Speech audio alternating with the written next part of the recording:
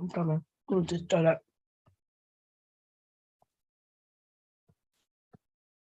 I'll meet you in the shower so I can kiss you on the forehead.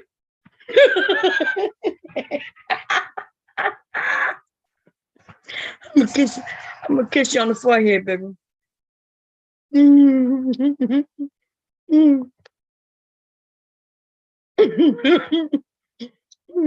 Let me grab the link. Y'all listen now. I'm gonna be gone for the first couple of hours, I gotta jump in the shower. Gotta kiss hubby on the forehead. Yeah, we're gonna pull a rude. I'm gonna pull a rude on his ass. I'm gonna pull a rude on his ass. I'm gonna pull a rude on his ass. I'm gonna kiss him on his eyelids and his forehead. Let me grab the link. So copy the link. Okay, here we go. What's going on, Sugar Bum? What's going on, Daryl? How you doing, my brother? Candy Can. She said she got him blocked. She said, I'm blocking all dudes who said they're kissing on the forehead. The Granakis takeover said, nobody has greater titles than Bomb. Mr. Bomb gonna block me. He was like, hell no, you ain't kissing me on the forehead. Oh, Lord. Anyway, let me put the link in, y'all. Everybody welcome to come up and participate. I think Rude is gonna be sharing some. I know what he's gonna be oversharing with the Linwood. So the Linwood story is serious. What's up, hard here on TV? How you doing? The Linwood story is really a serious story because he was with a woman for years, and that's why I put scared to commit while committing. You in a relationship with a woman, and you've been in the relationship with her for years. And then he says she want to get married, but he don't. And then when we ask him why, he said, well, because other people in his family told it. And I'm like, other people in your family just told you what? Well, they're miserable. And I'm like, well, if you're not miserable now, you think marriage gonna make it miserable? Then he started to say that, because somebody said, do you think you're gonna be missing out on something? Mm. He first said, no, he already had fun. And then he admitted, well, he never had fun. So I venture to say that he's already miserable. And the woman is probably the best thing that ever happened to him. What's going on, the active activist, how you doing? Ron 30314, what's going on, bud? Okay. So he what's up, catering to catering to culture with Dr. G. How you doing? Linwood, some of these men come up and they tell us their story and they try to make excuses for it. Did you hear what he just said? His attack went straight on Black people as a whole, talking about he'll go over there and learn from the white people. Yeah. You heard what he said, that shit? Didn't it? Yeah, that's a regular thing for him. Yeah, like he does that. He went over there by that white woman who is racist as fuck. The Black manosphere let her go all in their area to talk negatively about Black women while she's talking negatively about them, because she is a white woman, is telling them what to do, and they are laughing and joking with her. And he says to been over there too. That woman that embarrassed him. Mm-hmm. Okay, I'm not even gonna give her name. She tried to come over here and talk. We too smart for over here. Okay, this channel is not about. This is not a racist channel. Everybody's welcome, right? What you're not gonna do though, you're not gonna claim you better than us. Okay, you're not gonna do that and get away with it. We got a lot of questions for you. Okay, Linwood is mentally ill. Okay, he left his woman when she needed him most because he said his mama needed him. My mama needed me. Your mama needed you. Why? So your girl was almost dying. His girlfriend almost died, y'all, of poisoning. She ended up having an infection. It got in her bloodstream. And she started to lose limbs. They had to take her limbs off her. That she almost died. And he left her to deal with that by herself. And she took his ass back. After he didn't try to cheat with a white woman on him. Coming up here talking about I met a woman. Then he met a white woman. She ended up being a meth head. You know, but that tells a lot about who he is. I don't think people know, but, you know, the people we surround ourselves with, the people we claim that we met and that we are about to enter into friendships and relationships with, it says a lot about us. I've never been in a relationship or friendship with no meth head. You know what I'm saying? I may have been around people who smoke weed, but actually I've never really been around people who smoke weed. And I'm not even saying that's negative, right? But yeah, no, I've never been around no meth motherfucker head. I ain't never dated no man who was, you know, on drugs, you know, and or drunk. Yeah, no. I guess my personality would run them people away. Or I just wouldn't be accepted of no motherfuckers who might harm me, you know. Anyway, tequila. Oh, I didn't pin it. Okay, let me pin it. I thought I pinned it. Oh, I didn't pin it. Okay, here we go. Okay, y'all, I'm about to jump in the shower because hubby, you know what I'm saying? Listen, I don't want to have to end up having to really kiss nobody on the forehead. If I don't do right, I'm gonna end up kissing motherfuckers on the forehead for like 3 weeks, you know. Rude said he was coming up because he had a link to share. Yeah, it's cool. We'll wait on it. We got him. Okay, so I'm gonna give it to you, and I'll see y'all in a couple of hours because it takes a couple of hours over here. Okay, that's all I'm gonna say. Yeah. Let me see. So you're gonna make your co-host and everything. Yeah, I got everybody. Yeah. Okay. I'll be back in a couple of about 2-3 hours, y'all. Okay. All right. Mella. Bella, Stella. What a handsome fella you are. How are you tonight? I'm just chilling, y'all, on some freaky shit tonight, huh? That is them. Look, you know, sometimes you got to walk away from some of those topics, you know. Mhm. I don't want to be the type of person that believes that I have to make a comment about every single thing because there are people that want to chime in and they are welcome, you know. Mhm. I think silence is golden in this regard only because of my continuous appearances here. It's like, who isn't familiar with my personality and my perspective about things at this point? I think when other people come on the panel and they explain what they're thinking, I find it refreshing. And Mhm. this whole Linwood situation is an excellent title because I heard the last couple of things he said, and eventually he got riled up to Mhm. the point where he started threatening us with white folks. Like, did you hear that shit? He said, that's okay. I'm gonna go and talk to white folks about it. I was like, okay, well, our black ass will be here when you get back. You know what the fuck? You know? Mhm. And he just didn't want to answer direct questions. I can't stand people that won't answer at least have the courtesy to say, I refuse to answer that question. But then again, why the fuck are you asking somebody else a question? Mhm. Like Rue, how he asked Rue some questions, and then Mhm. Rue turned around and asked him a question, and then he want to get shot. You know, so that's that hypocritical shit. He wanted to turn around and say that somebody didn't have integrity. What kind of integrity does Linwood have when he's asking someone a question but Mhm. won't reciprocate?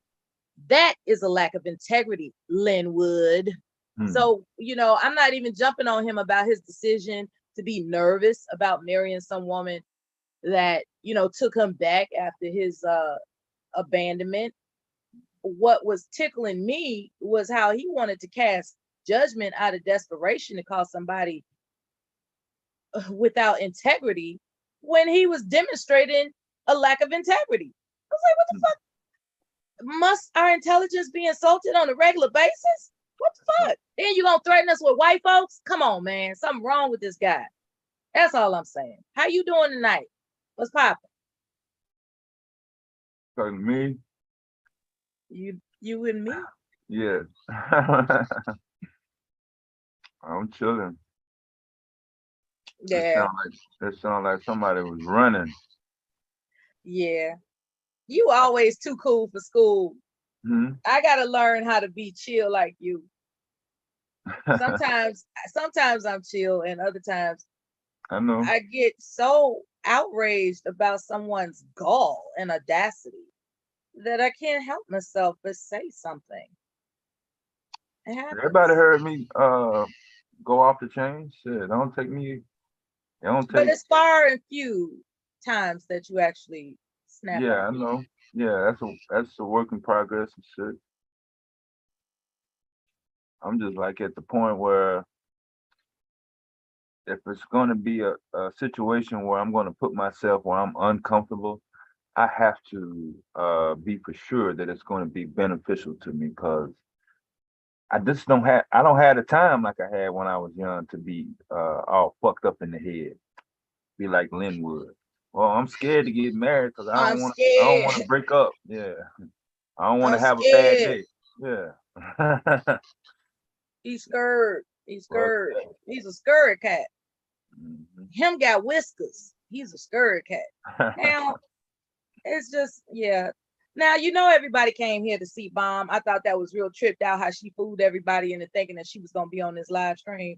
I was like, nah, she knows she wrong for that shit. She had everybody thinking that she was going to be on this live stream when they didn't pay attention to earlier that she's getting ready to get in the shower with her husband and have a very, very kissing forehead evening, and like, I guess, people were under the impression that, she was going to be present for this live stream. It's like she titled it what was recommended to her by Ruth, and of course he isn't here to follow through. Linwood might have something to Linwood might apologize to him for saying that he has a lack of integrity. Linwood is going to accuse Ruth of not having integrity when, in fact, Linwood is the one lacking integrity in this instance. Anyway, welcome to the panel, Ruth. We'll wait for you to get your mic straight. We was just talking about the title and how things go. Yeah. But Bomb left. She ain't come up. She said she jumped in the shower. She probably okay. Yeah, she'll check on us periodically after she finished. Yeah, she came back last night though. When she got in the shower last night, she came back. Oh yeah. She come back. I wanted her to show. I wanted her to see what I was gonna tell her about, kind of like what Linwood dilemma could be. I just want to know how she felt about it. But yeah. I got it. You gonna show it anyway, or you gonna wait for her? Yeah, I was gonna wait for her. Oh, you might as well email it to her then. You wanna get a live reaction? I got you. Yeah, the live reaction. Yeah. But yeah, it seemed like I don't know. It sounded like somebody was trying to run from the situation. I don't want to get married because I don't want to break up, because I know that I'm not capable of keeping my mate happy or my spouse happy. Why? Because I don't have a fucking track record. True that. I think what it is, a lot of black men, they have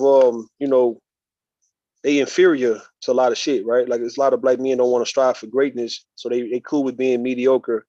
And it's like, that's the reason why you got like the Hall of Fame in football, right? In basketball, and you got the Hall of Very Good. You got the Hall of Very Good, And a lot of black men fall up in that, if I can be just good, average, a little above average, cool, but I can't strive for excellence because, I don't think I have it where it takes to be a great person. And only a few black men got it in them. So even in the case of a relationship, bro, if you are in a relationship with a woman and you don't understand that eventually you're going to step up and marry this woman, the older you get, nigga, this woman's not going to play with you, just being with you, nigga, 15, 20 years, talking about she your girlfriend and shit, right? Like some women will, but that's not going to really be good for you because you're going to hear about it. And you can put that to rest, nigga, by letting it be known, hey, either I'm going to marry you 2025 or I'm going to break up with you by 2024. If you in it because you need time to find somebody else, I'd rather for you to be honest like that, which I know a lot of folks can't, but I would rather for a woman to be honest with me and say, look, man, I just need time to make my next move. But right now, it's just, I'm fooling with you. I fuck with you right now. You ain't got to fuck with me if you don't want to, but just understand that I'm only with you right now because I haven't found another guy who I really want to be with because you're not giving me shit. You ain't giving me what I need, but yet I am stuck on you. I am caught up with you. Now, I'd rather for a woman be honest like that, nigga. I know this shit sound crazy because people just can't be that truthful. Like I'm asking Linwood, if you know you don't see yourself marrying a woman, can you right now leave her the fuck alone and let her go? So, but if she's missing a limb, missing 2 limbs out in her leg and her arm, ain't no way in life Linwood gonna marry the goddamn woman. There's no way in life. That right there. He would have did it already. He would have did it already. He would have been done it already. He's not gonna. You got niggas ain't marrying women with all their limbs, all their teeth, good health, right? A woman with half her limbs gone and half her limbs here, nigga, don't have a chance. She don't even have a half a goddamn chance, nigga. You see what I'm saying, dog? Like I'm just being real with you on that. Linwood is fucking with that woman. Doesn't want to say. It's the benefits, the disability checks. It's the benefits that he's receiving, not him per se, but that he's finessing that woman out of, man. And I'm sure them benefits are pretty good. I've heard a woman say that. Stable address. Stable right? address. And when a man needs somewhere to stay, ain't gonna cuss his ass out because she needs him. She can't do shit to him. She can't do shit to him. He ain't got necessarily have sex with her. He ain't got to do shit but just cook for her and make sure she's clean, take her to the bathroom or whatnot. And yet all that's turning him off. All that, it's like he's like, I'm not here to spend the rest of my life doing this shit. And he probably, you know what? She probably got an assistant for that because that too. So really he don't have to do nothing but just like be a leech. A leech ass nigga. And see, niggas like Linwood, if he had any, understanding or even had any indicator that she's going to pass away soon, he would marry her ass to make her happy for the next 2 years. If she's been diagnosed with some terminal illness, and she only got like 9 months to live, like he'll marry her, dog, just to give her what she wants. To get them benefits. The benefits. Surviving spouse benefits. Hell yeah, you would have married her. That's what he'll marry her for that shit. So Linwood is an ain't shit nigga though, man. He's worse than me though. I thought I was an ain't shit nigga, but he worse. Like I don't want to play. That's what I came up here to say. I was about to say, see, he's the type of guy who. Hey everybody. Hey.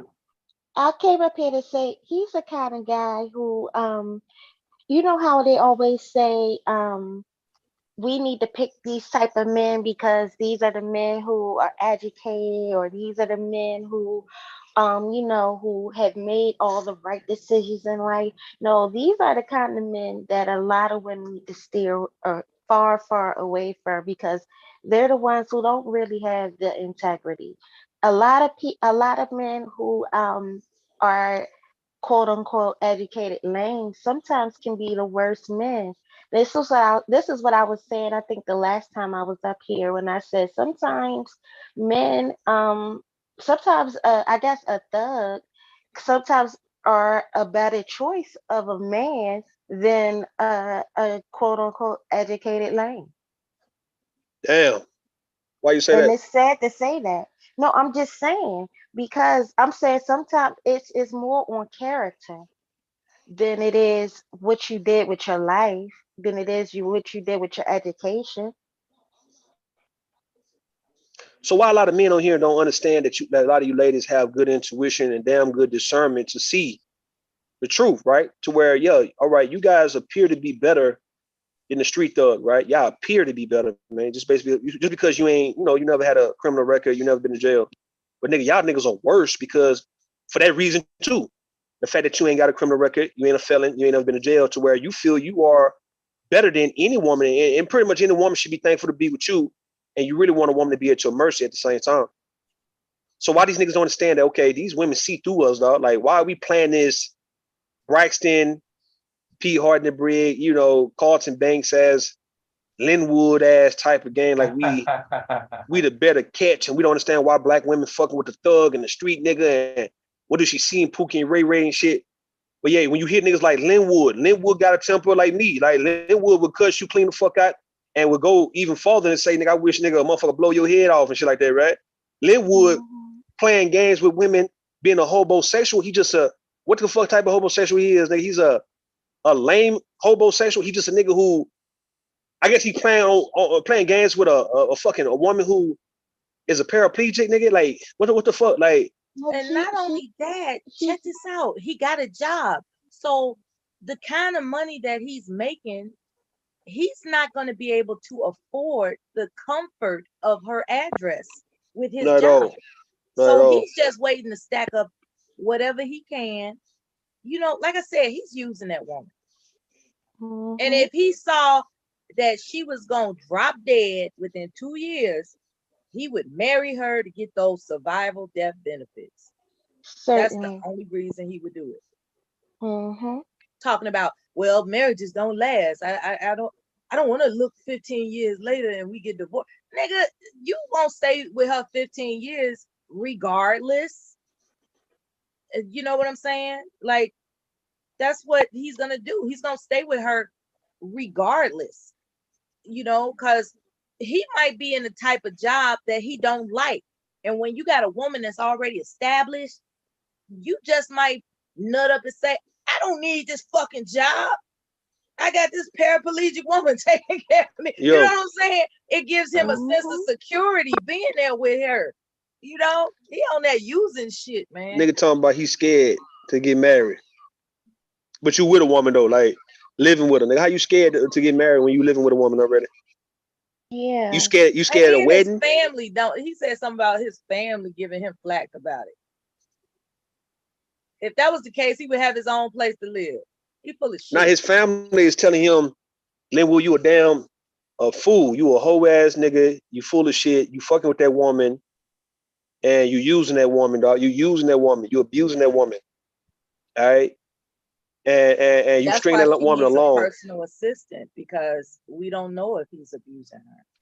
Now, when I say abuse, I'm not gonna say physical abuse. I'm saying emotionally abusing her because he don't want to be with her, and yet he's using her for what she have to offer him. Like, she's providing a way for that nigga to survive. And that nigga say he fought. Something right quick. Yo. Is she a small person too? Like a little person? Shit, I don't know. Okay. I don't know. I don't know. I never heard him say that. Okay. Linwood, he get frustrated when we ask him questions about, you know, what he say. Yeah. And repeat the shit that he say, right? It's like, okay, Linwood, you came up here and you chose to tell us your story and what you're dealing with, man. And now when we question you about it, why are we wrong? Or do you just want us to listen? I understand. It's kind of like when somebody passed away in your family and yeah, somebody come to give you that emotional support. You don't want them saying shit to you. You just want them to let you vent and grieve. And yet they just clean up the house with you or cook for you. You don't want them saying a bitch ass thing to you. You want to go off, talk your shit, and you supposed to be quiet, nigga, because you was there for him in the time of need. That's what Linwood come up here. He want that emotional support. Isn't that right, Linwood? How about you say that, nigga, next time you come up? Say, look, I just want y'all to be quiet and let me just talk. I don't want no solutions. I don't want you to answer nothing. Don't ask me shit. Let me get this shit off. No solution? Don't want no niggas. People don't want solutions. They really, tell you the truth. Folks don't really want you telling them about their business, dog. Like, they niggas despise folks who got so much to say about their business because, like, they can tell you, Linwood and folks who is telling you about their shit, they can tell you don't really know because they're not telling you everything that you need to know to really give a real assessment of what they saying. It's like they can also dismiss you and say, man, you don't really know what I'm dealing with, bro. Yeah. Linwood and them would find pity with himself and he want to throw a pity party. Why? Because he would like to believe that what he's doing is considered to be the right thing. By him saying he don't want to marry the woman, he having qualms on marrying this woman, he thinking about, They might get a divorce 10 or 15 years later. He don't want to consider that maybe he die or maybe she could die in 10 or 15 years. You know what I mean? He not caring about the shit. He don't want to acknowledge the hate. It's because she have no arms and legs, bro. She got one arm and one leg. That's why I can't be seen with her. But yet, the things I've already done with her, nigga, like say, pack her to the bathroom, fixing food for her, sitting her up and shit like that, right? Feeding her food, right? I guess having sex with her. Like this shit was a miserable experience for this nigga, though. But yet the woman can be a beautiful woman. But the fact that her condition, the state that she's in, Linwood feel like God done played a real cruel trick on him. That's why he asked me, am I religious and shit? I'm like, nigga, nah, not really.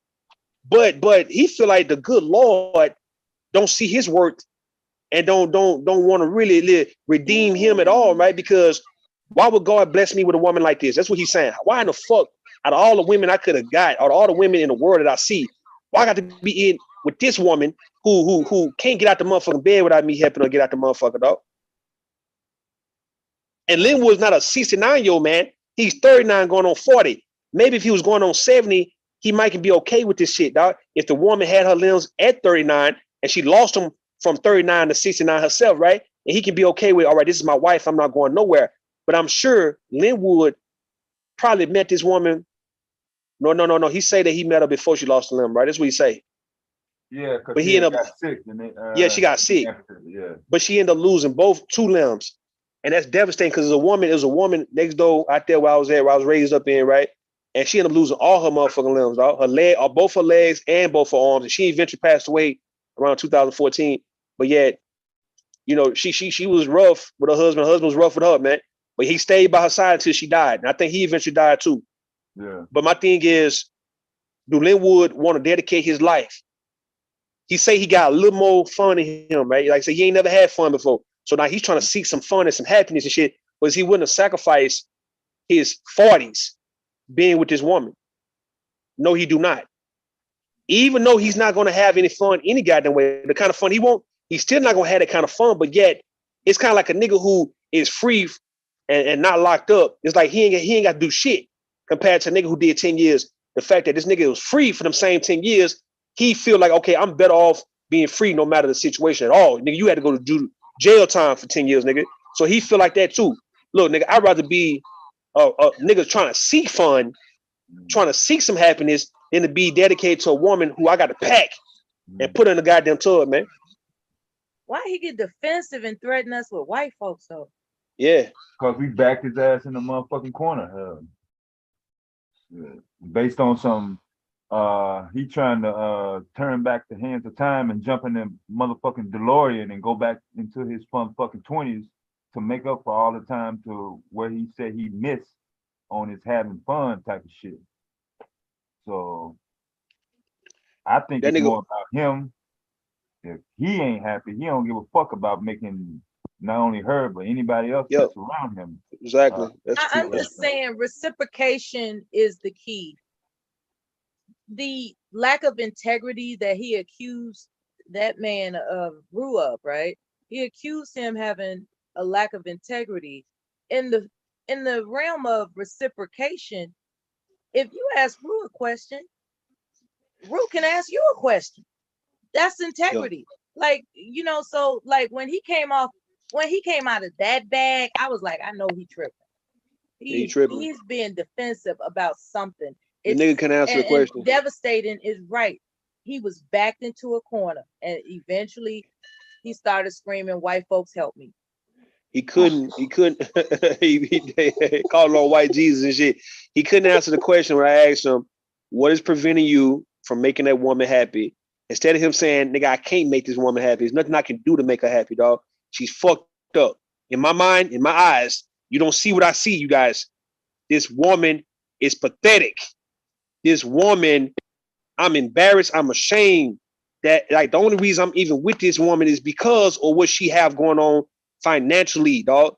Based on the government, man. Based on these disability checks. Nigga, I can't do shit. I can't play the piano with this woman. Linwood at? Linwood, a whole. Listen, I can't play the piano. He ran. Yeah, Shit, he he ain't answer gone. the question on the last stream. What makes you think he gonna go out of his way and make sure he find this motherfucker stream and do the right thing? Shit, He he Well, he not. finding whatever always you find see. his way back over here, so I was just wondering where he at. Shit, Linwood is weird. his name in Um, the title. He ain't gonna come back over this motherfucker. Linwood is a Lin don't y'all. Linwood is extremely violent. Okay, that nigga has some violent ass tendencies. Like you can't.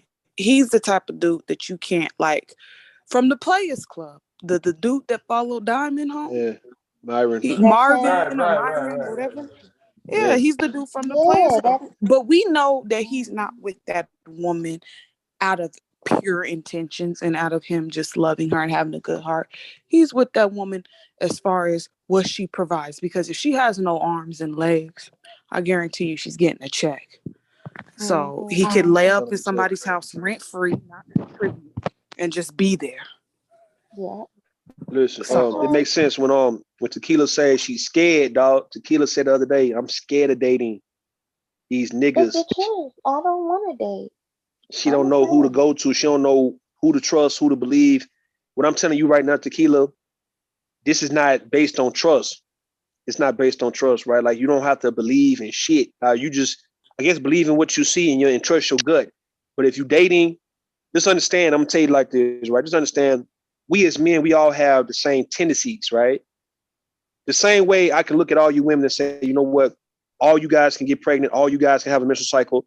All y'all have breasts. All y'all have same tendencies, same qualities, the same attributes, right? So you can't make yourself appear better than anybody else. Because at the end of the day, you all go through the same shit. And the same thing with men, right? We are very motherfucking abusive, man, for one.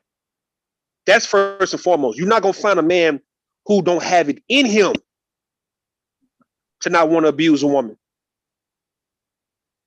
He ain't got it in him. He gonna want to abuse you. He not that noble. He don't have no integrity. We all are very abusive. You're not gonna run from an abusive ass nigga. It just depends on how he do it to you. It depends on what you willing to accept. Now, whether do you have to accept this shit? Can you be single? You can, right? But when I'm telling you, if you're gonna choose a date, the name of the dating game is understand that yeah, it's all cute and fun in the beginning, and throughout time, when feelings get involved, the shit get very bad, man. And if you women think that you got a better man than anybody else, all right, you keep believing that shit. Understand that you dealing with some type of abuse from a nigga you fucking with, whether he gonna beat your ass or gonna talk bad to you or gonna emotionally fuck with you, mind fuck you, right? Play with your heart. He gonna do shit. He gonna be picking at you. It's gonna be some shit that where you be like, damn, I can't get away from the abuse aspect from a goddamn man. You're not.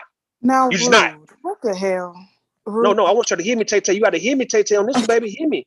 Let Rue go on this one. He So I likes want y'all to know scaring what to people. look for. I want you to know what to look for, man, when you're dealing with a You guy. So you, listen, Rude. Like why you always got to do that, Rude? I gotta do what, man? Talk to him. I gotta do what? What's up with you? You always, you know, you fucking up the vibrations, Rude, by I saying fuck. all niggas is abusive and shit. Ah, Like, But he likes doing that. shit. No, I'm trying to be truthful, man. I got truth coming out of me. You feel me? And yeah, y'all can't say I'm lying though. I'm fucking up the vibration, but I'm going Well, based on what Tequila. Tell the well, truth, listen, Ruth. I don't know. I don't think all men are abusive. I think all men have the potential to be abusive. That's what I mean, though. That's a potential. Yeah, It mean you have it in you. It's kind of like it's dormant. It's laying dormant in you until it's time to become alive. Till it's time to arise, right? So that's what I mean, right? Like no different. Put it like this, right? All right. When I was young, let me give you an example, right? You got little boys when you're young. Of course, you're not having sex, so therefore you're not producing sperm, but it's in you. You get what I'm saying? mhm. So by the time you hit 11, 12 years old, and now you develop, you going through puberty. Now you as a boy, the same thing as a young girl. She go through a menstrual cycle, but she didn't go through it at 5, but she go through it at 11 or 12. That's how. So it's already in you. You got a uterus in you already at 5. That's the same thing. So it's in you. It just needs time to come out. That's all I'm saying. So You throughout make it time, sound like a never mind. now I'm making it sound like it's something that you need to look for. It's inevitable. Put it like that. It's inevitable for you to see it. So whether a guy can conceal that shit in the beginning, you know what I mean? Or he can kind of like let you know who he is in the beginning. What I'm telling you, it's up to you as a woman to pick and choose what do you want to deal with? What are you willing to put up with at the hands of a goddamn man that you can stay with this nigga for like 20 years? 15 years, 10 years, right? Because you're not gonna get away from that part. This is a man at the end of the day. Every man got it in him to kill.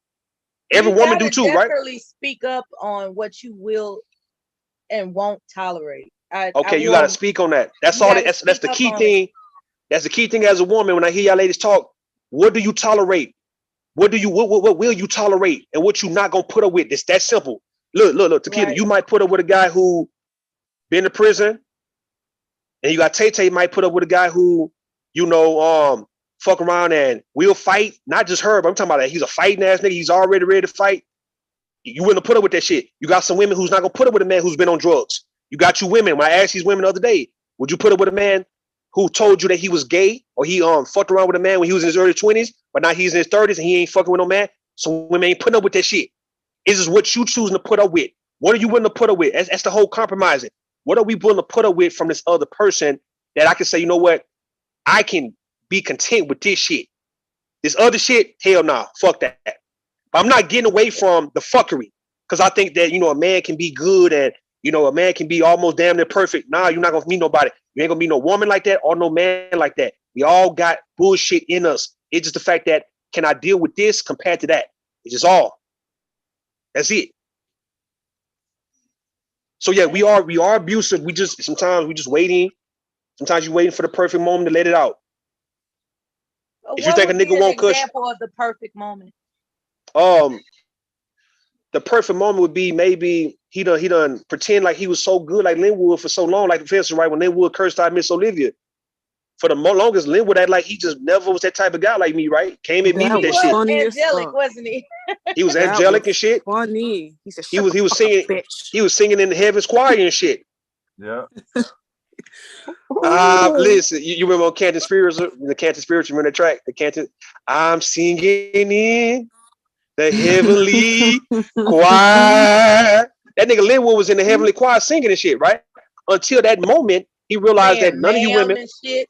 saying ma'am and Miss Lady and all that shit, until all you ladies pretty much was putting that pressure on that boy to where he just bust. And all of a sudden now, fuck you, bitch. I wish a motherfucker do this to you. I wish a motherfucker blow your head off. This is the reason why black men be killing you bitches. This is the reason he went off. He already Snap had the it in fuck him. out. I mean, I can play the shit right now. Y'all want me to play? I can play when Well, Linwood went no, off. Yes. I How knew long have you been over something. here before that day with Miss He's been over Olivia? Man, here Linwood for been over here quite since a last bit. year. Yeah, he's Oh, been over here You for a held that this is minute. a in. year You for him held to that in snap. a whole year. He held it in for a long time, Mr. I thought Devastating. it was. I knew something was wrong with Linwood though when he told that Damn. prostitute story. I thought it was a couple of months. No, he's been over here for a minute. Okay, cool. Linwood been over here, man, since last year for sure. A year, dog. It Yeah, took him almost about a year, about a good year. Dude, that's heavy, man. Yeah, I knew something was off with him when he told that story about that prostitute that he met at the whole at motel or hotel, Yo, wherever he said he was delivering packages at. I knew something was off with this The nigga. I one was with like, the okay, bite on her face or whatever, neck. yes. Something about that bite mark turned him on, and I was just like, okay, like this is Like, strange. oh, you accepting bite marks? Can I come Yeah, in? I don't want to see anything bad happen to Linwood or anything like that. He's just, I hope that, it already happened to him. Tay, you know what I'm saying? You can't stop this. It's already happened to Yeah, somehow. him. well, I pray for him, pray for his mental state and that young Hey, lady that he's with. listen, right? Listen, I'm trying to tell Tequila this, right? Hey, I mean, let me ask Tequila right now. Tequila, what are you willing to put up with at the hands of a man? Like, what are you willing to put? What negative thing can you tolerate to where you can gotta either get used to it or you can ignore it when a motherfucker do it? Like when a nigga have his moment, his bitch ass nigga moment. I mean, what is it you not gonna tolerate for one? I okay. I can't tolerate disrespect. I can't tolerate that.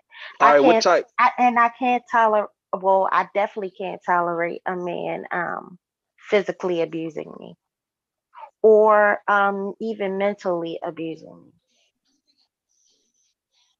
So abuse, no, I can't Okay. tolerate that at all. But what I can deal with is, I guess, a man, and sometimes I guess a man over talking me. Because sometimes in my past relationship, the one with my kid's father, he would overtalk me all the time. And honestly, some people would say that that's kind of disrespectful. Yeah. But I guess for me, I just Can didn't look can at it you all like right? that. Can you deal with a man cursing at you? Like cursing If while he he talking to you, cursing while he talking to you. it no. Okay, so if he's not, if we're having a conversation and he's using curse words, yes. If he's cursing at me, like if he's Yo, calling me a bitch, then no, I can't handle that. No. now that's Mm-mm. cursing you out. I'm talking about he cursing like saying, man, you full of shit, man. I don't want to hear that dumbass shit you talking about. Like, can you deal with a man doing that to you? No, I don't like that. That's All rude. right. I mean, that's how I talk. I'm just saying, though. No, we going based on cursing at versus cursing out. All right. So you don't want nobody I calling feel you a like bitch that's or hoe. cursing me out though. I Okay. feel Well, all like, right. I agree. I agree. You got it. yeah. Okay. Can you deal with a man just having a short temper with you? Like, pretty much nothing you do is good enough to where he's irritated, and anything you try to do, you put in effort, and he just like, oh, he just not appreciating anything, and he's having an attitude with you. No, because then I'm walking on eggshells. Like Okay. nothing's never right. So no, it's no point in Can being can in a you can you deal with a relationship. man ignoring you? No, because then I'm not happy. That's No, a I'm saying form of abuse. That's like no, a I'm That's saying form no, yeah, of no, that's abuse. ignoring. I'm talking about like he could be actually mad with you, but yeah, he don't want to argue with you. He don't want to curse you out. 'Cause you don't like that, right? So he don't want to say anything foul to you, but yeah, he just walk around you and don't say shit to you though. And you could talk to him, but maybe he tell you, man, I don't want to talk, man. And yeah, you keep on talking to him, he just ignoring the fuck out you. He ain't saying shit till eventually he'll leave the well, I house. mean, if we just had an argument or something like that, yeah, and he decides he doesn't want to talk to me, then oh, okay, that's fine. All right, can you deal with a man questioning you, like just questioning you, just really on your ass, asking you a whole lot of goddamn questions, and pretty much trying to insinuate that you did some shit that you ain't did, right? Like, can you put up with a nigga who moves like that? Mm-mm. No, because then that's gonna make me think that he may become abusive. Okay, I'm just asking you everything, right? Can you deal with a man cheating on you? Um, that's tricky. So the reason why I say that no, I would say okay, no. I mean, you won't really know All that's right, kind of No, like no, no. I mean, that's no, the no, no. I'm thing. talking Like about I you don't find. No, no, no, know. no, no. I'm talking about So like you find out. Let's say you found out and you so forgive I him. found out he cheated, and You I found out that forgive he him. cheated. You probably saw some shit in his phone, social media, and yeah, you forgave him. Y'all moved past it, and yeah, he ended up doing it again next year. Can Okay, you? if he do it again, we done. He died. I Okay.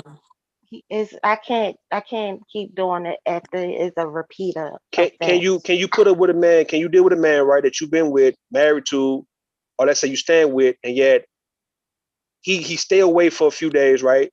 Just because y'all haven't been in a good place, and yet to keep down all the argument, he tired of the argument, you tired of the argument, and just some days he just don't come home. He just go get a hotel room. He just don't come home. You don't. No, no.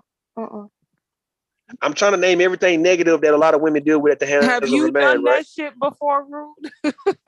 Nah, nah, nah, nah, nah, Honestly, nah, nah, nah. honestly, I Real never I specific. never experienced that with a man that I've been with where he just stayed away.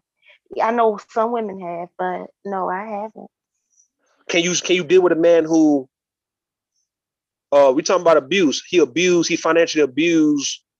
Let's say he abused money, right? Like he spend it at will. He gambles. He don't consider what needs to be taken care of in your house more than what he want to take care of, right? Like so he's not considerate of what need to be done. He'll go and spend money on this when he knew that y'all need to pay for this type shit. Can you stay Hell with a man no. who think that way? No. Mm-mm. You see those two little girls that I got sitting next to me in this picture? Yeah. No. Hell Beautiful no. little girl. Mhm. Thank you. No. I got two pretty girls that I gotta raise, and take care of. No, you're not gonna jeopardize that. Absolutely not. But to be honest with you, the reason why I think a lot of men get away with the levels of dysfunction and fuckery that they get away with is because I mean, as women, we kind of do teach men Accept on how that. to treat us. Hmm. So if you're tolerating certain shit, of course he's gonna test the waters to see, okay, she tolerated me, coming home at all hours of the night, or she tolerated me cheating. Let's see how far I can go with this. Yeah, that's why I'm asking. I'm asking these questions because it's like so far what she's saying is nothing she's willing to tolerate when a man decide to be in his one of his moods, like or decide to become a hoe or act like a bitch ass nigga or whatnot. Like she's not willing to tolerate no bitch assiness at all, right? And like I said, you're not wrong for that. You're not wrong for that. And when Hold on, this my Choco Kitty bitch gonna have to come up on the panel. She talking shit from the chat. I just timed you out to infinity. So if you want to come up on the panel and talk, hit the fucking link. These weird ass B1 motherfuckers. yeah, listen, hold up, Tequila, you not putting up with no bitch assiness, right?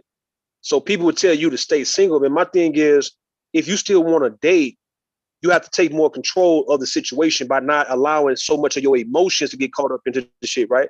Like you letting feelings, like a lot of women do, to where people would play on your feelings. Like, okay, hey, I can try her because she's not willing to let me go.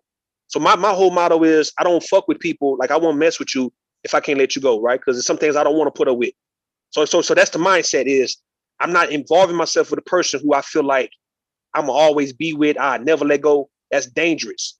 So with your mindset, since you feel like I ain't tolerating shit, and you still want to get out here and date, still get out here and date, but men got to know, all right, that's a good woman, and I got to be correct. She ain't giving me no second chance because the second chance is worse than the first chance, and then the third chance is worse than the second chance. But she's somebody who I'm at to really step my game up if I'm gonna keep her around me. Because any little fuckery, any little mood nigga I get into, I feel like I'm gonna take it out on her and use her as a punching bag.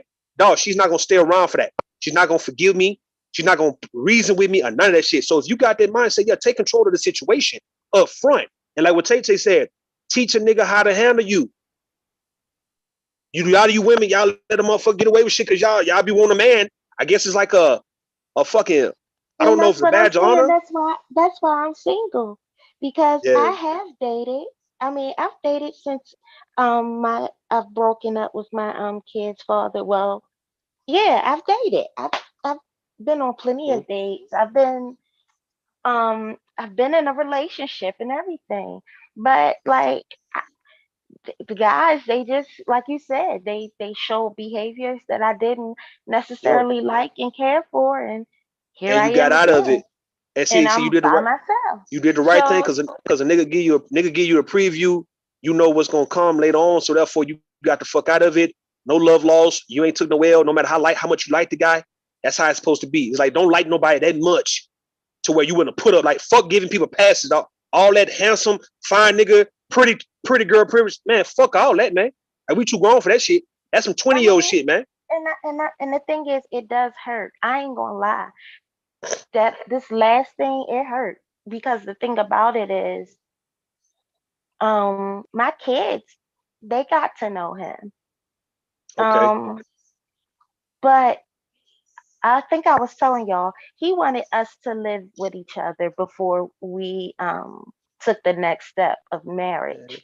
And I didn't feel comfortable with living with him with my daughters.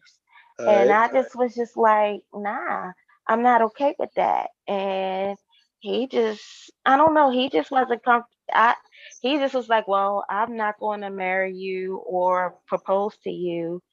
He showed me the ring and everything. He was like, well, we're not gonna get married then Yeah. if you won't move in with me. And I'm just like, well, If he no. actually loved you, he wouldn't have given you an ultimatum. So you're better That was off. the ultimatum, right? Yeah. But a lot of things was his way or no way. But and I think he used a lot. Uh, I think he used the fact that he was what they say, the quote unquote what is that that Pookie and Ray Ray. High no, that value man. high value man, because Yeah, I value. he did have a lot of money. he did make he made over 100,000 a year. So he was just like, I got money and da da da da da. And he was that type of man where he worried about every little thing to a T. He wanted Mhm. to know, like when we went out, he wanted to know what I was going to wear, how I was going to wear my hair, just Oh, hell no. that, like that type of thing. It was more like I was a A trophy type controlling thing. ass motherfucker. No. It was more like I was a trophy. Like, and if he didn't really care for what I was going to wear, he would send me money, or he'll take me out shopping so I could Mhm. wear what he wanted me to wear. You is Type his See, thing. baby you dog. doing the right thing because you got two daughters, right? So therefore, your daughters are looking at you, and as your daughters are getting older, they gonna say, you know what, my mama, she didn't put up with bullshit at the hands of a man, and guess what? They not gonna put up with bullshit neither, all right? Precisely. Because you didn't. Yeah. You get what I'm saying? Hmm. And you weren't bringing niggas around them because you just need to have in-house dick and all that kind of shit. So they gonna have a respect for you to make sure that you never have to witness them going through some shit like that. For sure. We have a new Yeah. panelist. Yeah, y'all got it, Tay. Y'all got. I'm on mute. Y'all got it, Tay. Yeah, I'll meet up. Welcome to the panel. Hi. How you How doing? Oh, y'all she doing? came up. She came up. Yes, I sure did. So what's up? Taylor, that's you talking. It sure is. I don't really care what your problem is with me, but Uh-huh. it's like you got some slick shit to say every time I say something. And so yes, I did say, okay, well, how come you can criticize a male and still be respectful about it? It's like for some What are you reason talking about I'm criticizing talking to now? you know exactly what the fuck I'm talking about. So like why are you sitting here acting like you don't know what I'm talking about? It's like every What time I are say you something, talking about bitch, as far as okay. criticizing a male? Okay. So you asked him whatever you asked him, but you was like, well, oh, it seems like you're asking you're basically asking or trying to segue into being abusive or whatever like that. But you didn't say it in like a disrespectful way, but it's like Okay. every time I say, it don't matter what the fuck I say, if I come up on here. Last time I was explaining about the accident or whatever yesterday, it's like as soon as I open my goddamn mouth, you huffing and puffing and shit. I even like, I'm like, okay, let me No just one's ignore really her. huffing and puffing. That's It's what just, it's like. You huff and it's puff not really every huffing time and I do something, puffing. every time No I one say really something. knows you over You in here. the chat So, calling me a hoe and you're all this kind other. of, It you don't kind matter. of a Okay, you guest. know me though. You know me though. You You know me. kind of a guest. So, Okay, but you know me though. So I'm just out. The only thing I ask, and I ask respectfully, I said, oh, she's nice when she has a criticism for a male. Nah, And then you said you're something very else. condescending. You're very Say it's cool. pretentious. Like, I mean, You're okay, but you're I'm extremely not rude passive to you. aggressive. All I know is that you used to be up in rude chat. I don't have a problem with you, but it's like, Okay, since I have a damn opinion, it's like, okay, so you gonna attack me every time I open my goddamn mouth or every time I type in a chat? Like When I have seen people say all type of shit in the chat, commenting? and I ain't never seen nobody get Okay. blocked. I get Hold timed on. out because I Hold on. pointed something out. Hold on. Be quiet. Be quiet. Be quiet, please. Okay, So, go. by me commenting on your rhetoric as far as what you say, that's attacking you. I'm saying that it don't matter what I say. You gonna be rolling your eyes in the chat. You gonna be calling me a hoe in the chat. You gonna be talking all kind of shit as soon as I come up on the panel and start talking. And it's Well, like, no, not who really. are you? I Like, didn't even know. I don't know shit No, about you you. added me. You added me in the chat. So I mean, so I I responded to you and timed you out. I at sure you. did. I Being didn't at petty. you. I Yes, did not you at did. you. No, I didn't. Girl, scroll up. You added me in the goddamn chat line. I said, well, okay, well, if I did, it wasn't no question. I said, Taylor, I didn't even at you. I said, oh, she's nice. Yes, you did. I don't know if I said, John, let me look and goddamn see. My Go point check. was, you added me. I said, so I didn't at you. I said, Taylor is nice to these men when You she has a added point me. of critique. That's not adding you. I didn't put at. I was making an observation. So yes, you are. That's my point. That's what I said. You're nice to these men when you have a point of critique, but it's like, I don't understand women that just fucking hate other women. It's like, why do y'all be so Hate soft other for women? these niggas? Yes, y'all be I so don't hate soft for other these women. niggas. It don't matter what they do. It don't matter what they say. But it's like a woman say one goddamn thing you disagree with, and y'all just on a warpath. It's like, get a life. You don't know me. You don't know me. I'm a voice on the internet. That's it. Listen. I don't hate other women. I mean, I've been in this space for quite some time. Okay, I don't but hate if other you women. know, but I was in the chat. I didn't call you a hoe like you called me like last week. But it's like, since you got a wrench, you just gonna block me like because I made an No one observation. blocked That's true. you. No one blocked you, sweetheart. I timed you out. Okay, but yeah, I feel like that was an abuse of power, because you talked all kind of shit about me before, and I never even really got real at you quick. like that. Hold on real quick. You got this bitch in the chat that got people blocked but want to talk shit. You know, China, you could come up on the panel as well.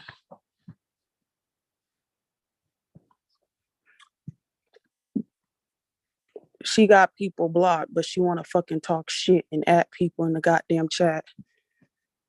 You better go somewhere, China. Go play in some traffic somewhere.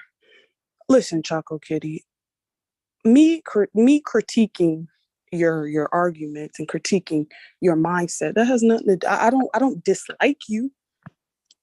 I mean, you could be irritating sometimes, some of the stuff you say, and you're very condescending. You could be a tad bit pretentious, but I mean, it's just having conversation. Okay, well, I mean, nothing's wrong But with no having one a dislikes you. conversation.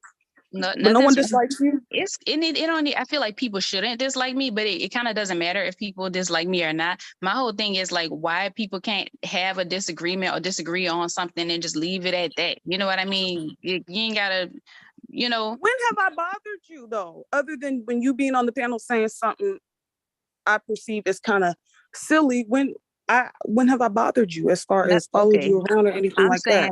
I'm saying that it's just been something that it's not, people might, I mean, the only people I really notice talking shit like that, especially females, is just two people. And I'm saying that I just noticed that it's something that you've been doing. You know what I mean? So it's like you called me a hoe last week or whatever. And I'm like, okay, you just in it, but you just but my point is, okay, but let's just say I did have a wrench. Okay, that don't mean I would have blocked you, but it's like, how you gonna call me a hoe and you think it's okay to call me a hoe just because I have an opinion? But I said I haven't, but I have an opinion. I didn't actually call you out your name. Oh, but then you proceed to sign me out.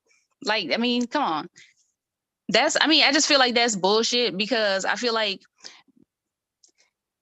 I didn't never see nobody else get timed out. So I'm like, okay, why am I getting timed out? And like, I don't fuck with nobody, you know? So yeah. Everyone gets timed out over here for petty reasons. It was a timeout, okay? All right. No one has a problem. Does anybody else on the panel have commentary about what we've just heard? Or no? No, here comes this bitch. Hold on. Let her up on the fucking panel. Yo ho up here, rude. She gonna start hollering and that puss ass hoe. Pussy hoe. Pussy hoe. Puss ass hoe. Pussy hoe. You gotta say pussy. Pussy hoe. Pussy hoe. Like that. That's how you say it. That's how you say it, girl. Why you worry about my tongue, Taylor? Pick up your tongue. Why you worry about my tongue? I'm trying Why to you worry help about my tongue? You worry about them black rings up under your eyes. Won't you worry about them black rings up under your eyes, Taylor? What black rings, girl? China. Girl, you look like a whole raccoon, girl. You look like a raccoon, girl. You not cute. I'm tired. Why you up here? I'm fly as fuck. Girl, then you tell me to hit the link. I did. Now what? I'm fly as fuck. What do you fly? want? You fly. You was fly. Girl, what do you want? Raccoon, girl. What you're do you ugly, want, Taylor? China? Taylor, you're not cute, bitch. I'm fly. You don't need to be caught no whore around here, bitch, and you look like that, bitch. I got zero filters. Shut the fuck up, bitch. I got zero filters on. I want you to cam up without a fucking filter. And let's see what the fuck you look like, bitch. You old Mike Tyson neck, short, fat ass bitch. Why you calling people fat? Your ass fat as hell, China. Why are you muting my mic? See, you a scared bitch. Y'all scared ass bitches. Y'all some because scared I'm talking, bitch. You scared? Because I'm talking. You scared? That Florida. You scared? I will beat your fucking ass. You scared? Then you want to fight me for what, Taylor? On the internet? I would smack the fuck out you in person. Taylor, you need a therapist. You need a therapist. Yeah, I'll slap the shit you need out a therapist. If you want to hit me over, words, Taylor. Shit. Taylor, you want to hit me over words, Taylor? Taylor, you want to hit me over words? Where I would spit in your fucking face, hock a loogie right in your fucking face, and then drag the fuck out you. Absolutely, bitch. I don't like you. You know I don't fuck with you. You been ain't shit. I don't even know why. I don't even know why you talking to me in the fucking chat room, first of all. Why the fuck you Didn't you talking to beg me to unblock you, Taylor? But why were you adding me? I can't stand this whole ass shit. To you. Why are you scared, Taylor? Why you listen, bitch? Why are you muting my mic? Insecure ones on here. Why are you muting my mic? Extremely insecure. Why are you muting my mic? Why are you muting my mic? Why are you muting my mic? Why are you muting? That's what I'm saying. These ugly ass women. That's what I'm saying. Chocolate Kitty. Let me tell you something, Chocolate Kitty. Shut the fuck up. Cam up without a goddamn filter, bitch. They insecure about other women. They're insecure. No, bitch. The only insecure one is you. The one that I don't do nothing to nobody. Why is everybody coming for me? I blah, blah, blah, blah. That's you, bitch. You pop off a lot of shit, and then you act like you don't fucking do nothing. You raggedy Floridian ass hood rat. Go sell your pussy somewhere, girl. Fuck out of here. Anybody there? Does anybody have any commentary regarding what we've just heard or no? No, she came up here because she trying to get at somebody that I'm close to, and she think that I'm gonna back down from her. Listen, bitch, go get a life. Go get a life, China. Does anyone else have any commentary regarding what we've just heard or no? Anybody? Going once, going twice. Yo ho came up here rude. Okay, we changed the subject. That ain't my Yo ho came up here. If you all don't have any commentary about what we just heard transpire thus far, then we can change the topic, correct? Yeah, I want to get back to talking to Tequila too, right? For a little bit, but well, you've interrogated her with the same.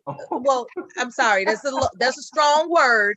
I'm just saying, I understand for the audience sake, it may be intriguing to go into details.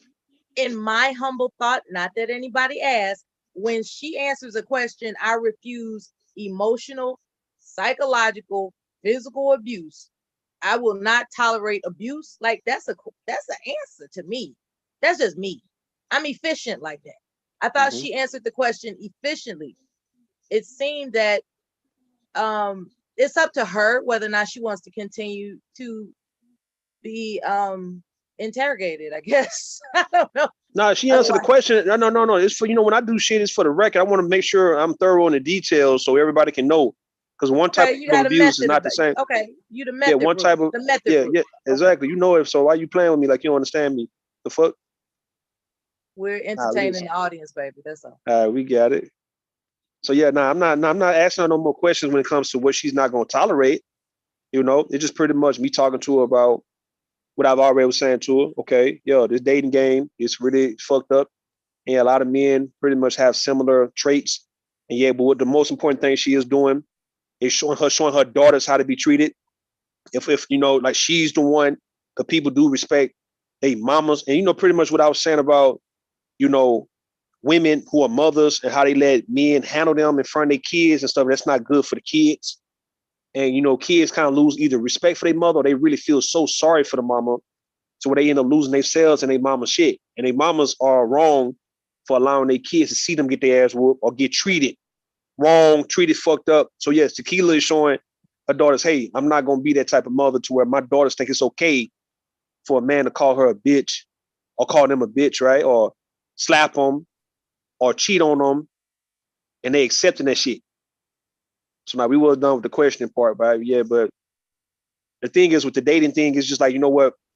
I feel somewhat the same way, right? Like, I think it's good to have companions, but the whole commitment and you dedicating years and you willing to dedicate time to a person and you don't think it's worth it because a motherfucker showing you negative signs already, but yeah, you trying to give them a chance. And yeah, it's not just one person, it's a whole lot of other people, man. So I'm hearing her story about this last guy, using money to control the situation like a lot of niggas do when they get money. And they Yeah, they looking for, do.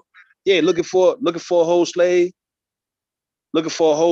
in a woman to A submit because he whole do got servant. a whole Yeah. servant. And y'all got it, man. Don't let me take the show, man. Y'all know I can. Well, your best friend just showed up. How you doing, Cyber? What's happening? Nah, man. Nah, I ain't got no best friend, man. I'm doing well. What's up? What's up? All right. I do think it is important for us to, whether you have girl kids, boy kids, any type, well, male and female kids, to just show them that you have standards. I think is very important. It's with the girl kids, yeah, it's key. So you showing how men supposed to handle. But when you got a boy, let's say, I remember my cousin. Well, both of my cousins, but yeah, it's a mother and son situation. And my older cousin, a woman, she like in her 50s, and her son is around my age, right? Like he should be about 31, something like that, right? But him and his mama's boyfriend and got into it so much, dog, like within the last 5 years, to where he's not even fucking with his mama because she's still fucking with that nigga. So like Oh, the respect that you lose for your mama, yeah. and the reason why he was fighting because that nigga was the boyfriend was trying to handle his mama like she a hoe in front of him. And she got two sons who are, one just graduated school and the other one around 31. And to see your mama get mistreated as a boy to the point where she's not gonna willing to give up this motherfucking man for whatever fucking reason it is, dog. You rather just stay the fuck away from your mama to where you like, man, fuck my mama, man. So you even want your boys to lose that respect for you to where they saying fuck you because you just, I don't know, man. It's just you as a parent, a father and a mother, you both have to carry yourself and handle yourself a certain way in front of these children. These children, if they see negative things happen to you, they gonna end up doing negative shit. Either let it happen to them or they doing it to people. And like I said, you got some women sons who grow up to beat on women because they mama got their ass whooped. So they think this is what you're supposed to do to a goddamn woman, dog. Yeah. One of the veteran sisters at the group meeting years ago, she said that it's better to suffer with your son alone than let him see you get manipulated by a man that's providing for you financially. Yo, That's right. Why I is China agree. White crying in the chat? Why is she hollering in the chat? Why is she yelling? China White, you need to sit down sometimes, China White. You really do. It's not about you. It's not always about you. Stop trying to be the prima donna of this shit. You're not the prima donna. You're not the baddest. You're not the prettiest. You need to leave these women alone, like they have accused me of. You need to leave these women alone, China White. You are a predator. Cyber Supreme is. I'm sorry. You speaking? Yeah. If I may ask a humble question, your thoughts about being a child, not you in your specific reality. As an example, do you recommend that a scenario where a boy is wanting Air Force Ones, he wants the Xbox, PS5, he wants to go to the movies, he wants to do all the things that are comparable to his schoolmates, and a man, his mama is fine, a man can provide that. The catch is that he's not only oppressive financially, he's psychologically manipulative, abusive. He causes the household to be, unsteady and insecure, walking on eggshells, or should she just, just swallow that goddamn L for the sake of her son having, things? Or should she just struggle as best as she can and explain to her son, it's not all right now, but it will be all right later as you become a man? Your thoughts? Well, I mean, my thoughts is, and number one, just peace to the chat. I'm the Cyber Supreme is the black James Spader of this black YouTube shit. I That's didn't what y'all ask have to for your understand. self-promotion. Right. So, but to answer your question, the black Cyber James Spader will answer your question. So if it's such a situation that it's unbearable, as you have stated, the woman should do what is in her best interest to do, which would be a no-brainer, is to exit the situation if it's that bad. There's no physical item. There's no Air Force One. There's no Jordan. There's no Xbox 360 or PlayStation 50. There's no Camaro for Sweet 16 or gold rope or gold chain that's worth being in a situation that can affect people down the line and allow for a recurrence of that same situation to redevelop years later when that young man becomes a man, thinking that his situation may have been normal, or thinking that, or mistaking that he's not going to be like his dad. But all of those things will be sinking in and taking root, and they might show up and resurface years later when there is a negative event. So, when the boy the individual grows up has to get out of there. When the boy grows up seeing that his mother settled for being a servant to a womanizer who is not physically abusive, however, he is psychologically damaging to where she's just beat down as a servant to him. Like, she's just really just an on-call person in his house for the sake of her providing her son outside of that relationship with a quote-unquote consumer normal life.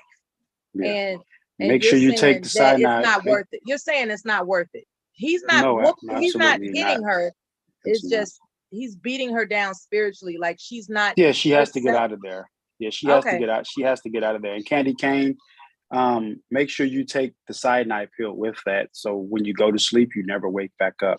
Okay, thanks for the threats to the chat room. Okay, does anybody else have any thoughts, please? Yeah. So no, you guys are good. I just wanted to come and just grace my presence real quick. Like I said, Cyber Supreme, just the James Spader of this shit. When will y'all learn? When will y'all learn? We're not afraid of anything that you have to say outside of what was asked of you, okay? I want you to keep that in mind. No comment. All right. Now, I'm 50 steps ahead. With that being said, 50 Shades of Grey. Do you think that, because you said 50, so let's get into 50. There's this book that turned into a movie called 50 Shades of Grey. Do you believe that a woman, forget the motherhood part. Do you believe that a woman is obligated to practice kinky sex when that's not how he met her? Like, does he have a right to convince her, like, look, we got a good thing going on here, and for it to go further, here's this ultimatum. Either you start exercising this kinky sex I'm laying down, or we done. Do you think a man has a right to impose ultimatums when that's not how he entered the picture? He entered the picture meeting her at church. She was like sanctified. She was sanctified and sanitized, pure as the driven snow, but she black. That would be. Did he have a right to throw that down? That's not the story, Mella. Say what? Yeah, that didn't sound like the story of 50 Shades of Grey. I'm doing the alternate version. Okay, you're freestyling. So here's my answer to that, right? Anybody curious about the real story, read the book. Yeah. So my answer to that, as the first part, is that, Queen of Cali, that's what you do to those Arabs that you charge money for. So you need to go charge those Arabs money. Stay out of that chat. You gonna go back to it. You understand? So I was never in it. So anyway, the second part of the answer is she should walk away immediately, without question. It shouldn't even be a thought. Answer. It shouldn't be a thought. It really even shouldn't be. It's non-negotiable. Just because, now I'm not saying that he doesn't, or let's say swap it around, right? Let's play a reverse card. Oh no. I'm not saying she doesn't have a right to not make ultimatums. Ultimatums are only effective when people allow themselves to be bound by ultimatums. So That's if you're in a right. situation, that's set up to where you have so much compromise going back and forth, you are probably in a situation where there is a type of ultimatum. It could be a good one, it could be a bad one, it could be a necessary ultimatum. Some ultimatums are necessary, but either way, people allow themselves to be bound by them. And you have a choice. You have a choice to be bound to the ultimatum. If it's something that you're doing begrudgingly, I would take a double wonder at why you're doing something that's begrudging, unless it's a necessary ultimatum that you don't see, Thanks for your answer, Cyber. That you don't see. But yeah, we got the point, and I'm not in anything other than agreeance with your point. Please understand that. No, sure. Sounds good. I believe that there are other interests that people on the panel might want to introduce, and it's only appropriate that they speak on what's on, that they speak what's on their mind at this time, if that's all right with you. Is that all right with you, Cyber? No, that's perfect. I couldn't hear Okay. I think All Devastator right. was saying something. All right, give us a moment. Thank you. Oh, I couldn't hear him. No, I couldn't hear what he was saying. I thought he was trying to say Devastating. something. You wonderful host, you were saying. No, I wasn't saying nothing. You was going along with the program. So just, all right, let's yeah, program further, shall we? Yeah. Now, I was wondering, something's on my mind. It's kind of bothering me. I'm starting to think that I handled it wrong. This is a recent situation. Not longer than them dicks that you sucking, Queen of Cali. Not longer than those dicks that you Can you sucking. please stop talking to the chat room long enough to Oh shit, I thought I was on mute. myself? My bad. I thought I was on mute. Sorry. My bad. Muted up. Yeah, keep your evil thoughts on mute. Okay, thank you. Speaking of something, right? I'm the type of person that prefers to guard what I see. I've just evolved in that type. I've just evolved that way. That's just what it is. So when it comes to being on a panel, I like it when somebody tells me what they're going to share as a video or as an image or information in an article. I like that because I am pre-advised, right? Cyber Supreme AI James Spader has to go now. Be Now, well. see- I'm always watching. Okay, goodbye. As I was saying, as he made his exit, what's bothering me is that when someone showed a picture, it would appear as if I overreacted, right? When there was this unannounced picture that came up that was grotesque to me, it would appear that I overreacted, indicating that, damn, you could have warned me, that type of thing. And I only did it because it apparently is the same picture previously that was pre-introduced.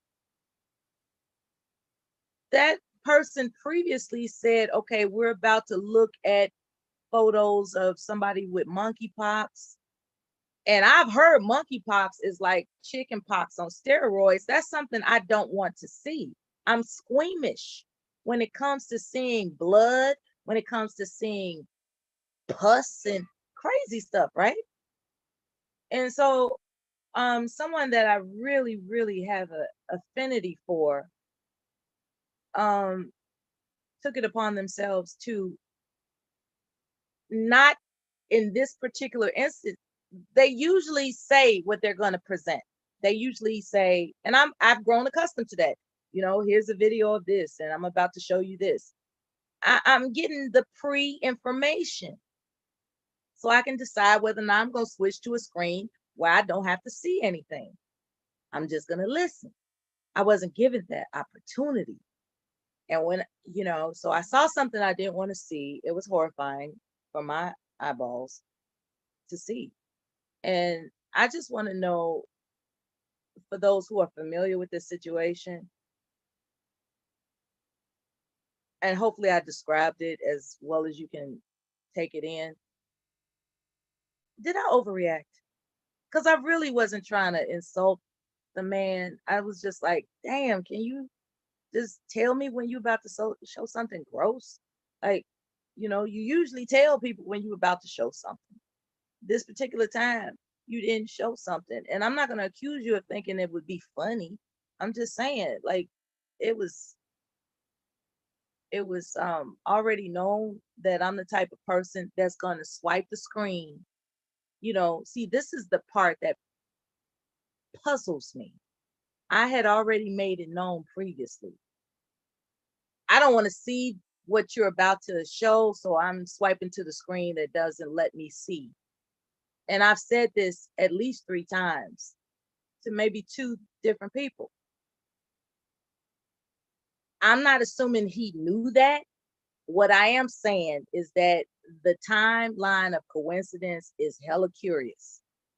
And it just, it was followed up. My response was followed up with, sometimes you got to get real, and all that kind of stuff. And that's not the point. The point is consideration, right?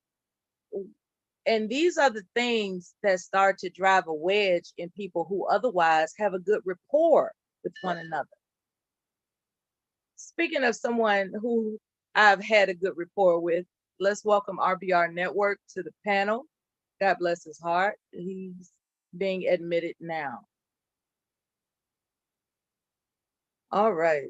Anyway, I just wanted to get that off my heart because, I don't like making anybody feel like I don't appreciate them when I do. It's just that particular situation, I didn't know whether it was intentional to find out how, what my sense of humor is or what. And I don't find that not being advised about pictures and videos and images, that's my particular thing. And I would have hoped that individual would have known that enough about me at this time. So it's a me and him thing. It's not a everybody has to think about me thing. It was disturbing because it was him and me. And it's like, I thought you knew that wasn't gonna roll. And he kind of made it seem like I'm overreacting. And I don't like being gaslit in that way. I wasn't overreacting. I've already advised what I don't like. And when someone keeps pushing, someone that I like is pushing what I don't like, that's not funny to me. And I don't want a wedge to come between us. So I said that out loud. RBR, long time. Good to hear from you. Oh, What's good to be here. And thank you for Can letting you me share on. your wisdom with us? How you was, and listen, you like the strongest among us all. You're inspiration. You sure? I just want to say that out loud. Yeah, how many people can bounce back from things that you've announced that you're going through, and you just bounce back triumphantly. And Okay. I wish you much comfort and longevity. And I'm gonna go on mute and say whatever the hell is on your mind. Peace, real brother. Oh, Peace. all right. Well, peace to you too. Well, I came up because the sister said the brother was buying the PlayStations and the Jordans or the Air Force Ones or whatever, and that nigga's trying to compete with the mother, and you're gonna lose that one. You don't ever do that. You gonna compete with the mother, brother? Please. That's not even how you do it. How do you do it? You give the money to the mama and let the son see the mama buying that shit. All right. Now I've had roommates and they got their baby's mamas and their baby's mamas come over there and the ice cream truck come and the little boy, you can see the little boy wants some ice cream, and I pull out a couple of dollars in from my wallet, and I backhand it, slide it to the mother. You don't do no show out shit to the child's mother. I don't give a damn. And this wasn't even his kid. Right. So it wasn't What about is wrong love. with It him? was about showing out for a Yeah. purpose, right? Okay. Yeah. So, and I talk about that because, the Africans, they doing the damn thing. They doctors, they engineers, they got the money. But that bullshit, that overbearing, stay at home, have babies, bake cookies, and watch soap operas, you better not leave, and you got the ball and chain and shit. That ain't no relationship. You know how many goddamn black women I done took for them fucking Africans? You know what I'm saying? Okay. I don't care how much money you got, man. You don't treat no woman like that, nigga. That ain't your slave. That ain't your maid. The fuck is wrong with you? So the women have to understand that no, you don't have to put up with no Negro that's doing some shit like that. That's foul. There are rules to this shit. Okay, you should be treating the mother, all right, the same way that you would treat the kid. You know what I'm saying? You ain't trying to buy nobody's affection, nigga. There's somebody out there got more money than you. All right. So if that's the case, right, you're gonna lose that one too. Shit. So no, that's not cool. As far as China and them was concerned, I thought that at least the dialogue was civil until China came up. And that's not cool. Really. Yeah. I mean, when you dealing with as men, right? The code is you ain't got to salt the other brother down to get her. You understand what I'm saying? If you're going to get her, you get her based on your relationship with her, not on you throwing salt on the other nigga. Oh, that nigga ain't shit. Well, that nigga did. No, you that's illegal. That's a violation right there. The technical foul. Shit. You don't motivate women by talking down on the other brother. And vice versa. You don't get no man by talking bad about the other sister. You know what I'm saying? It ain't about what you know about her or what you think about her or what you believe type of woman she is and all that old bullshit. You just don't do that because that says more about your character than it does about the individual that you're salting down. So okay. Yeah, please don't do that. Now let's talk about Linwood because that's the title of the stream. What is it that what do you know about Linwood? Well, Linwood, unfortunately, wanted to be educated, but he didn't understand that you don't just go to school and they open up your brain and pour the knowledge in. You have to kind of show up at class and do the homework and all that old shit. And so he failed in his after his freshman year. I'm sorry, and so he dropped out. So now, yeah. Damn. So now he's adopted the persona saying, well, I went to college for 2 minutes and now I have all the knowledge in the world and I'm ready to compete in the world. And it's obvious to people who completed college that he didn't. All right. You say for 2 minutes? Yeah, he just got 2 minutes in. And so now he's joined up with these damn Republicans, these damn racists, and they lying to him. Right. Well, what about the part that he's using the disabled woman that we're standing firm that there's this disabled woman that she became disabled after they were in a relationship. She got hospitalized, lost her limbs, right? No. And he left her, went to live under the excuse that his brother had passed on, so he's living with his family.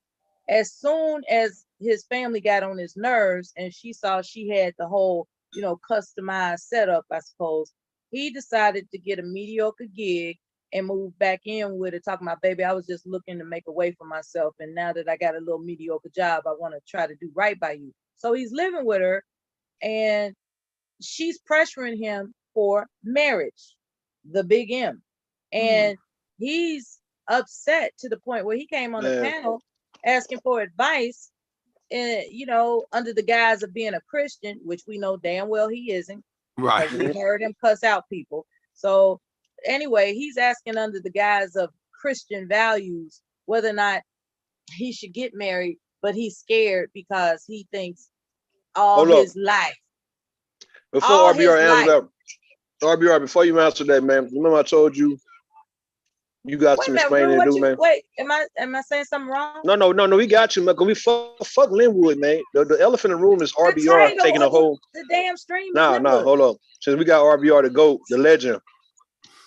Yeah, RBR. You had us worried the whole month of July. All right. You got some explaining to do, man. It was being told, it was been said that you about to leave us, man. You took a turn for the worse. You in the hospice and all that old shit, RBR. Well, I don't know. Man on the spot. Nah, because we miss RBR, man. Since he back, he acting like he don't owe us. It's kind of like them old news anchors from a long time ago, right? That you remember from the 90s. You grew up watching them, and all of a sudden they left, they retired, and then you never see them anymore. And you like, when the fuck happened to so and so, man? They owe it to us, to let us know that they all right. You see what I'm saying, man? I feel like that right now about RBR. So he's all right.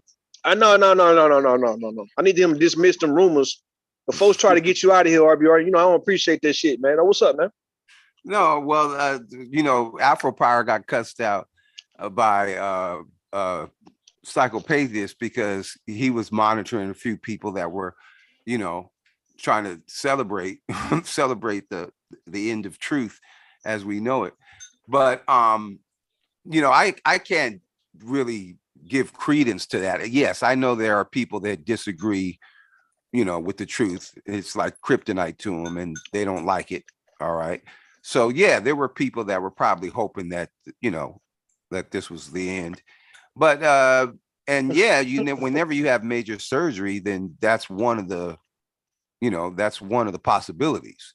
Yeah. So you had surgery. Okay. Yeah. So it is what I had major surgery. I had 2 severed bones, one in my neck and one in my spine.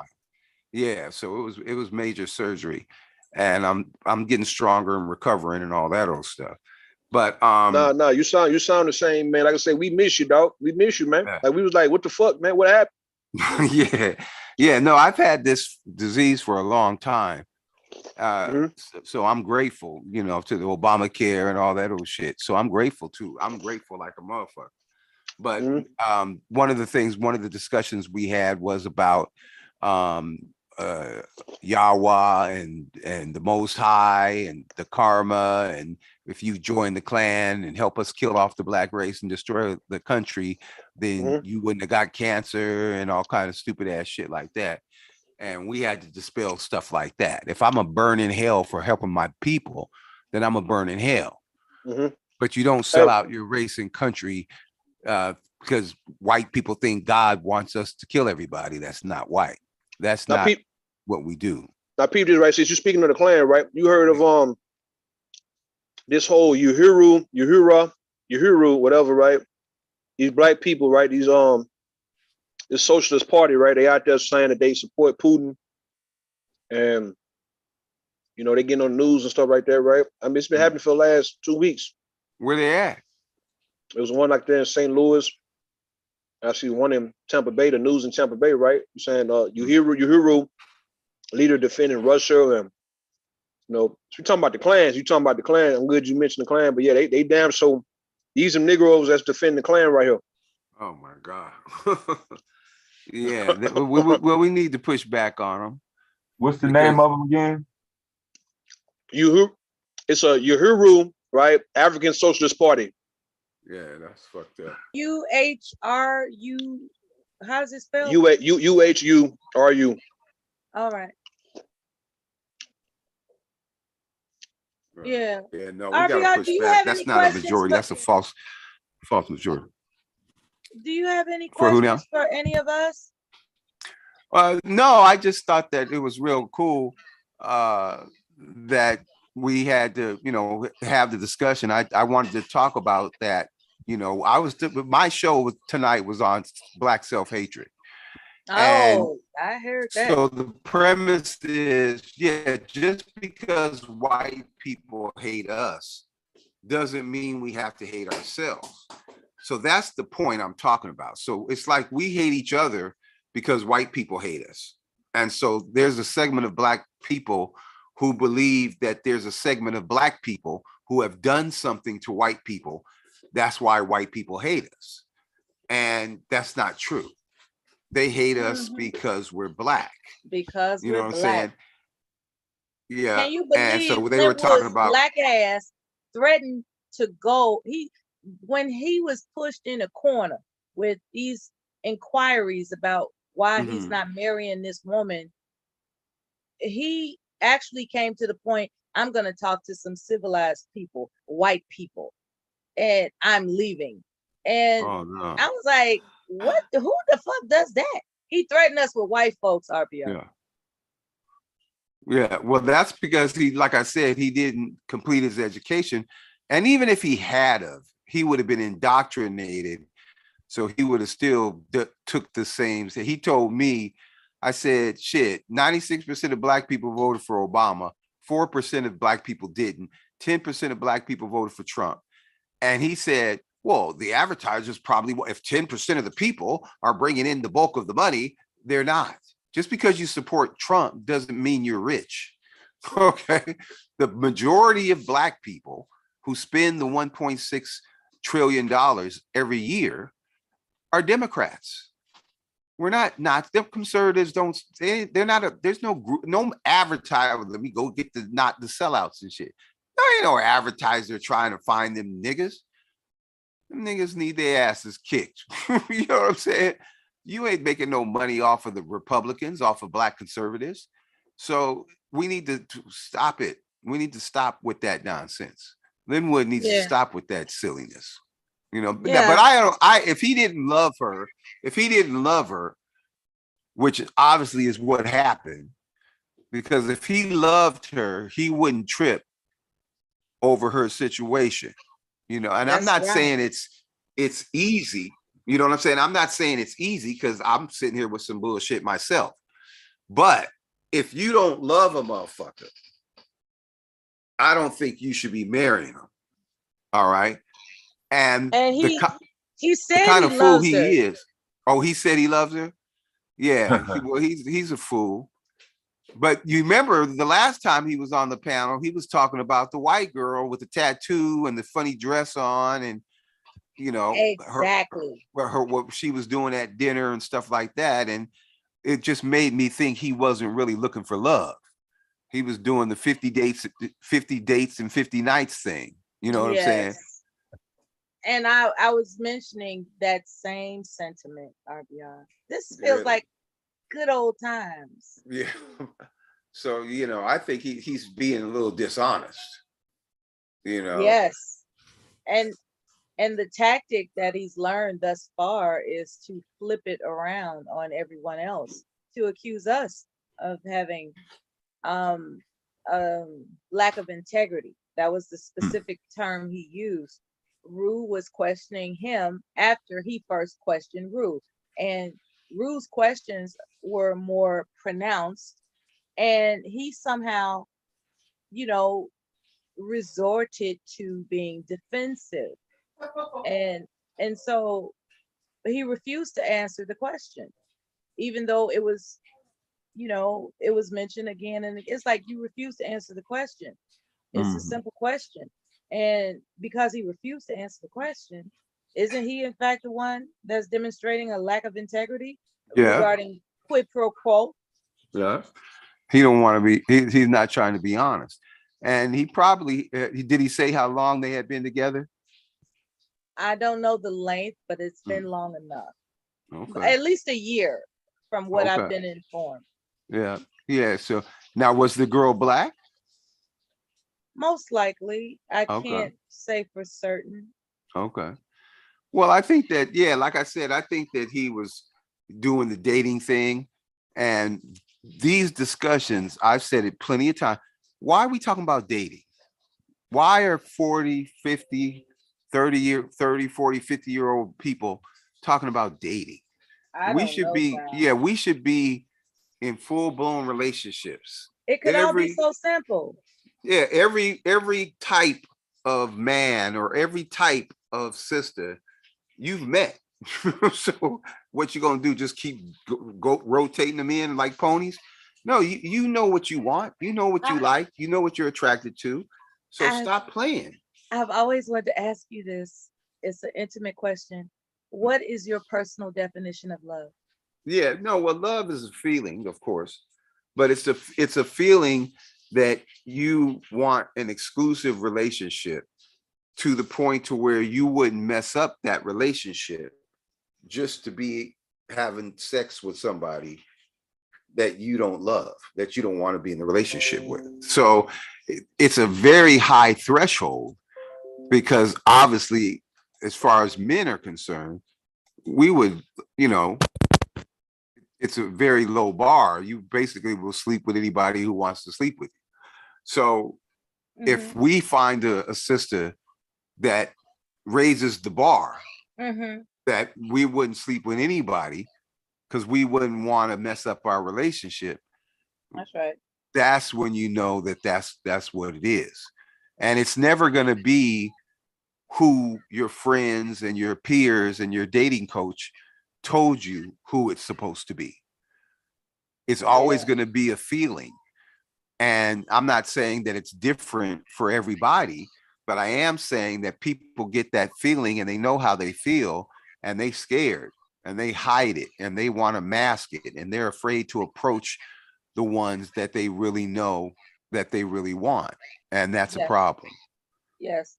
In these uncertain times, I find young people are convinced that there's no such thing as a lifetime of love with one person. Well, that's sad. I would like for young people to be encouraged that there exists a lifetime commitment of love between a man and a woman. And I know Bomb Cherry on her channel, she described the 77 different types of sexuality, so we have to include them as well. I just want young people to be encouraged not to let propaganda about love doesn't exist to ring true, because it's not true. Well, that's true. Well, crisis, I think, does push people together.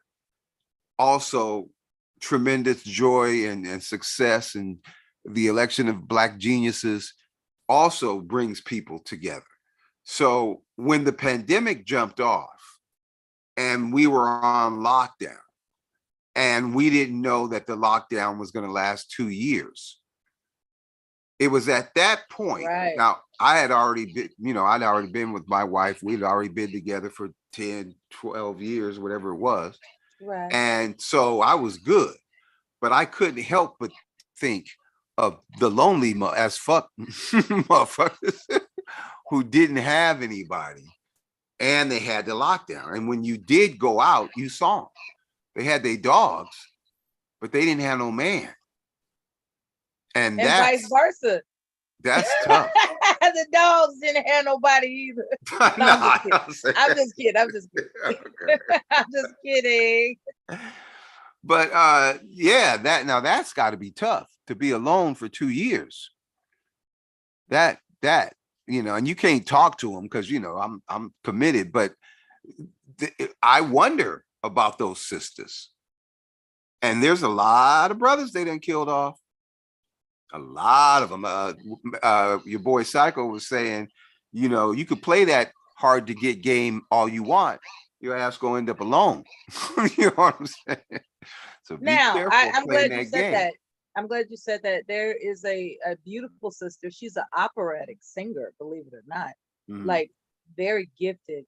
I meant to ask her when she was here earlier whether or not she could hit the notes that will crack a wine glass, you know. But anyway, I digress. What I'm saying is that basically it has come to fruition. She represents more than a handful of women that have just made their mind up that they are too cautious. She's content with being too cautious with the idea that someone is safe to date. She's not confident in the safety of dating towards a long-term commitment leading to marriage. She's not confident that that exists anymore in these uncertain times. Well, I think that that's crazy because, see, and there we go with the dating shit. I don't like it because when you think of it in those terms, then you'll always have an out, and you always have the next 50 dates are lined up.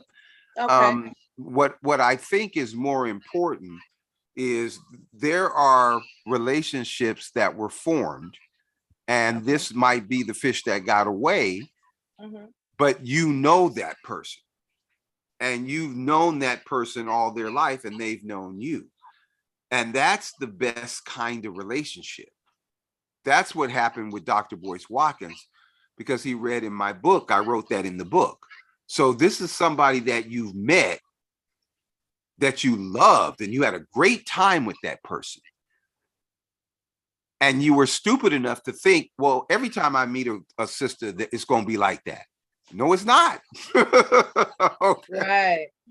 That was a special situation. And they don't know how to gauge when it's a special situation. You don't know. You don't even know what it is.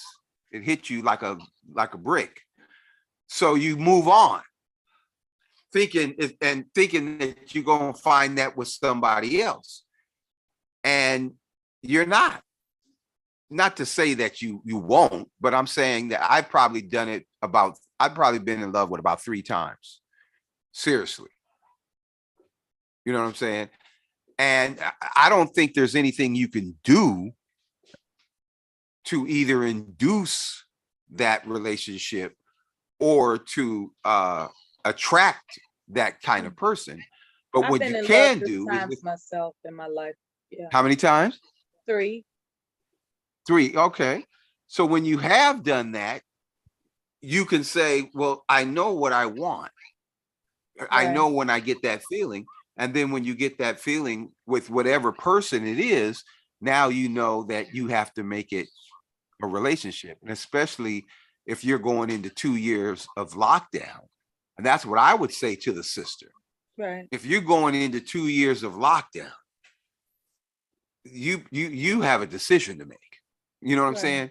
And I would prefer you make the decision on that person that you would have married if you weren't doing the typical female thing where you keep What is that? There was a story about the sister went to the first floor. She met a guy and he was nice, but he wasn't right. So she went to the second floor and she met another guy. He was nice. So she said, let me go to the third floor. She went to the third floor. There was another guy. He was really nice. And so she said, ooh, I can't wait to go to the next floor. And she went to the next floor and there was nobody there. She kept, she done fucked it all up. You know what I'm saying? And so I think women tend to do that. That if this nigga likes me, shit, wait till I meet LeBron and shit. You know what I'm saying? I believe that men practice the same antics because. Well, it's harder for men because men don't got it like that. Okay. You don't get as many bites at the apple. They front. Men be front. Men do that. Men front. You know, I don't think women front as much. Women really do. If you a sister, fine looking sister, the way she was talking about Taylor, that's bullshit. Taylor can motivate these brothers with snapping her fingers. You know what I'm saying? With no makeup on. You know what I'm saying? So it's harder for women because it's like the Sizzler. They have so many choices that a lot of times they're afraid to make that choice. And so I think that, as we get older, I think we got to be cool on talking about dating. Because when you say that, you're talking about dating new people. When the person that you really wanted, you already know. It's way back. Yeah. day. So I think it's better to go that route than to I had mentioned dating this people. before. Perhaps on your very platform, the three men that I've ever loved, high school dude, first husband, second husband, 3 men. And that's all there is to it.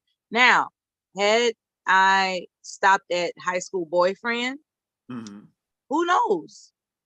Had I stopped at first husband, who knows? Right. You know how that goes, right? What I have discovered is to be content with the offspring that I've been blessed to bring forward. And that's all there is to it. You know, the one you call El DeBarge. Right. But anyway, that's just a personal joke between you and I. So what I will say is you brought up something that was really pertinent about dating, right? And the misgivings of that concept. What I would like to ask you is to consider this. What Bomb Cherry Juice had introduced to us are some concerns, and I'm going to spell it out for you. I'm trying to recite it verbatim. However, I'll just deliver it to where you can get the gist of it. Okay. A woman meets a guy online, and they set up a mutual meet and greet. She arrives, and he's not there. She's sitting there, and she's, texting him like, I'm here. Where are you? And he's not responding. He's not responding in conjunction with the fact that he's sitting in a booth looking at her, watching her. And he's watching her wait and miss any response of text messages she sent him, letting him know that she's there at that mutual meet and greet spot. So eventually she gets up and leaves, and he begins to follow her. And when he follows her, he discovers her address or her workplace. And then he becomes a stalker. Oh no. Right. So that is some aspect that women can consider as to why it might be a fearful concept to, as you might understand. That's a fearful concept. And she also introduced a different thing. She introduced something about diseases, HIV, right? I didn't know that she was going to talk about this because I looked up an article where there are people that insist on having their medical clearances traded. It's like, before we start getting in the sheets, I need to see the paperwork that you're medically clean, right? No diseases and all that kind of stuff. As it so happens, when it comes to HIV, there's a prescription out there somewhere. I forgot what Bomb said it was. There's a prescription out there that mimics a clean screen of HIV. It doesn't show up on the test. And so there are people out here that are walking around with, viruses that are present in their bodies. But when they exchange medical paperwork to say, to discover whether or not they have the green light to start swapping fluids in the bed, as it turns out, someone may still carry something that's not being disclosed with medical certification. And so that's another aspect for people to be concerned about as well. And that's why I mentioned these uncertain times. That's why I titled, what I kept saying to you, these uncertain times. What is the certainty that you can give to estimate, other than feelings, that, I'm talking about a very pragmatic 3-point list of what somebody can check for to determine whether or not they're wasting their time or they should just take the green light and go for it? Right. Well, I think that we and have I don't to, mean sex. I mean like getting to know each other. right. I think that we have to define what we mean by getting to know somebody. So what I'm talking about is you get to know what somebody's intentions are for the relationship. So that's why if Good someone's point. just, if their intention is just to 50 dates and 50 nights, then maybe you should leave. But if their desire is to have a long-term monogamous relationship, that's a plus. So you get points for that. Good point. Right. So as far as getting to know somebody, you get to know whether or not they're a liar. Right? Whether or not they lie. Excellent point. You know, Randy Socal said he scored 89 points in a high school basketball game at one point in time. And obviously that's a lie. Right. He's not Kobe and shit. So if someone is lying to you, if you're dating Donald Trump and he's lying about the littlest thing, oh, I just flew in from Paris. Oh, damn good, well, this motherfucker ain't flew in from Paris. But it's shit like that. Those are the kind of people that you stay away from. But as a woman, as a sister, you can tell whether or not a brother really, really likes you or not. You could tell. And that's something that I think that you would have to consider, that you would have to consider whether or not this person wants that long-term relationship. Mm-hmm. And you can ask them. That's one way to do it. But you listen to their conversation. And if their conversation is, no, after you, I got 50 more dates and shit, I got 49 more dates, then you know that that's not the situation to go. And now, okay, so now you know the person. So now how do you feel when you go out with that person? When you're, and it's bullshit, you ain't really doing nothing. You going to a coffee shop, you're going to the beach, you're going for a drive. How do you feel? And if the feeling's there, and I've gone out with women and the feeling wasn't there, right? Now I didn't fuck But them. you had a good time. See, that's the confusion. Well, people I had confuse, a good time. Yeah, people confuse the good time with a feeling of I could love them forever. They confuse it. I don't think so. I think some people do confuse it. Well, I think that here's the thing. Yes, to a certain extent, because I did meet the sister with the African princess, and we had a good time. But I think at the end of the day, she wanted the money. She wanted a rich dude. All right. And that's okay. She knew we had a good time, but she wanted the rich dude. You understand what I'm saying? And I think that's okay. But that's a mistake because that goes back to what we were talking about in terms of the brother who's oppressive. Yeah. You see, if that's what you want, which you don't, okay, you don't want to be chained to the kitchen, to the stove and shit. But if that's what, you know, the brother is offering you, you have a decision to make. And I'm saying that most Black women want a certain modicum of freedom. You looking at it like 50-50, you looking at it like, oh, well, that nigga, well, he ain't bringing up to the table, we ain't equally yoked and some bullshit. No, your freedom is important. Yes. And if you can't have your freedom, you're not going to be happy. And when we talk about freedom, we're not talking about free to have sex with. No, we're talking about though, but you are independent. You I'm not going to tell you where you going, woman. You better stay at home. You know, non-oppressive, a non-oppressive relationship. Right. And you don't get that with a guy who know damn good and well you just went in for his money. You can't even ask for that. And it is very psychologically It's devastating. Yeah, like you could be filling up your Mercedes Benz at the filling station, knowing damn well you're nothing more than a servant. Mm-hmm. And that's a hard pill to swallow. However, some people will, and I'm talking men and women, some people deem it to be worth it, right? Mm-hmm. I'm not sure if you're aware of a recent incident where a woman, she's a nurse, a traveling nurse, as a matter of fact, she crashed. Oh yeah, we talked about that.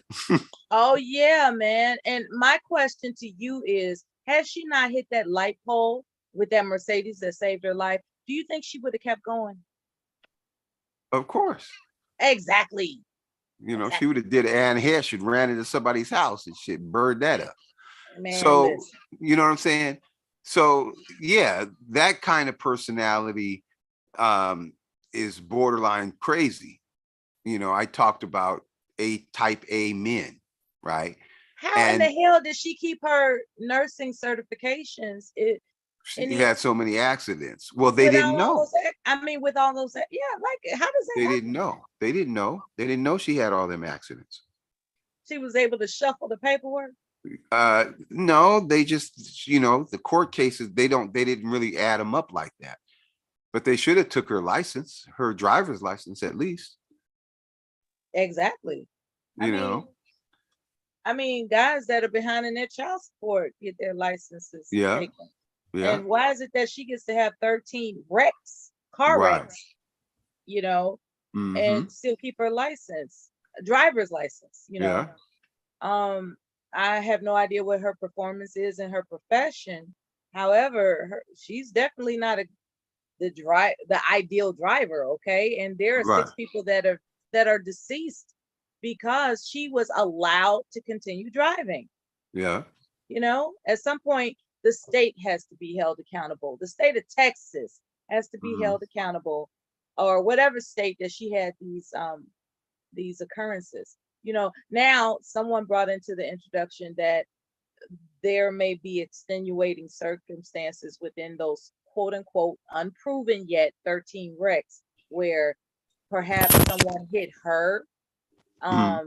Perhaps it was you know, a fender bender where somebody hit her in a parking lot and she wasn't in the car, but she reported it to her insurance. So none of this has really been confirmed about that number 13.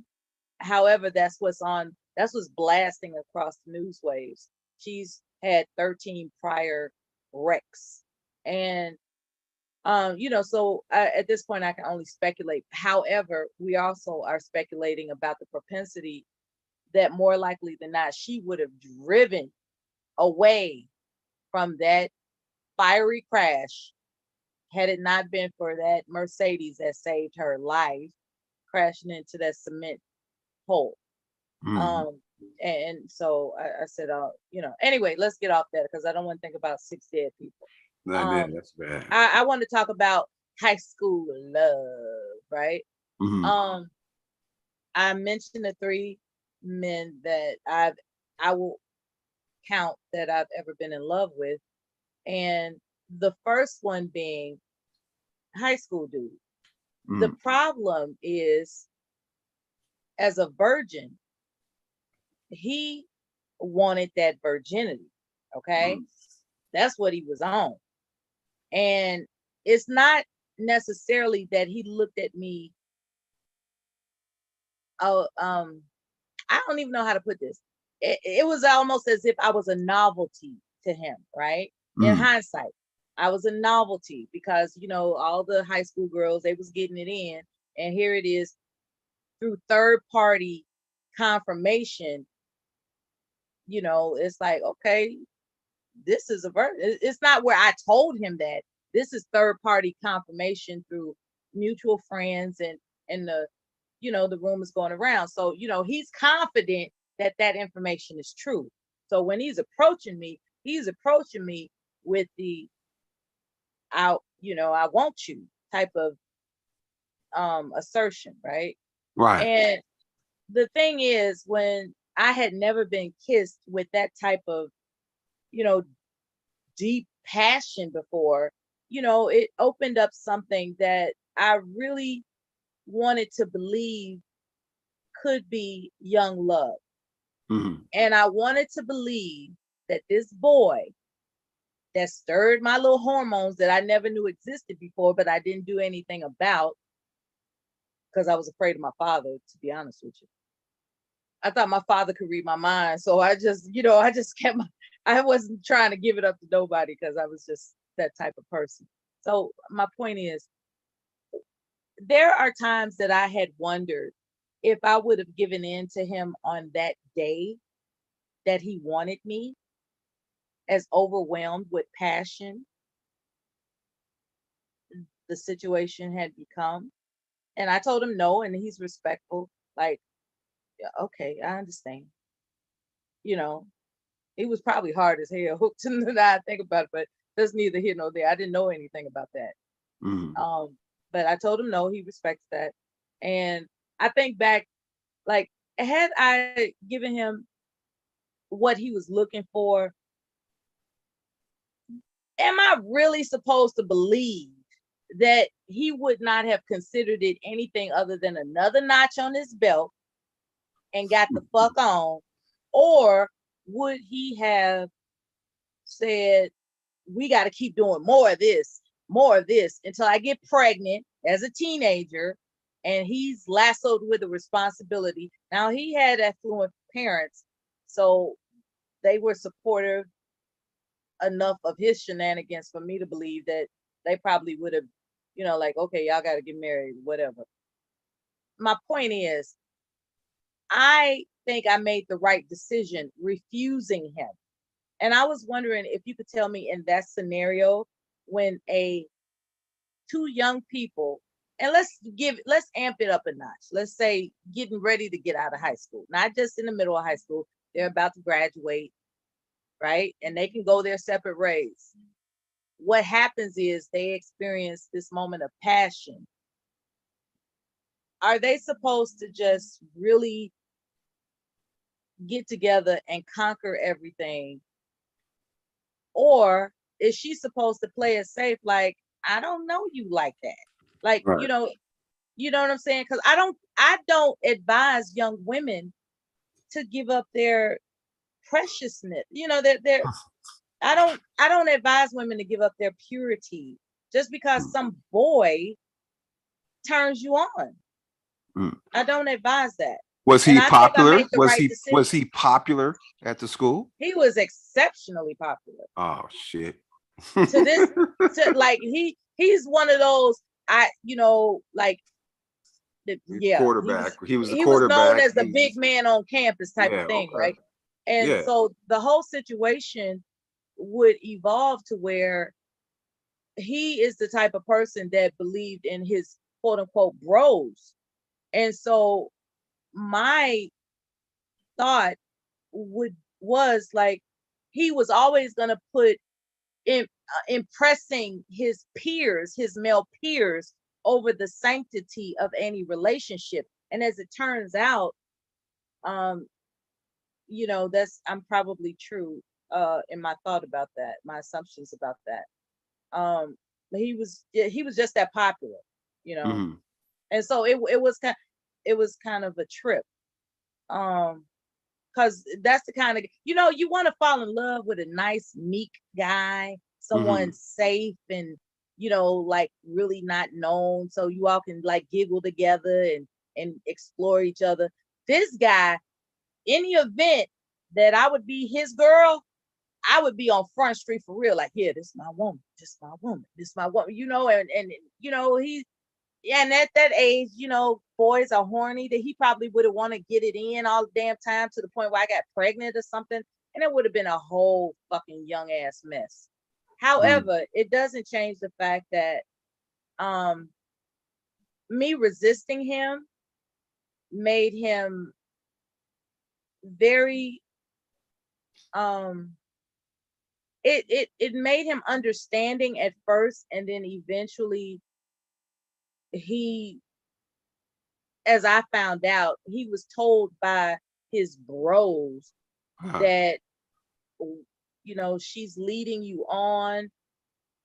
You got a whole bunch, you got a whole stable. Why you worried about her? And they talked him out of what was otherwise something that he found mutually enchanting between us. So I just want to say that story out loud because you've never heard it before, and now the audience has heard it too. I don't think I've described it with that way in such. before. Yeah. Well, like I said, But what I'm saying is, should a girl give up her virginity just because she thinks she's feeling love? I don't think that's wise.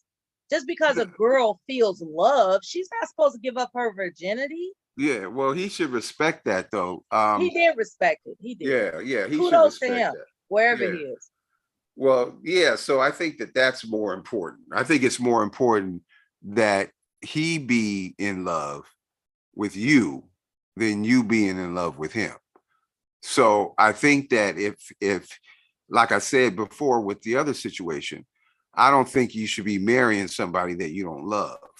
Yeah, I don't think you. I don't even think you should pursue, and I don't think you should be sleeping with somebody that you don't love. He was introducing me to his family, talking about, I always wanted Mama. I love her, and like we had only known each other like 2 weeks, and it was only all based off of a kiss. I mean, we weren't even necking like that because we lived far apart from each other. He's on the south side of town. I'm on another part of town. And so we weren't really able to, see each other except at school. And even then it was very respectful because he didn't want to. Did you talk on the phone? Yeah, we talked on the phone, but he knew that my father was around, so he didn't get too crazy. Okay. So it was anticipation to the 10th degree. And eventually, from what I understand, because when I called my friend, my girlfriend, my classmate, she was like, he went to somebody else. He's seeing that freak now, I don't think she called her a freak. I think, she said who's the person's name, and I knew that she was, somebody that kind of didn't have a problem having sex. Okay. And so, and then shortly thereafter, he started getting in criminal trouble. He had to be shipped down south to escape, prosecution. It was like after our encounter, he just started getting into trouble all the time. Oh no. Yeah. So, it was, I have no idea what has become of him. I would like to think he's doing well and happy and has a arrow, like his quiver is full. I would like to think his quiver is full of children and he's happy and healthy.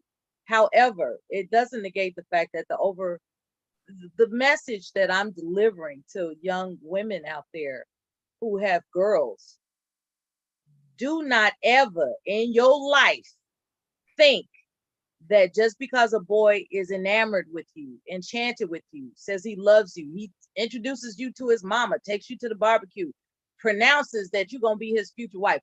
Don't you ever give up your virginity for no talk game. Don't ever do that.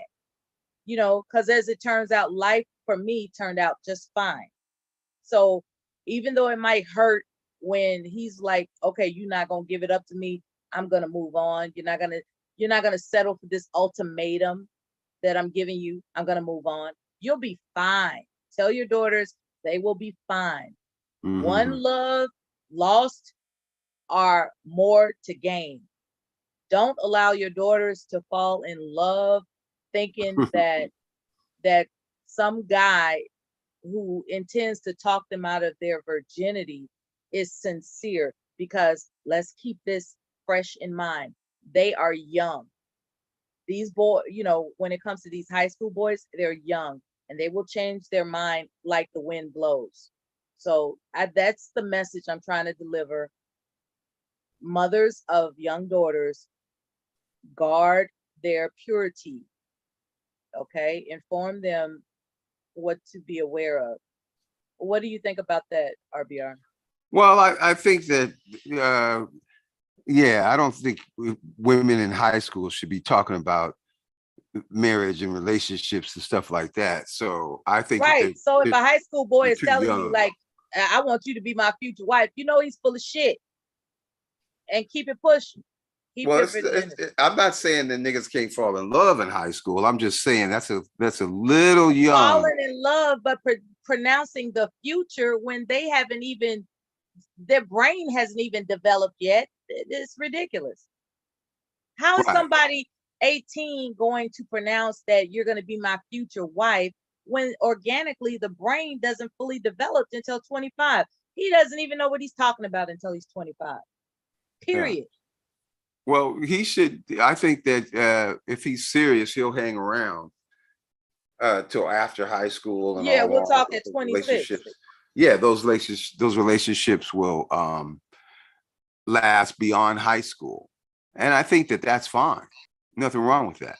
Yeah. But for me, nah, you got to be a little bit older than high school, and I have to be a little bit older than high school to start talking about serious. But you're close to being serious, right? In high school, but you got to be. Those high school children, they swear they in love. They swear they are. Yeah. Well, no. I have two nieces, and one of them, she swears she's in love, and I'm cautioning her. Don't get too carried away with taking him seriously, and that's all I can tell her. Yeah, no, well, I'm gonna just tell you, we had more sex in college than we did in high school. And when we were in high school, we were up at the college having more sex. The college. And we're having more sex at college with the high school girls that thought we were in college and shit. So I think it's the same thing. I think that it's just too young. But when you get into college, when you're in your 20s, mid 20s, I think that's the perfect time. I will question if you're a 40-year-old virgin, then I'm gonna question that. You know what I'm saying? We're gonna question whether or not something's wrong. So I think that men front. They made a movie about how wrong that is. 40-year-old virgins. Well, I'm saying, in what way do you think that that's wrong? 40-year-old virgins, that's Jalen. That's some Jalen type shit. I don't believe Jalen's 40 as of yet. However, he'll make it. I don't know, man. They're like, when it comes to people that have not ever had sex and they're 40 years old, that's for them to keep to themselves. I can't wrap my mind around that, because I as a healthy person, I can't really imagine what would be prohibiting someone from having romantic relationships that lead to, casual sex or serious commitments by 40. Like, what's the problem? Right. It's like, okay, you 40 years old, you never had sex. What's the problem? And sometimes what the problem is none of our business. But you admit there's a problem. Absolutely. Okay. And I'm afraid to speculate what the problems could be. It's like, I don't even want to think about some of what the problems could be. And it doesn't necessarily have to do with private parts. It could be psychological. It could be anything. Some people have hindrances that go beyond physical deformities, I guess. I don't know. But some people have psychological issues that hinder them. Yeah, no, that's to true. That state, No, that's true. But no, I feel that it's important that the individual love the woman. And that means willing to compromise. I heard somebody say, these niggas, I ain't compromising, and these niggas don't want to compromise, and I don't have to compromise. I'm lying about being a high value man. I don't have to compromise. Nigga, you ain't gonna have no relationship, man. You know what I'm saying? If you're not willing to compromise, you're not gonna have a relationship. So that's part of what we're talking about in terms of getting to know somebody, in terms of loving somebody. These standards that you think are high really aren't. All right. Because if you know, if you can't accept, I don't know, the nuances of a relationship, then you're not going to have a successful relationship. They have to be willing to accept human traits, human flaws. That's right. So That's it is what it is. That's right. All right. I'm under the impression that things are going well with you. Yes, I'm getting stronger. I mean, You I'm sound not, like yeah, I'm not ready to get out on the golf course yet, but I hope to get strong enough to be able to have full range of motion and all that old shit. yeah. So far it looks good. But I appreciate you having me on, man. That was all right. You know what I'm Yes, of saying? I don't know course. where Bomb's at, but She's kissing her husband on the forehead. oh, okay. Well, that's good. I sent her $5. All right. Thank you. But you know, and I I'll be appreciate it. sure And to I tell her appreciate, that. She'll appreciate it. you know, I appreciate you found the home, a good home for you. Okay. I haven't Just make forgotten sure about that you. they, yeah. Well, you talked about one of the shows I was listening to, you were talking about fairness between men and women. Bomb was talking about fairness between men and women, that the women were riding her ass because she's friendly to the men, and the men are riding her ass because she's favoring the women. Um, that's how you do it, though. You know, nobody should be shut out. I told them Negroes the same thing. You know, I don't give a damn if it's manosphere or whatever it is. If you shut the women out, then you can't tell them that, well, why you ain't got no brothers on the panel? Why you don't let no manosphere on? Well, nigga, you don't let them on your panel. So why do you think they're gonna let you on theirs? So, you know, you got to do that. So you might catch a little hell because you got these niggas on the panel, but the trade-off is they let you guys go on their panel. You know, the point is not for us to kill each other in some damn stupid ass gender war that Googled and drummed up to fool us into thinking that that's popular content. The purpose is to solve the problem so we don't hate each other. So we're not flying to the DR to get the white girl or Puerto Rico or China or whatever the fuck they're flying, so that you can do what you have to do right here. Okay, that's the point. And if we can't talk to each other and let each other on our panels, then we're not going to be able to solve the problem. We are here to solve the problem. Don't let anybody else fool you and thinking that there's some other goal. All right, there is no other goal. The goal is to get these as many Black families and as many Black babies as we possibly can. You know, and that's really what we're trying to do. So we can only do that if we allow each other to speak to each other. We have an intelligent woman that frequents this panel mentioning that in Florida there's about 8 or $1.7 million available for a specific amount of acres of land, and she doesn't understand why. She mentioned Black women specifically, but it can be non-gender specific. How is it that when people get their income tax and they have 20 friends that also get their income tax lump sums, that they can't, come together and purchase land? Do you think land is well, of course, purchasing land is a good thing. So let me go ahead and reformulate this question. I was posed by another wise person, a brother, who mentioned a question as to what would be the next field of commerce that Black women can dominate, because Black women have the nursing field as their standby. They have other fields as they're saying. We have Black women who are lawyers and doctors and nurses. So the medical industry is kind of and teachers. So we have those those fields on lock. And he was asking the panel at the time, women specifically, what we think would be the next field that Black women can conquer. I said engineering. He mentioned robotics. I think robotic engineering is the wave of the future.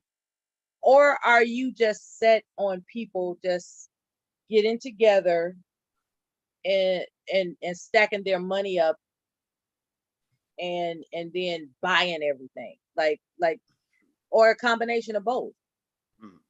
Well, I'm not bullish on land, but I am bullish on media. I think that you missed out on the hair industry. Black women dominate the natural hair industry, Black hair industry, but it's worth about $2 billion, which is not a whole lot of money for 25 million Black women. But I think that media is the next great frontier. And the reason I say that is we seem to like it. Women seem to like it. We like what we're doing. Bomb likes what she's doing, and she should definitely be paid for what she's doing. So I think that what I look at for financially, my rule of thumb is do what you like doing and then monetize it. Find out how to make money doing it. So if you're doing something that you love doing, that you would do for free, and it didn't got nothing to do with lying on your back with your legs up in the air, then I think that you should go for it. So I think that the sisters should do a Kathy Hughes, who's one of the richest women in the world, through media. All right. Yep. So you gotta take advantage of media. That's where you can get your money. What's her lineage? She's from Virginia. They come from British slaves. Okay, Kathy Hughes, a Black woman from British slaves. It's media, Radio 1, TV 1. She owns that. She owns TV 1 and Radio 1. Yeah, radio stations. 1. Kathy Hughes. Mm-hmm. Kathy with a K or a C? Kathy with the K, I think. Okay, so single mother, all that old shit. So people can look it up. All right. Mm-hmm. But she came up. And she came up with media. See, the problem that we have is we think that we should be entertaining people. And no, all right? We're not, we don't really need or want entertainment. We need and want information that's going to improve our lives. Yes. And this is where the space that we can use it in. But we have to find out the truth, and not everybody's for that. There are people that don't want to see us have a good life. All right. So it is. Right. Yeah. So it's weird, we got to do it. Randy SoCal letting it all hang out. Bipolar, how that goes. The anxiety. Oh, God damn. The depression, the anger. Oh, my God. He's Trail Tinsley. Yeah. Right. Well, we can find your channel, RBR Network. Yeah, RBR Network and RBR Network for Women. Yeah. All right. Yeah, and you guys could be in the game. Yes. All right. So say hi to Bomb Cherry for me, and to everybody. Thank you for putting up with the truth for however many minutes. That's her in the chat. That's her in the chat right there. Oh, okay, good. Mom, come say hi to RBR. He loves you. Bob ain't got time for that shit. You got a few minutes to say hi to Bomb, don't you? Yeah, I do. I don't know what she got feels going. like it. Maybe she's. She might be working or getting up. I know I'm gonna get a nap. I think here she comes. Okay, Bomb Cherry. Yeah. Hey, Bomb. Yeah, give her a second for her audio. She probably just transferred from her phone. Oh, okay. They also had some updates. When I logged in, it was an update on Zoom. Yeah, August 6th. I remember that. Yeah, I had to do that also. Yeah. Oh, okay. Yeah. That was taking a little bit of time, what I'm saying.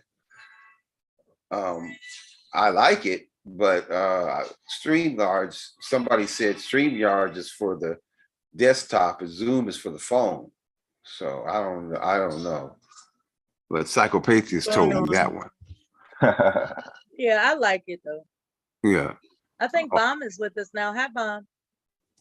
Hey, y'all can hear me? Hold up. I gotta turn the TV music. Hold up. I like that one better than the ugly white girl. God damn. I know, right? We gotta retire that one, Bob. She torments people with that baby's like, what the fuck? Who is that? Yeah. Ugly white woman bitch. I like the ugly. What's going on, RBR? Not too much. Just hanging out with the people. That's good. That's good. You had a good topic on that fool. And that was cool. Oh, okay, on Linwood. Huh? Yeah. It's good to see you back after, yeah. know. Yeah. Oh, yeah, yeah. Got me worried, dude. I was like, damn. I went over there. I'm like, where's RBR? You know, and I didn't see you. I was like, is he okay? He's not dead. And then I asked Cyber. And Cyber told me he was okay. And that's when he contacted you some kind of way. I was like, yeah, he called me. Yeah, he called me on the phone. I was in the hospital. I didn't have no headphones or no shit, nothing like that. And so it was really impossible for me to communicate other than just, community posts and stuff like that. But no, it's, you don't ever want to downplay it because, it major surgery and shit, a lot of motherfuckers don't make it. But yeah, I don't want to sum it up to luck, but will, God's will. There you go. The Black Jesus. The Black Jesus. The Black Jesus. I'm glad you're okay because I heard, and I'm not sure if you heard, I heard that Beasley died. No, who was he? Beasley. Remember Beasley? I don't remember. Beasley used to get up. He was an elderly man, and he would roast people. Remember him and I was going back and forth for a while. And he made that video. He called my mother-in-law, remember? No, I don't remember that one. Yeah. I have to go find it. But anyway, yeah, I heard that he passed away. I was like, damn. And I haven't seen him come back since, so maybe it's true. People will make up shit. Oh, yeah, they're good for that shit. Yeah, just like I didn't believe Kevin was passed away, and until it was, Yeah, it was confirmed, confirmed, yeah. So it's a terrible thing. And what we have to understand is, what will your legacy be? Right. And I just keep pushing until the end. But yeah, you don't have all the time in the world. You got to make it happen when you get a chance to make it happen. So that's a good thing. But about that. No, you're doing the damn thing, and that's a good thing, man. I think other people have been willing to do longer lives because of you. Right, and longer panels and stuff that you set up, and you're doing it in defiance of Google. See, Google wants you to do some shit where you killing black male babies and you fostering this stupid ass gender war between black men and black women. See, that's what they want you to do. See, they want you to do some bullshit, some ratchet shit. Right. And you're resisting that, and you're supposed to, because they own the platform. They don't own our damn channels. Right. No, I get it. Yeah.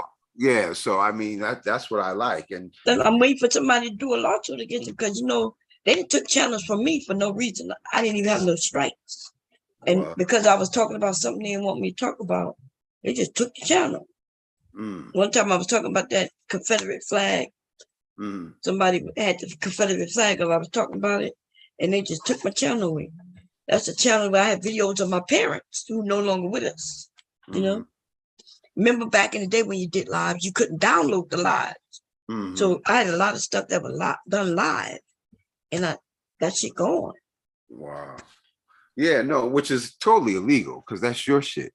Yeah. You know what I'm saying? So give me a lawyer and have them, Yeah. Well, we got to do the class thing though, because they doing the same shit to everybody.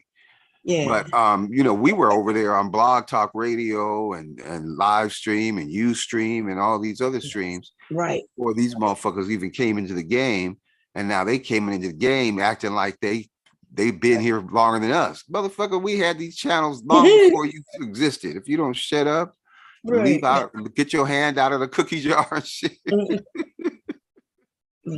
motherfucker's crazy. So that's what's going on. So I appreciate what you're doing. People are emulating what you're doing, and that's what they started. Yeah, because I'm the first one with these long live streams. Yeah, you were, and I'm glad. There's idiots out there saying, "Well, what you talking about? Is anybody gonna watch no 8 hour long?" Well, we might not watch the whole 8 hours, but people are coming in at different parts of time, and so you getting the numbers. It's just that it's separate time.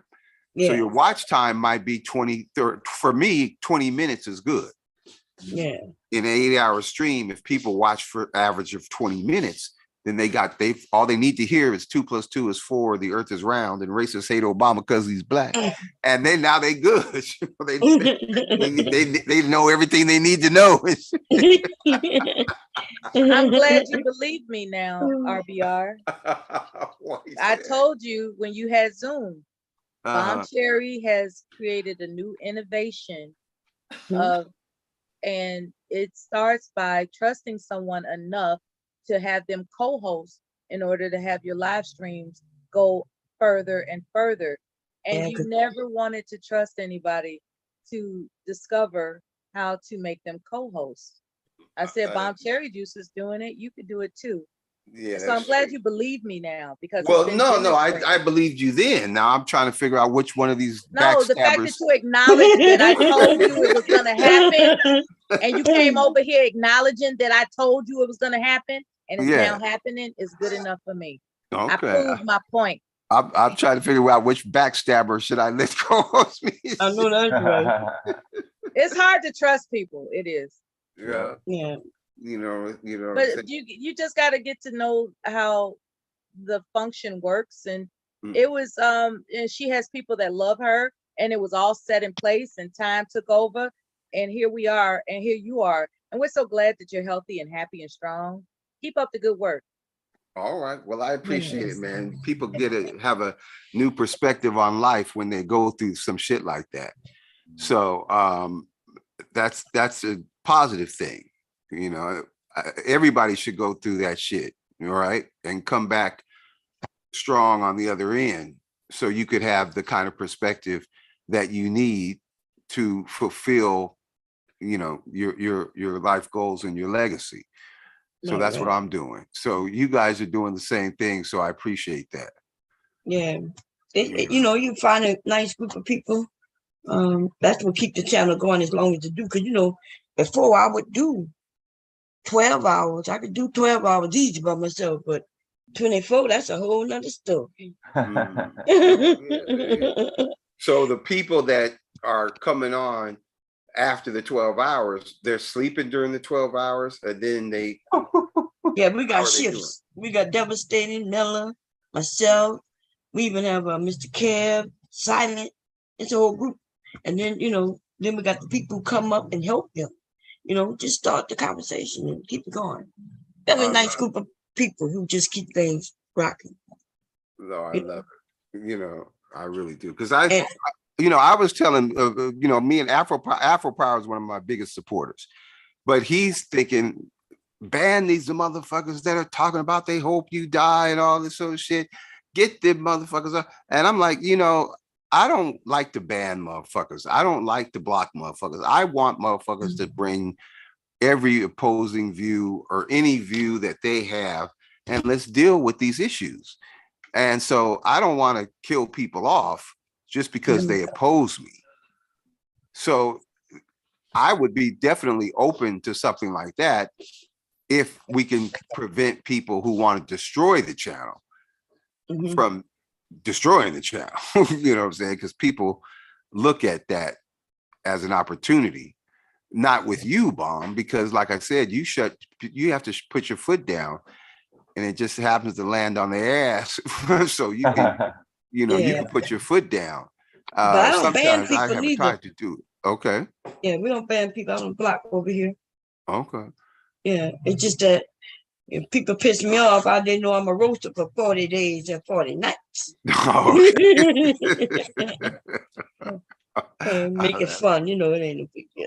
Yeah, no, But I yeah. appreciate you. I told I was telling Sea Chicken yet because he thinks my family's from Seattle. My family's from Baton Rouge, Louisiana. My parents and my older brothers were born in New Orleans. So, you know, ain't no black people born in Seattle or from Seattle. Look, no, we all from the South originally. You know what I'm saying? So don't hit me with that shit. We had to learn another culture to survive. We ain't learning another culture because we sellouts. We ain't selling out. You know what I'm saying? So y'all got to understand that. But we're not trying to shut out the other cultures either. We let the other cultures participate.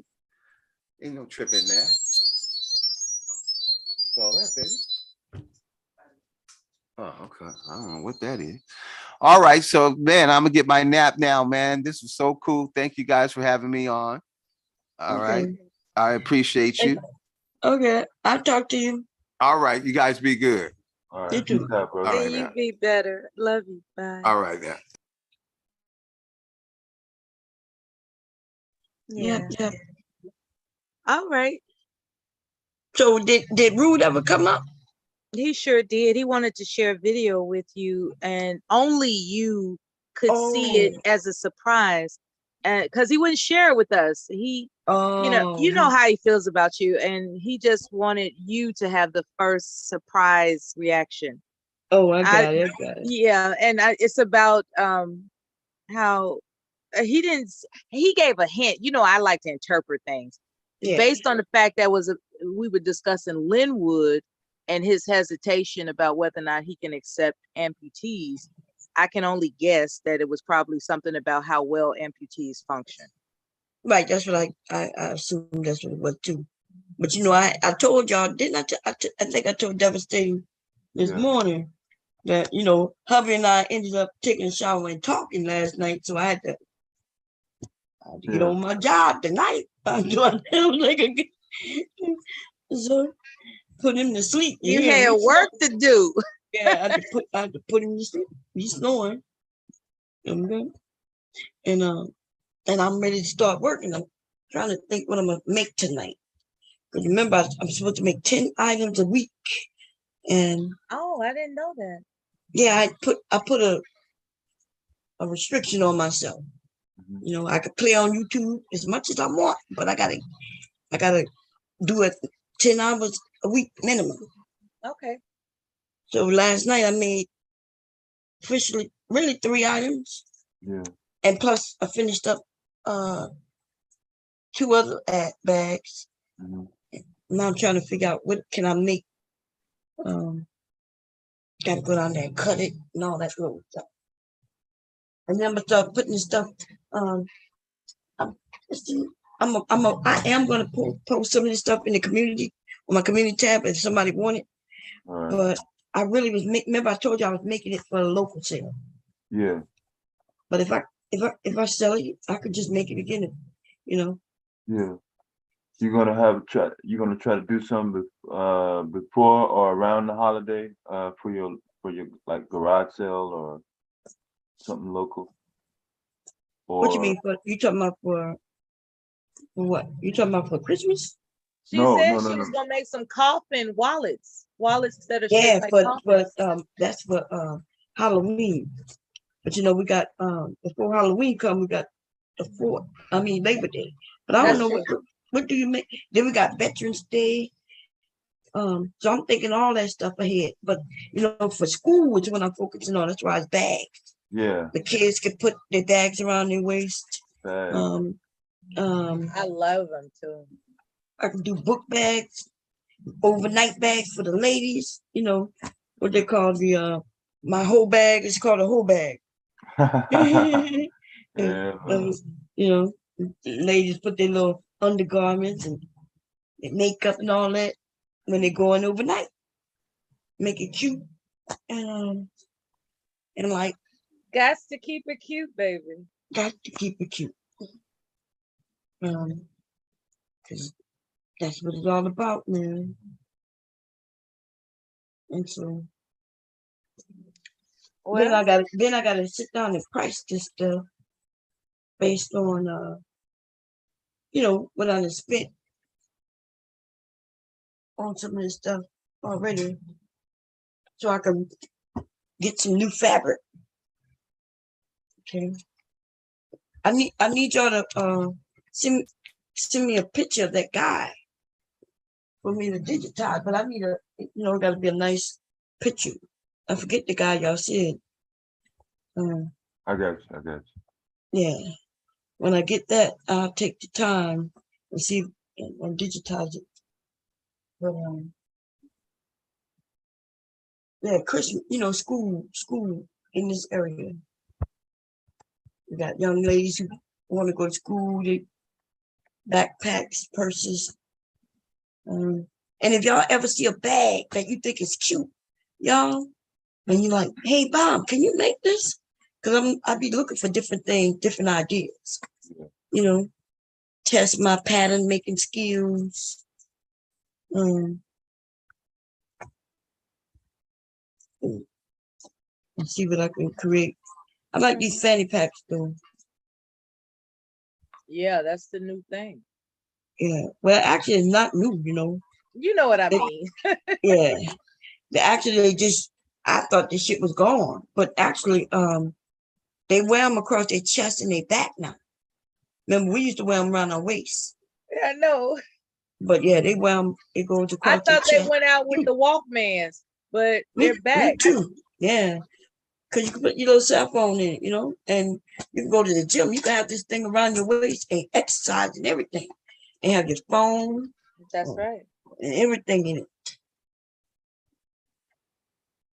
You could be at work with your purse right on you and hands-free kind of thing. I noticed this Louis Vuitton, it took me a while to figure out what type of bag I want to use with it. Because, they sent me some of this. Where did I get this one from? I think I bought this one from somebody.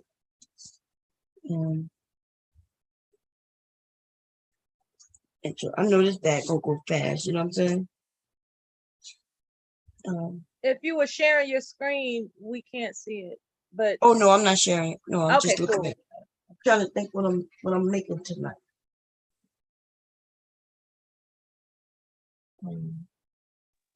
Well, you're a genius. You'll come up with something.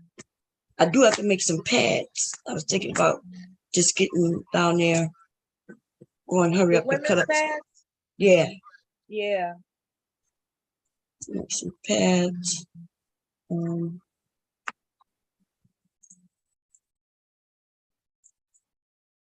Yeah. And I haven't made a t-shirt or nothing like that in a while, y'all. My machine is down there, not even plugged up. Neither one of my my t-shirt machines. And then I got a lot of blank t-shirts. My embroidery machine, I need to go down there and clean it, but I don't want. I'm clean it before I send it to the shop. I'll see if I can figure out what the problem is. Mm-hmm. People are gonna barbecue for Labor Day. I would imagine, like a little t-shirt order would be cool. And then football coming up, right? Football. Yeah. So a fanny pack with the teams on it, but I can't do that until I get that embroidery machine back up and running. Yeah, that's what's up. That football. Yeah. Also pajamas. Miss Miller, you in the sports? Not as much as I would like to be. I'm the kind of woman that was like, if he wanted me to sit down and watch sports, I'll do it. But I'm not really into it like that. I'm the type of woman who will make him some snacks and shit to go with that football game. And then I'm about my business. You see what I'm saying? I ain't sitting down and watching shit. I have my headphones on, listening to YouTube. I did all that when we were, when you younger. When you're younger. and you want to impress the guy, you know, let him know that you go down with if he wanna look at the football game. But I think through the years, as long as when he looking at the game, I ain't bothering him, he good. Yeah. Like when I'm online, as long as he ain't bothering me when I'm online, I'm good. Yep. I'm looking at this set. There's a set of bags, y'all. I think Devastating sent the name of the person to you. Yeah, that's his Instagram. I mean, you had Googled some pictures a couple weeks ago. I don't know if you saved the one that you had picked out, but I figured that he probably put What you talking about? the basketball player Oh, yeah. in the back chat. His Instagram. Oh, you put in the back chat? Oh, Yeah. okay. Yeah, I'm looking at some purses, some bags, and see if I can see what women are buying these days, you know.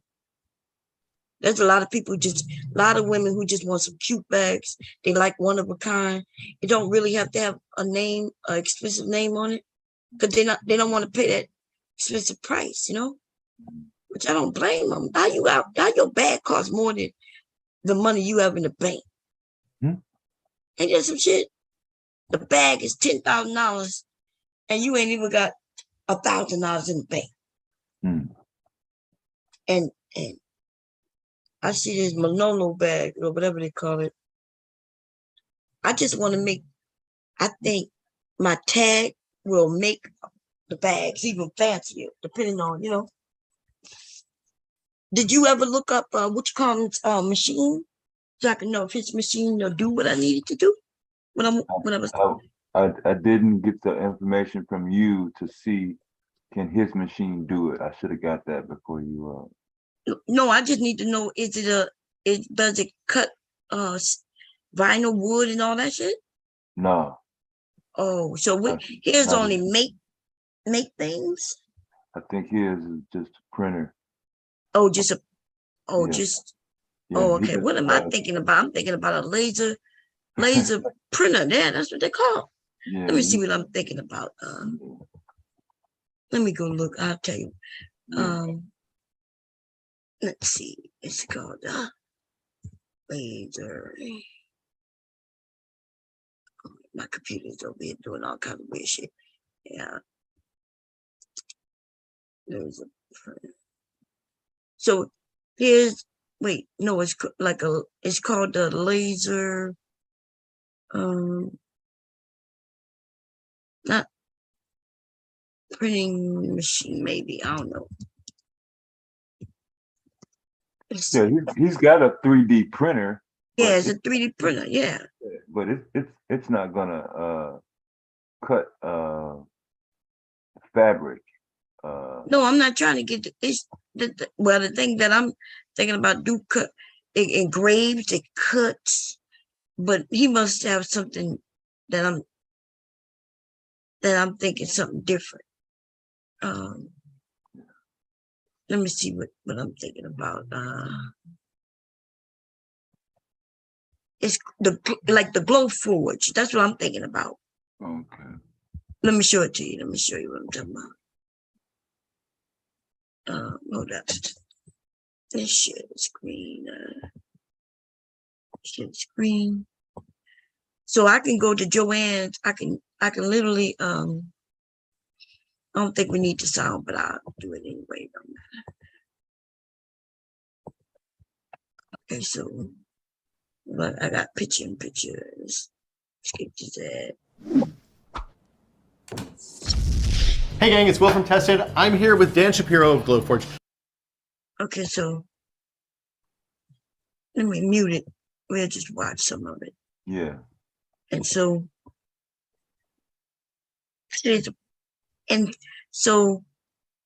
it's all kinds of material. You know, you can put wood down, and this thing cuts. It'll cut through wood, thick ass wood. It'll also cut through steel. It engraves. I could put a laptop on it, and it engraved on the laptop if I wanted it to. And I was gonna buy one, but you know, when I was in the buying See how this is wood, and see how he engraved. Yeah. But it can also make something. I needed to cut steel and make, little tags. Let's see this one right here. And they got different brands too, look like. Yeah, so what you're looking at is like in terms of cost. I mean, you're gonna spend at least 5 to 6 bands for that machine. Well, it's anywhere from 3 to 7 with everything, which I had no problem spending, but I just couldn't figure out what I would do with it. You know what I mean? Like, yeah, you can't just let it sit. like I did already. Like I have a whole machine down there to make T-shirts. I'm not talking about the vinyl cutter. I have a printer. It's what you call it for it prints out large sheets, and then I take it and press it on shirts. And I'm talking about that motherfucker printer. It's a printer for making T-shirts. Right, I got you. Making, and yeah, we talking about thousands of dollars for it. It's sitting down there. Probably I haven't used it in 2 years now. I only used it for maybe 3 months. Yeah. Like the mask that you saw this morning. That was me using it. This thing even so I could put anything on the fabric. It just got to be a certain type of fabric. You saw that machine? Yeah, I'm looking at it. Wait, no, that was a commercial. Let's see. You talking? I want to see this shit in use. He said the truth about it. I don't trust me. When they be trying to sell. Yeah, they be selling their ass off, boy. Yeah, because they get credit. Just like I could have got a free embroidery machine, right? All I had to do is sell so many of them.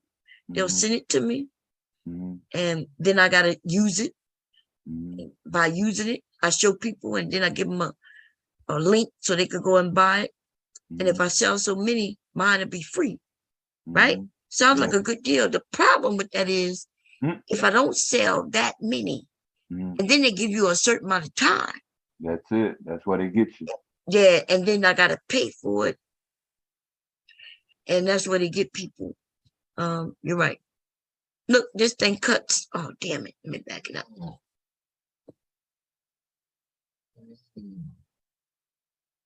Did I go too far?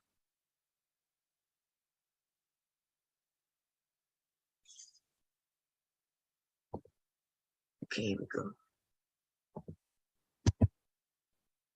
Okay, 10 seconds should be good. Okay. It cuts leather, plywood, acrylic, veneer, hardwood, draft board, and more. That's cutting. Let me see. Let's hear it when he says.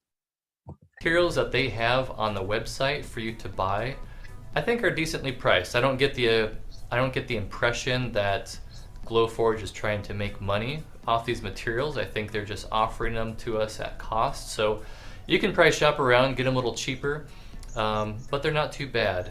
Closely related to that is the Glowforge app. I mean, really the Glowforge itself. It is designed for proof grade materials.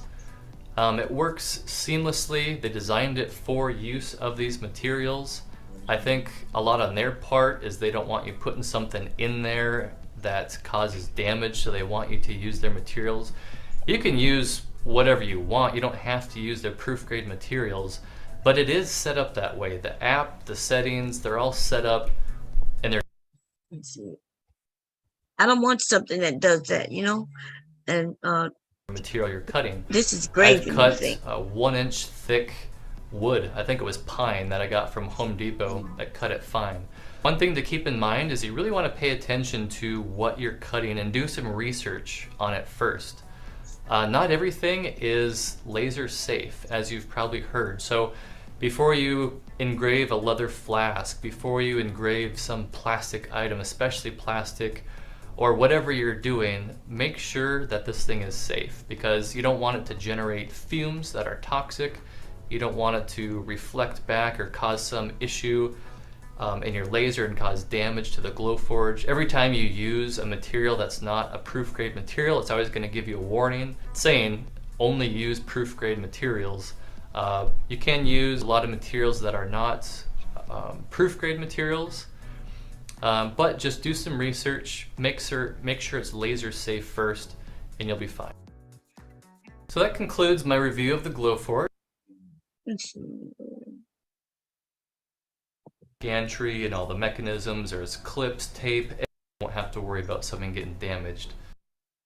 Carrying this thing into my door. I was thinking I was just gonna put it on, you know, like my kitchen table so I can vent it out the kitchen window, but now I had to get a different table for it. So it is. Yeah, see, you gotta be vented. And when I heard that, that's what prevented me from getting it. Because I was thinking, where am I gonna put it? It's heavy. Yeah, well, I'm not sure. Around. Setup was pretty straightforward. There wasn't a whole lot to it. There's a web page that you go to and you just follow step by step on how to set up the machine, how to connect to the Wi-Fi. That was a pretty simple process. In the app, there's some preloaded designs that you can just choose and print off for your first print. This was mine, a little gift of good measures. You saw that shit? Yeah. That was cute. I just want some tags cut out of maybe a metal of some sort, with engraved with my name and shit like that. Bam. And I'm willing to pay. I know a lot of people will pay. That's why I want to know if his machine does it. But I think he has more of a 3D printer. Yeah. That just prints. Basic, yeah. Yeah, basic little things, and then use the filament, which I did see that in Joanne's. Joanne had one for a couple of $100. And within about let me see what Joanne's near me has. This Glowforge. You said the issue is with ventilation with this machine. You said it has to be near an area for ventilate because of that laser. Yeah. I still on my computers. I try to place them close to the vents here or near the window, because I had one of my Windows 98s that actually my CPU fan blew up on me. I didn't have it I had it in the area that, you know, in the corner. There was no windows and no vents, so that was on me. But you definitely have to be conscious on that, because it don't take a minute, man, for that shit to collect dust. What you say, computers? What you say for your computers? Yeah, one of my old computers. Oh. Yeah. Oh yeah, but this thing is this is not the same thing. Yeah. You could die from fucking around with this thing. Yeah. Not ventilation. You're gonna die with your computer and not having no ventilation. Right. It'll go one for 6,000. It'll go one for 5,000. And the difference is I think that the difference is the ventilation. It's something that if it's not near a window, it's some piece that you can get. But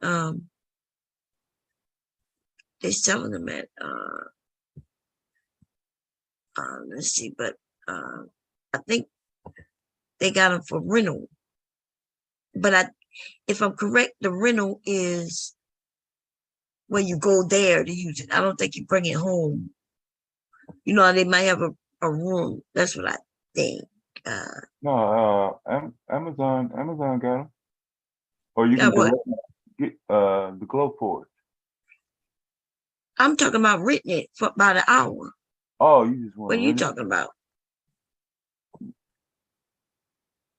Rent it by the hour. Yeah, see, like right here, Sky. See, she made that. It's Yeah. made that you can make anything but just wood, whatever you want. I'm even okay if my tags was made of wood. That'll be cute. Little piece of wood. I can actually do that already on my machine, on my vinyl cutter. There It you cuts go. wood. Yeah, but That's a good idea. I guess. It depends on what you want, of course. It gotta be thin. I think But that can't. metal, I can understand the engraved. I can engrave on metal with my machine already too. Really? Yeah. I didn't know. Yeah, the machine I have engraved. Man, that thing could do a lot. Yeah, I have the what is that thing called? The Cricut. I have the Cricut what's that shit called? The most expensive one I got. It engraves. But I should just do my own little thing. But the thing is that it's not the engraving that I'm worried about. Let me show you the thing I want. And I'll show you why I need something like this. Let me see. Let's go to Etsy.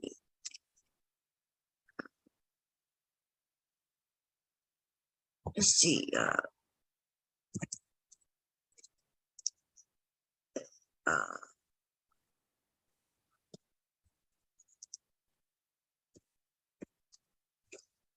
Okay, let's see what I want. Okay. See these things here? See how this? Okay, so, but I don't want it to say handmade. You could get them custom where I could put whatever I want on it. Yeah. Let me see. They got some like that I could buy. You go somewhere here, they $35. The issue, see, because I can make this myself. I can engrave on metal like this already, and I don't even have to engrave. My vinyl cutter will cut where I could put that on something like this. Like, do you see these blank ones over here? Yeah, the black one. Right. I can actually buy this and put whatever I want on it. The issue is, what I would like is somebody to make these. Yeah. See, and to make it, it got to be something that can burn this and put them prongs on the back. Yeah. And then yeah. So that's what my machine can't do. My machine can't, but a 3D printer can do. A 3D printer can make all this shit. With just, you put the whatever you want there and it'll laser cut this shit out of metal. But I can buy the blank ones.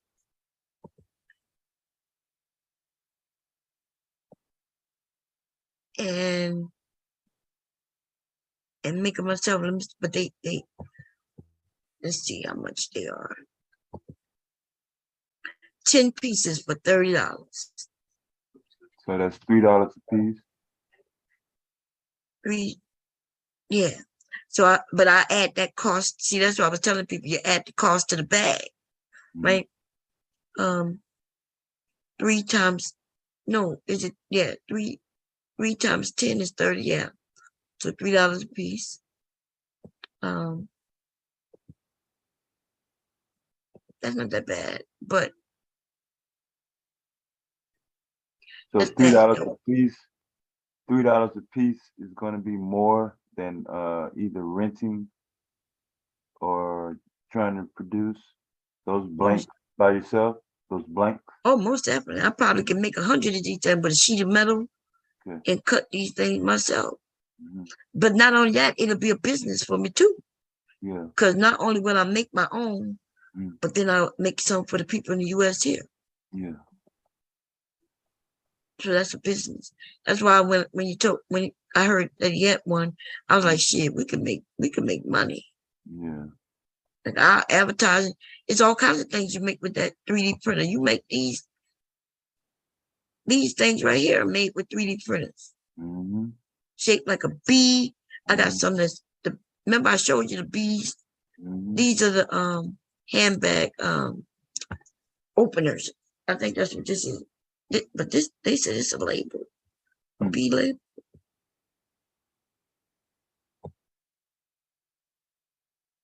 Let me see. Oh yeah, it is an opener. Yeah, which I have some. These are, so my bags, the more things I make it fancier, the more it costs. It's gonna cost. Because I have to buy this shit, you see? Even when I put a tag on, no tag, cheaper. Add a tag, it does look fancier, but I gotta add that cost to the bag. Plus, I would like one where I don't want it to say handmade. I want it to say handcrafted by Bomb or some shit like that. If you know, if it had to be basic, handcrafted by Bomb.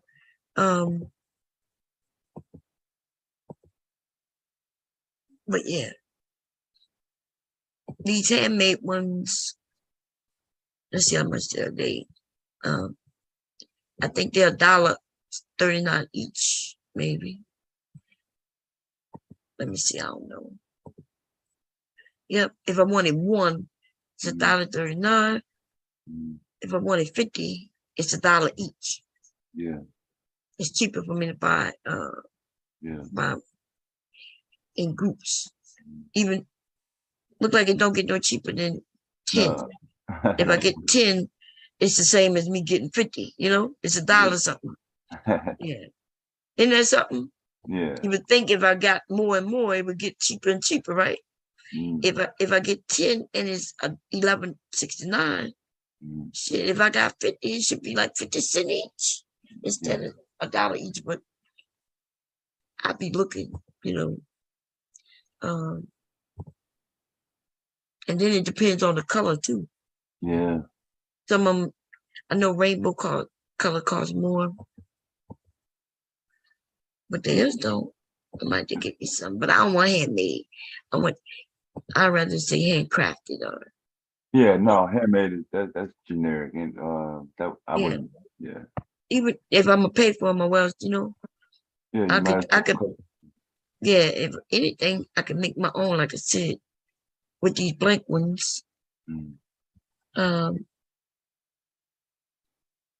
let's see how much are they. Yeah, $3 each, blank ones. Even remember the other one was square. I could add more stuff to it. And not bad. Wait, if I get 200.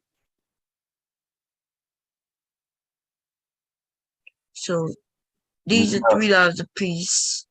Miss Mel. 20. Yes. Did you see Big J comment in the chat?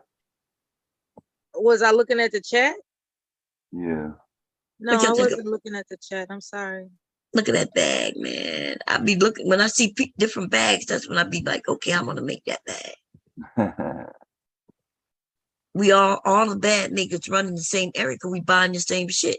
Yeah. You see, that's a nice little book bag. It also give me ideas on what I want my tag, you know. Yeah. To say.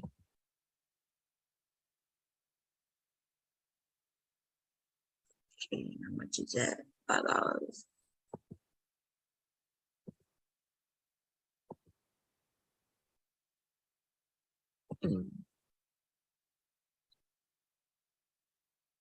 Doll eye. Whoa. Somebody said they wanted a doll and asked me, can I make a doll? And yes, I can. What's that?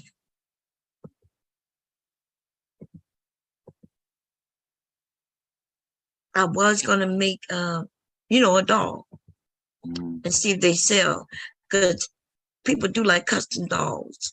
Grandmothers like giving their daughters dolls that could be passed down, you know.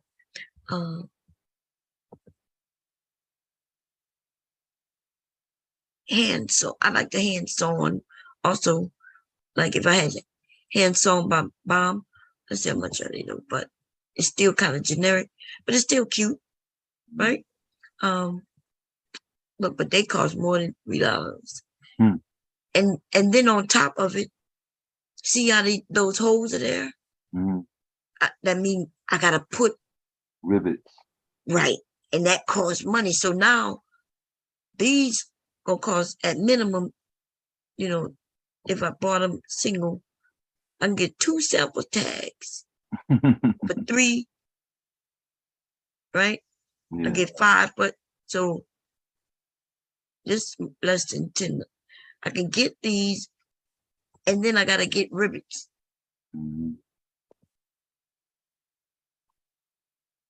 The color and the material of the rivet.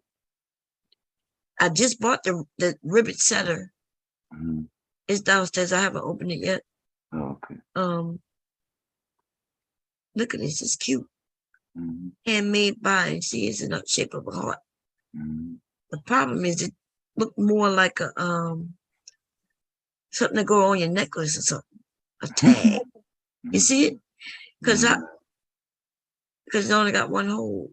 Yeah, it do look like a charm and shit. Yeah. See, this is on wood. Remember I mentioned if I could grave it in wood. How do I put this onto the bag?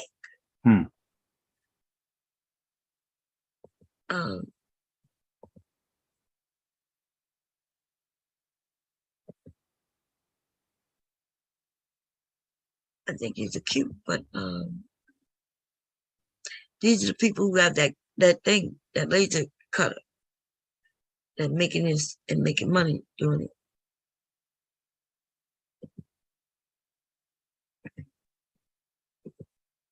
I might just end up buying some, but then it's hard choosing which ones. Got so many different.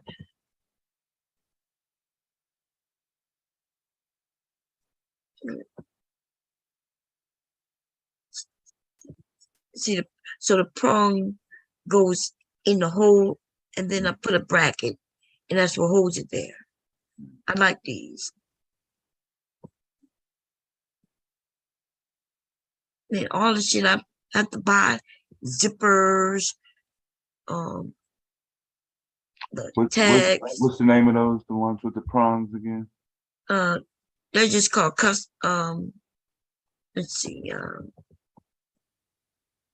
they just called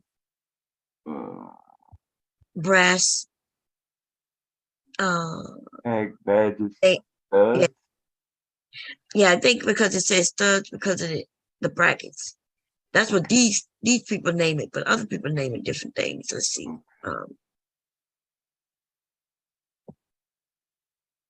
I just usually put in handbag metal tags.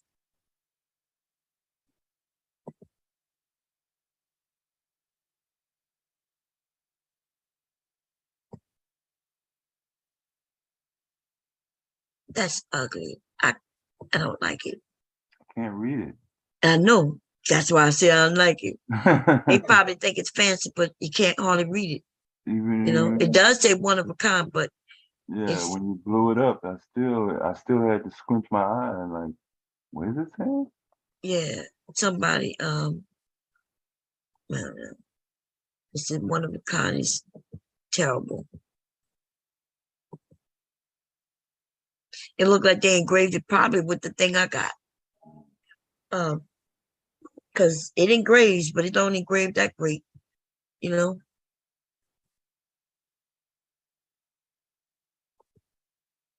I never used it to engrave, but I do know I need to get like a soft type of metal if I want to make it. And then I gotta also find these things. Yeah, I don't like those.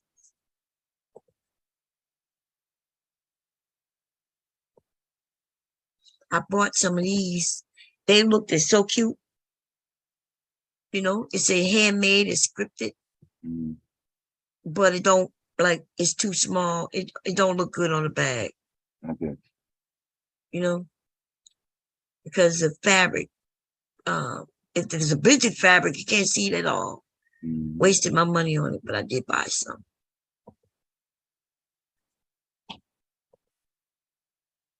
I guess it'd go good on like a solid bag, solid color, or something like that.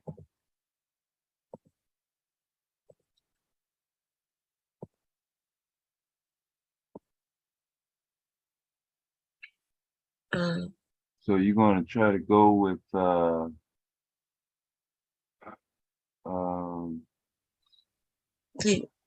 creating your own logo first, then tag, or just a generic tag first, then add. I've been using generic ones already. That's what I've been using. Like my purses now have generic. Says handmade with love. Handmade with love, yeah. Okay. But once I get up and running for real, I want it to have, I want it to be more, Okay. I'm in order now. I'm jumping ahead. Yeah, the ones I have now is not even metal. You see, they look more like leather. Let me see. I saw it. Yeah. And they're cute, I guess if I just, and I could stick with that, if I just stuck local selling bags and it just say handmade, people cool with that. Mm-hmm. If I want to go bigger though, thing for sale that I like.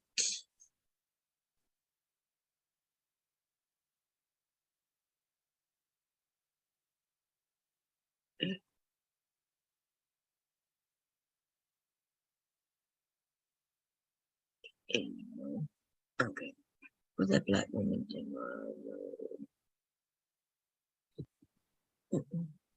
What's this?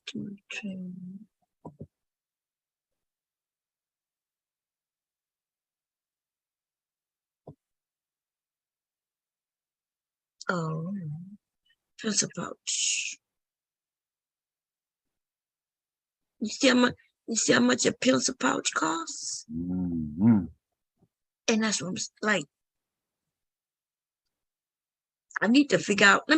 I make so that with that thing, that fanny pack, that's somebody, I bought that pattern. So I didn't create that pattern, right? It's called a let me see how much a fanny pack costs on Etsy. And see how much people selling them. So for me to compete,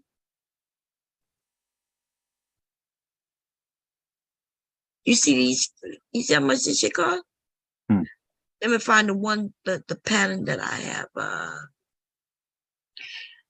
I went to Walmart to see how much it is, and I can't compete with Walmart.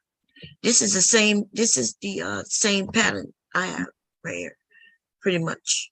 And it's $31. This is a kid's one too, I think. Wait, let me look. They only got one.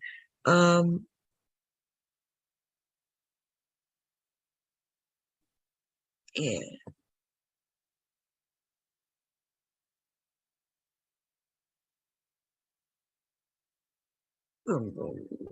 Wait, what's these people name? Things, okay.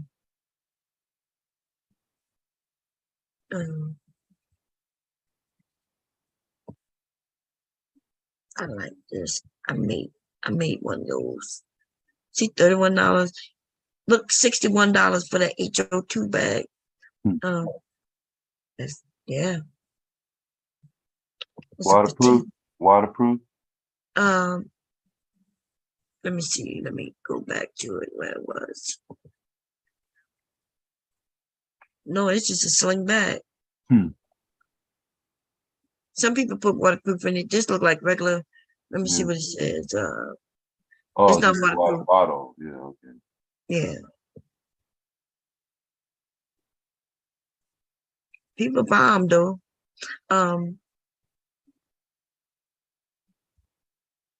They do buy them. They do sell.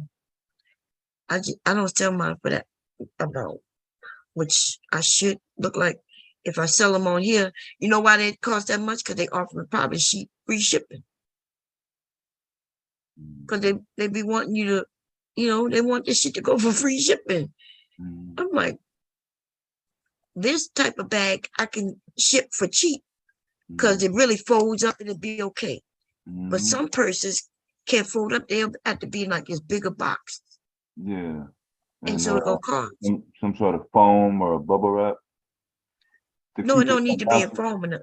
No, it just needs to be, to keep it from brushing up against the cardboard when it's thrown in the truck.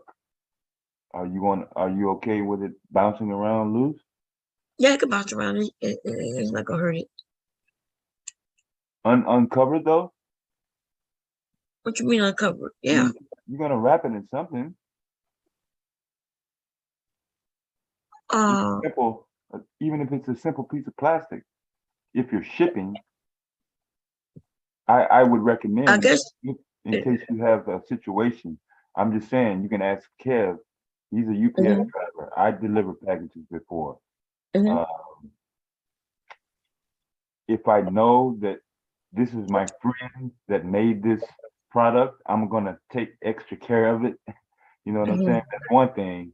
But when you got millions of packages and boxes and you're trying to get through your shift, I'm just telling you, those boxes are going through rigorous bouncing and dropping, and you know what I'm saying? It's not really the smoothest of rides from your machine to the customer. Yeah, no, but how would it hurt? It's almost like you're saying I need to put this leather wallet in some plastic to keep it from scuffing up. Why would it won't scuff up? Well, that's what I'm saying. I'm not feeling the material, so maybe you would be okay. I'm just knowing that if you put that purse unprotected in a cardboard box and then wrap it up, it's going to be scuffed no matter what by the time the customer gets it. I can pretty much guarantee it. I wasn't thinking about a box. I was thinking about that bubble wrap carry thing. What that thing is? Remember, like the Amazon package, that bubble wrap kind of thing. Oh yeah. Oh okay. So that's what in my mind. But yeah, if it's just a bigger one or a big envelope that has bubble wrap around it, depending on the size of the bag. Yeah, it's going to all depend on the size of the bag. Yeah. Yeah. Now the ones that you saw me make, that black one and pink one with the little kitty. Yeah. That Yeah, no, I don't. That will go in a box, but a small box where, like, I don't see. This is leather. How would the cardboard, what the box gonna do to harm it? Like, I guess since traveling, in boxes more than I do. Shipping, yeah. But I'm trying to see what kind of bag. I do have bags for my shirts and stuff like that. But I guess I gotta get some bags for the purses, like you say. Yeah. I never thought about it because I never, you got the leather, you got this either vinyl or leather fabric. Yeah. My material, should I say? And what I'm thinking, what would scuff it? What you mean scuff? Like it's gonna brush up against whatever you put it in. Like I don't know what you're putting it in. If you're neither me, I never. As a matter of fact, you're right. I never thought about it. Yeah. Like, because this purse, even if I smash this purse up, and put it in something, as soon as they get it, and it'll pop back into form the way it should go. Because that's the way I built it. Yeah. But no, I would want it to be. I don't know. I need to look to see how people package bags. Yeah. I never ship. I sell all these things locally. Right. I haven't sold any bags, except tote bags on the internet. Yeah. remember I just started making these bags, so Okay. I haven't even put them up for sale yet. So I didn't think about that. You're right. I'm with you. I you ordered stuff and we all ordered stuff. Yeah. And I never ordered a bag online. Oh, nowhere. Like if I ever bought a bag, yeah, it you was came always there. Yeah. Yeah. or But I'm somebody saying, gave it. anything that you get from Amazon or UPS, the package, the wrapping or whatever it is, that it's usually in the box, right? You never got anything and just reach right into the product without having to take it off something, right? Um, At least I've never have ordered I think anything. you're right. I just never paid attention. Thank you. Yeah, it was Yeah. so fast. Yeah, you're so glad you got it. Rip it right Yeah, off. just ripped it right off. I got some fabric, some pretty teal fabric. I want to make a bag. Yeah. I'm gonna go downstairs in a minute because I do need to start cutting, figuring out what I'm gonna make so I can get it. Since I'm probably up all night, but yeah, I never considered it. Like I have everything for the shirts, t-shirts, my earrings and stuff like that. I do have bags and baggies but I never even considered how would I ship a purse. Yeah. And this purse is too cute. I wouldn't want them to get it and it's all smushed up and all scuffed up. Yeah. I want them to get it and it be cute. They're gonna throw it where all the rest of their shit that's gotta go to Alabama, North Carolina, or whoever's ordering. It's not gonna sit nice and neat by itself until you know what I'm So it saying. might get smushed up too. I'm just telling you. Yeah. Oh no, to be honest. That's a good ass question. I'm gonna be honest, I never thought about it. You know me, I'm in and out of these warehouses and more specifically Amazon, they really do have their system down where I don't see a lot of boxes getting mishandled that much. I mean, sometimes they try to, pack a pallet in, they try to fit one more box to complete their order every now and then, but I haven't really seen a chronic problem at Amazon. Now, other shops, uh, it's a roll of the dice. Yeah. Yeah.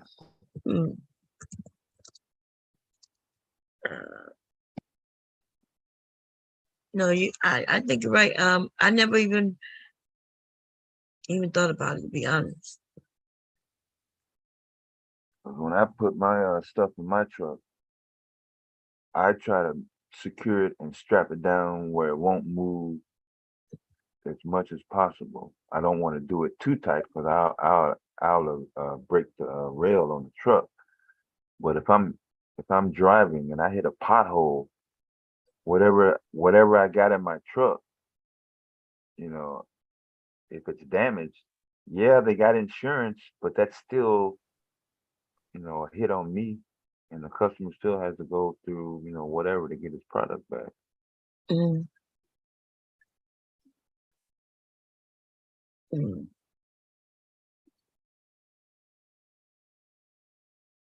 Let's see. Well, I understand what you're saying. Yeah. I never even thought about it. Yeah, that sometimes depending on what you got going out, that handling could could be in a place where it's not really heavily monitored. There may have some employee issues keeping employees working the night shift, and they may throw your shit in the corner or whatever. I don't know. Like it's really hard to tell how it would play out. But just know that whoever's handling your shipping, once it leaves your fingertips, uh, the care and the handling is going to be, well, they're gonna assume that you did what you need to do to keep it from,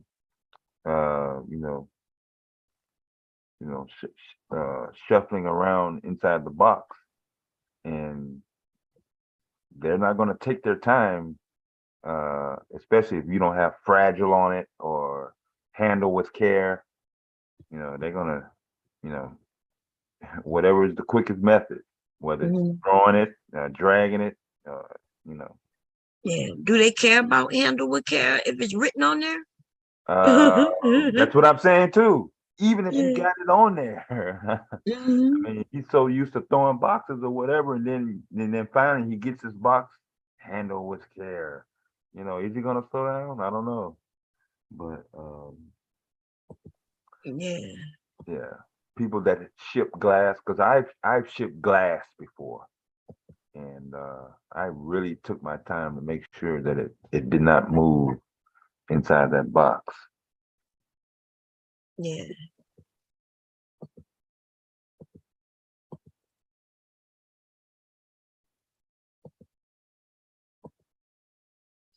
Yeah, I think I'm gonna make some pads in the next couple of days. I'm gonna go down and start cutting them, I think.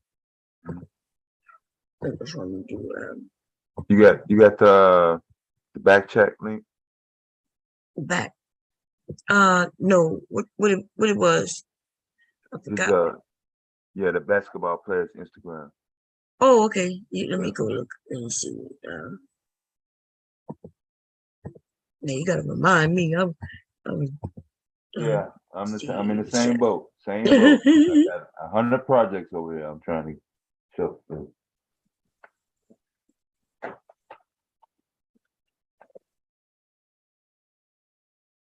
Oh yeah, no, I need a picture. You gotta. He's got photos on there. Yeah, but I need a. I'll go through it then. I'll go through it and try to find one. I think he has one on there that's a cartoon. It gotta be one, one that gotta be a good one of his face. These are all like bodies and everything. Like a portrait. Yeah, and then it's something that even when I do it, people gonna recognize that it's him. Right.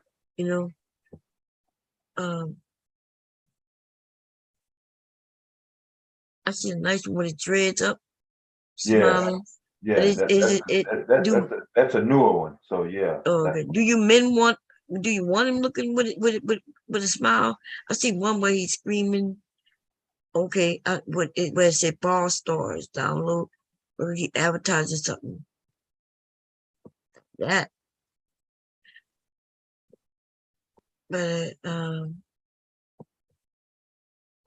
like I can do any picture, but then it'll cause though if if it's one that I know I could use and make for others, then it won't be charged on the digitizing, but if it's like if somebody send me they want their mama on a pillow.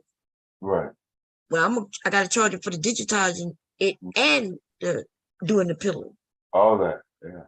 Yeah, but let's say like this guy, right? If it's a picture that I think, okay, once I digitize it, I'm also be able to, sell it the product to somebody else, then I won't charge on the digitizing.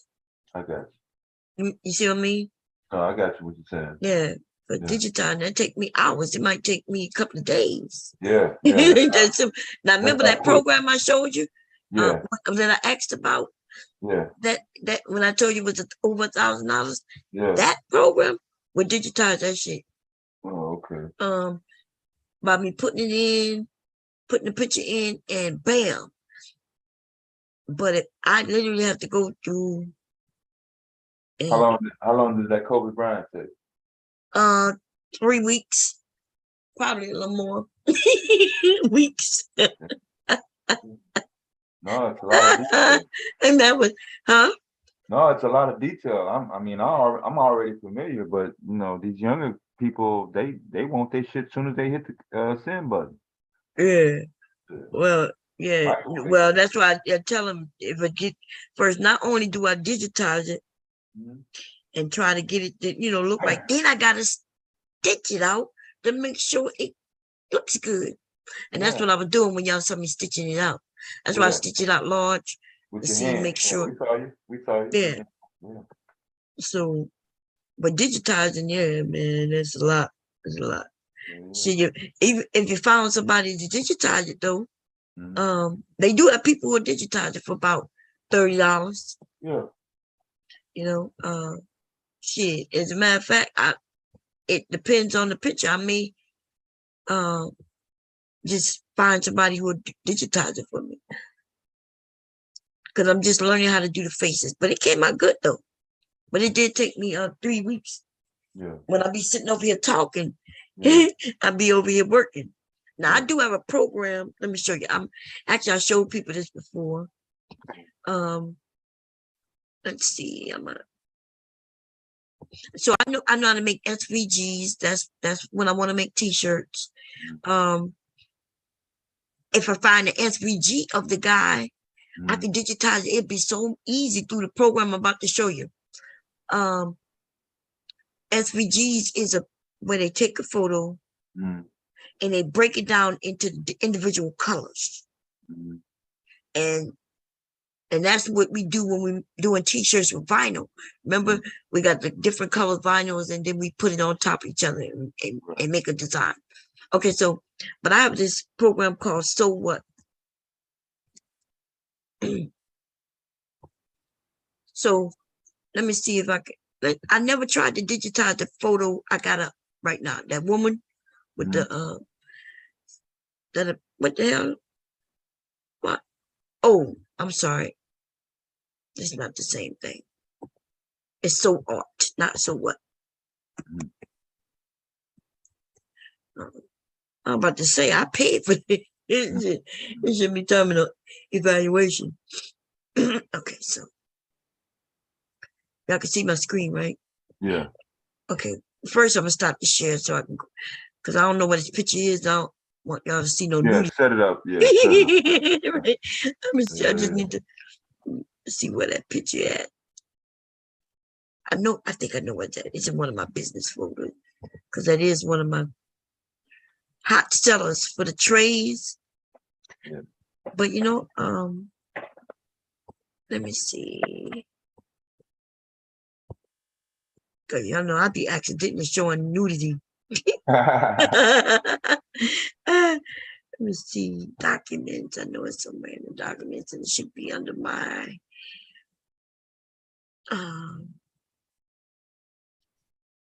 let's see. Business, no, business documents and probably should be in the black art, maybe.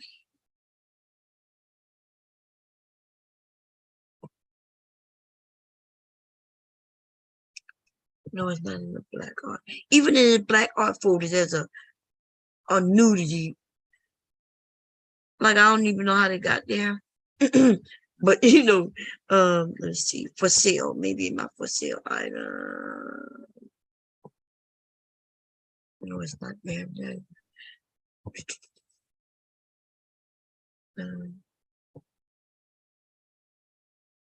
front of me, black art, jokes, recipes, items to convert. I don't think I put it there. I've already converted almost all these already. Yeah, I'm cheap. So, if I could do it myself, because you could buy some of these things, but most of the things that I be wanting, people, I be coming up with ideas. I'm the one to come up with all these, go on Pinterest and find a nice photo, which I think that's where I find this picture that I'm using. I think I found it on Pinterest. Yeah. And then I decided to use it. And people like it. I gotta find a picture. Silhouette, save files.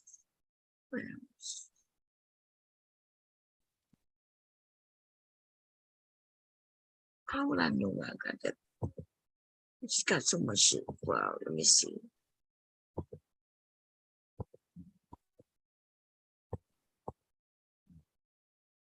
Image.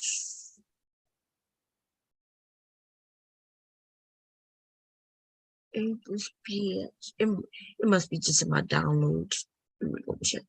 I do need to clean this computer. I saw that I got 4 gigs just in temporary files. I saw that today. I was like, damn, that's a lot. Need to clean the computer up.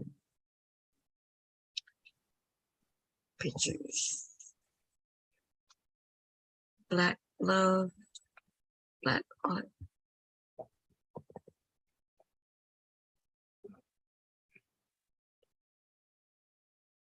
Black art. I got my black love folder. This Father Day folder. Products for sale folder.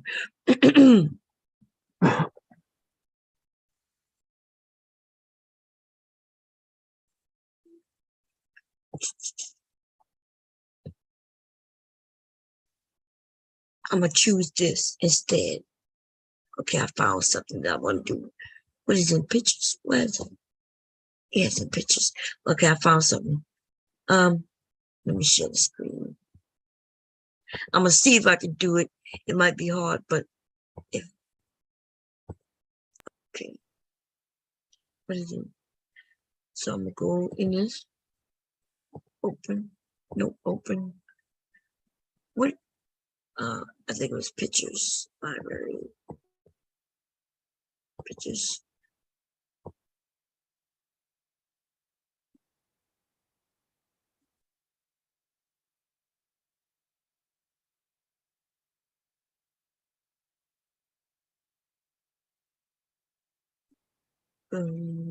It was an ice cube. Let me see if it's.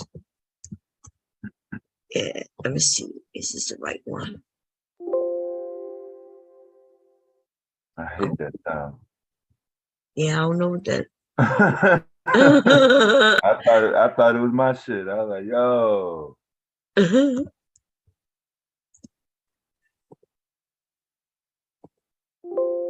What it says, verified is type. Verified is type. What is it? Format is off. It's different. It's a ping, so it's not letting me do it. Okay, let me just choose something. God damn. Yeah, I was gonna do this ice cube one right here.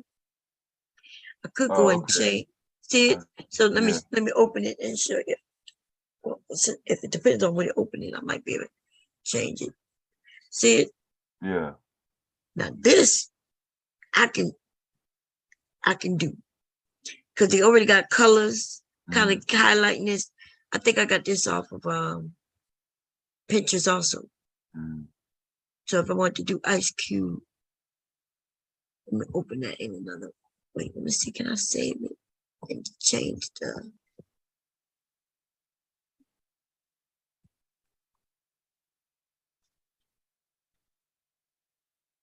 Image. I don't want to really edit it, but I just change it a tad bit. Let's see if they'll let me save it.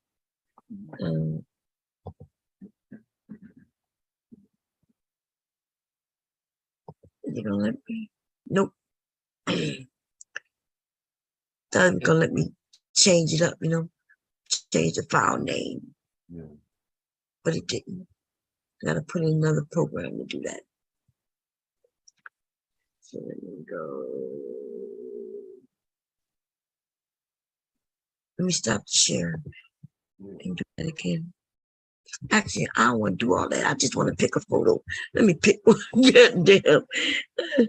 Apparently, it don't let me do pings. So in that program. Saying, what you picking now? You gonna print out tonight? You gonna go downstairs and do that now? No, I'm just gonna show you how to digitize. Oh, okay, I got it. I want to see where this photo I have. Oh, is that? I think I know where it's at. Documents. It's in my downloads. I bet you that's where it's at. But let me choose something.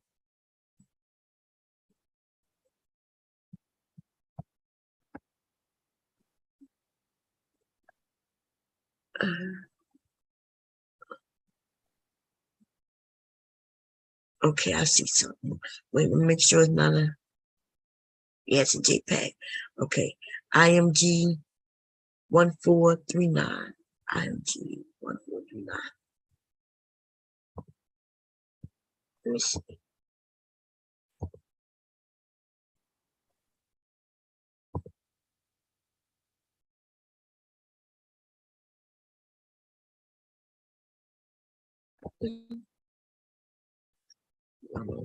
Okay, I'm not sharing it, ma. No. I'm not share.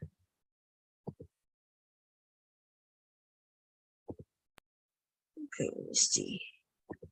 IMG dash 1439. That's what it was called.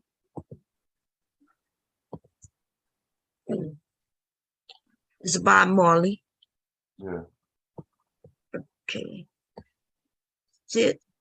Let's Yeah. see if I can. So what I'm gonna do, first thing I'm gonna do is change the size of it. Right now it's 7 by 10, or I should say 8 by 10, 8 by 11, which I could do because I think the one that I did of Kobe, was that Kobe I did? LeBron. I have a couple of, I don't be knowing the people. I got 3 that I digitized. The one you had yesterday was Kobe. Kobe, okay. Yeah. It's around this size, but I'm gonna change this a little bit to let's do we'll make it 5 by 7. Okay, and then I'm gonna take some of this by cropping it out, some of the black. Yeah, it's a lot of empty space in that.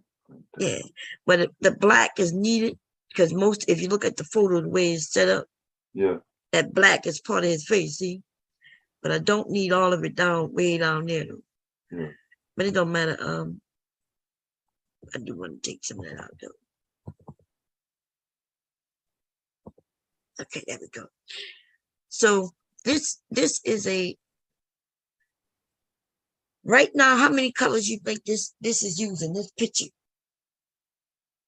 Yeah. If I want just I see 5 or 6 colors in there. Yeah, so, 5 or 6. But if I hit this, look all these colors this thing is using. Oh. You see it over there? Look, Yeah. I'm going down. Different shades of green. The good thing is though, there are variations of the. So what I'm gonna do, if I can stitch this right now. Right now I can stitch this and they'll ask me for all these colors. And by the way, I have all these colors downstairs. Okay, when you have embroidery, yeah, they give you the various shades of greens and pinks and reds and yellows and all that shit. Believe it or not. So but that's too much. I don't want to do that, right? So I'm gonna use this. I could, by looking at it, I see I'm gonna say 1, 2, 3, 4, 5, 6, 7. Let's try 10 colors. And I could go in and reduce the colors to 10 colors. Right now it's showing that it's 256 colors. Let me reduce it to 10 colors and see what it looked like. See, it changed it a little bit. Ooh. And I don't like it, right? So we're gonna bring it back. I'm gonna use the wizard. They got a wizard. And I hit next. First thing is the color reduction.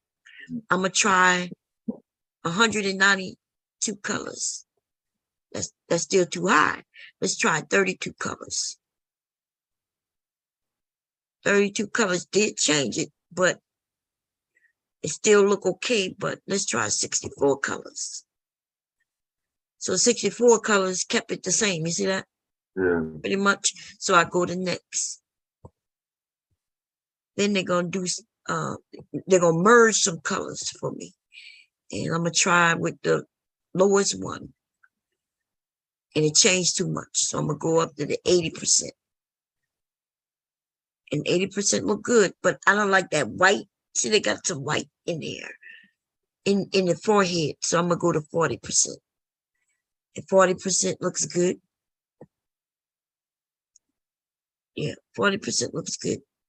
It's still a little murky, different, but a little bit I could deal with the 40%. So I'm hit next. And then we're gonna move some speckles. I'm gonna do 100%. And 100% look good. Damn, I was able to do 100%. I mean, they ain't got two. So next and final cleanup. Let's see. Let's go to 12. No, that's too much. It took out all them colors. Too much. And no, the greens, I don't like it. And that looks good. What you think? The two sides. They look pretty good. Yeah. Yeah. So I was able to do it at 70. And then I'm finished. Now let's see how many colors they got me at. Now it's just these colors, see? Yeah. And I'm gonna even add, since it's two yellows, I'm gonna put those two yellows together. Look like it's two blacks too. I'm gonna take away this. So this is the black. This is some of the black. And this is some black. And this is, I'm gonna add all those together. So I'm gonna merge that. I'm gonna merge this with that.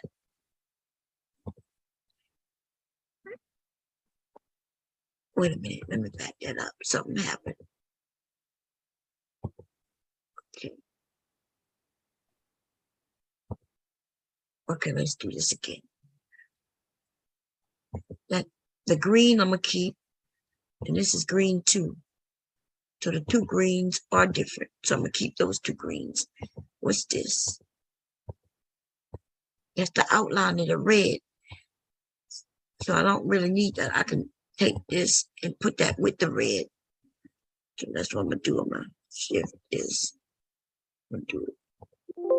I'm gonna merge it with the red.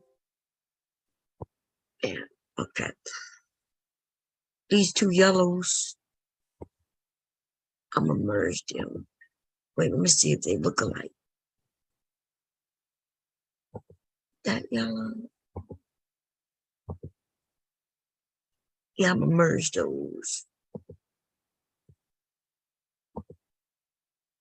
So the yellow still look good. Pink. Yeah, they got a little pink in here. I didn't even notice. Okay. The black is what I want to kind of merge. I want to get this out. Let's just back with that. And I want this back. What's this? What's this? Let's see what this is. That's just the black. I'm gonna merge that with black.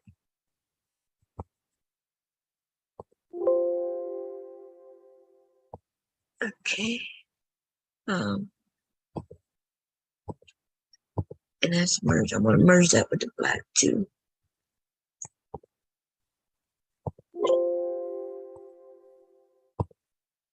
And then what's this? See that? I think that's a green. You see it? That's more of a dark green than black. So I'm gonna leave that. And then this is another part of the green. Okay. And this is around the black. I don't really need that neither. I'm gonna make that black. So I'm gonna merge that.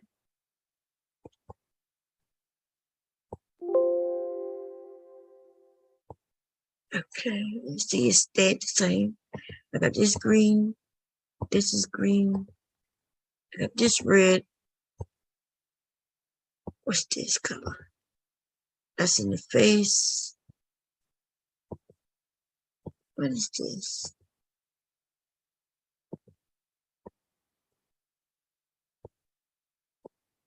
That's around that yellow. That's no, but not all of it is around yellow. See, it's the yellow, pink, and white. Okay, so that's a see. So right now, I just need to change it 1, 2, 3, 4, 5, 6, 7, 8, 9, 10, 10 colors to make this.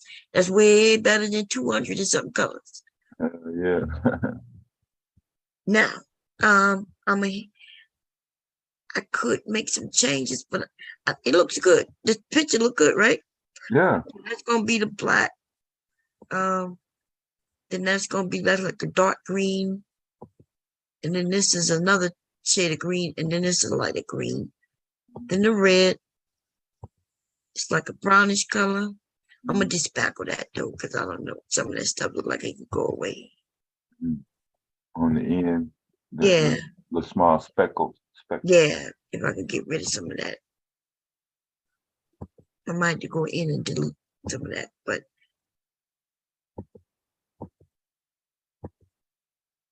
that's good. That's the yellow. A little pink. I'm gonna get rid of some, just spackle some of that pink. Some little dots. If I can get rid of that.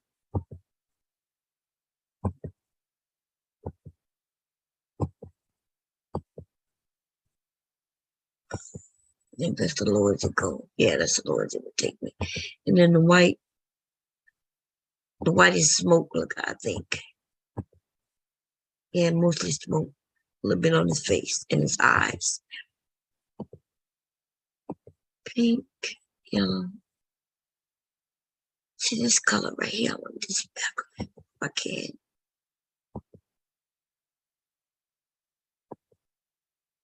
$60, $159.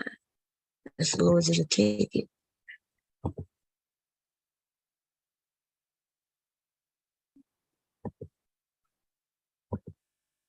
Okay. I'm good with that. Okay, so now I have two choices here. I can let the computer automatically generate it. Boom. Or I can go in and set it up the way I want to. So first, I'm gonna show you what it looked like what I had to do if I generated. Okay. I'll hit the sewing machine here. Yeah. And then I would then hit on. So the first thing I would do is probably, let me see, the black, the outside black. So I would click on that. And I'm not sure if you see where the black was done. Do you see? Yeah, I see. Okay. Normally, sometimes you do all the same color, but because the eyes is going to sit on top of the white and stuff like that. Yeah. You wouldn't do the eyes first, but I could do the eyebrows because see, this eyebrow was done. So I could do this eyebrow. But I'm gonna leave that eyebrow alone right now. So then I decide what I'm gonna do next. So let's do the red. And since it's individual, I'll do this red. Then I'm gonna do this red. Then I decide to do this red. This red right here. And see how I have to do, I hit each one. Yeah. And you see over here watch when I hit this color right here. You see how I stitch out over there? What it look like? Yeah. And if I click this one, it go to that little dot, a red, that one. If I hit the black, it'll show you, see, that's all the black that's gonna stitch out. That's gonna be the first thing that stitches out. All of that. And then I start doing the red. So it's gonna go in order from the top down on the No, from the way I do it. So I did the black. Yeah. No, it's not gonna do it like that. The machine itself will decide the best way on how to put the stitches together. Okay, so it will calculate. Yeah. Okay, I got you. It'll calculate. Yeah. So this is how I would do it if I wanted to go in and start, doing it this way. Yeah. But Let's clear that. The auto sew. And then I'll say sew all colors. And then it'll do it for me. See, it's doing the black. I don't like the way it's setting it up because it did the eyeballs first, but I'll be able to go in and change that later.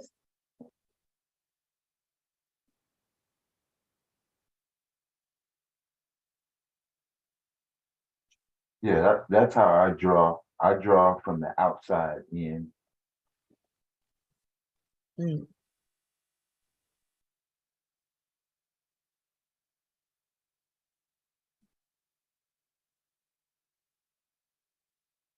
So let's see. It'll let me know when it's done. It's doing pink now. Yeah.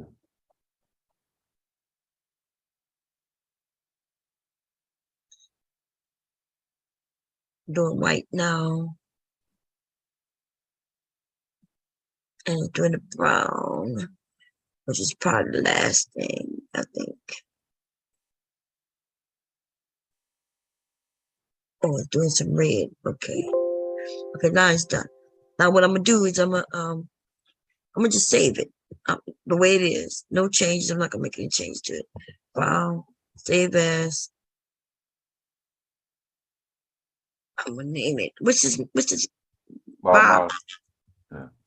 Marley, M-A-R-L-E-Y. 1. I'm gonna put it in my downloads. Yeah. I'm also making a PDS, which is for my machine. I'm gonna save it.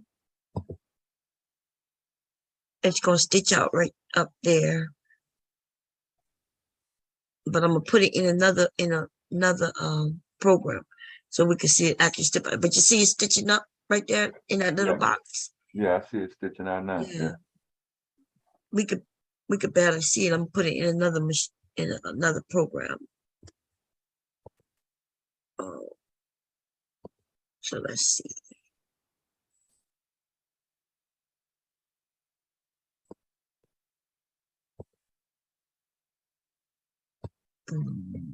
Right up there. What you see? I guess it's waiting.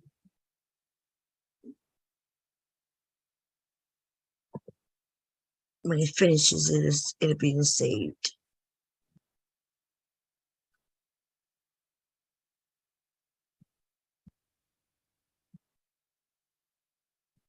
Come on, thing.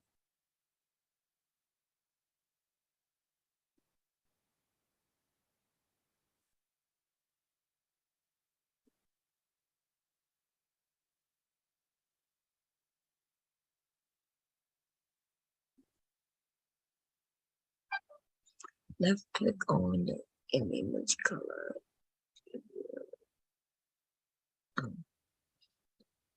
It's still stitching.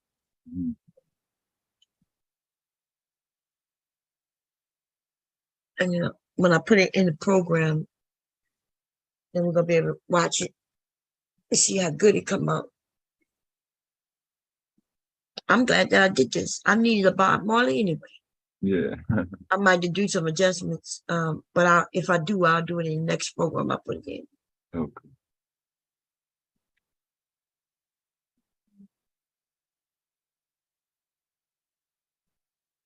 It's telling me right now we have 56,000 stitches, and it's not even done.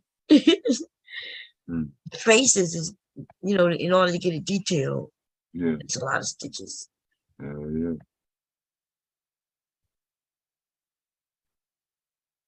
I don't know why I can't just save. God damn, can I just hit okay? There you go. Yeah, there we go. Let's see if it did it. I hope it did.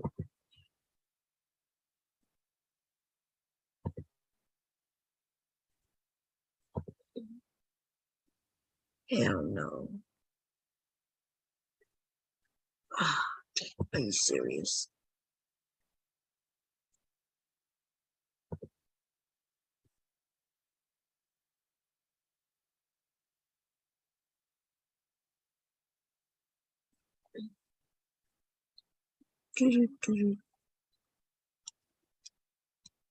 This is still processing it.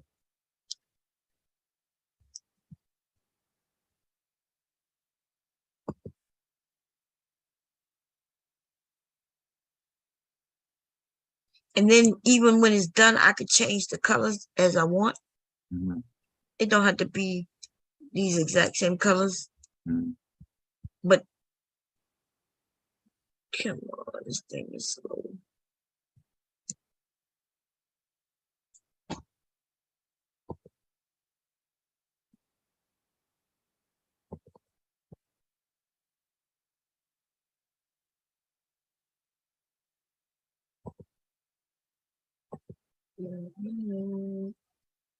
Come on, slow.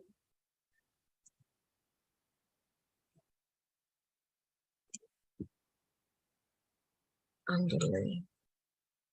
I should undo. I should take that off. Let's see what else.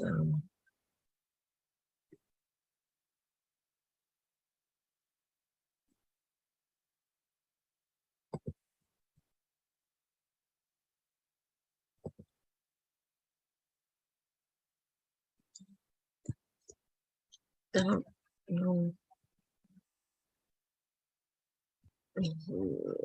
You still there? Yeah. Oh, okay.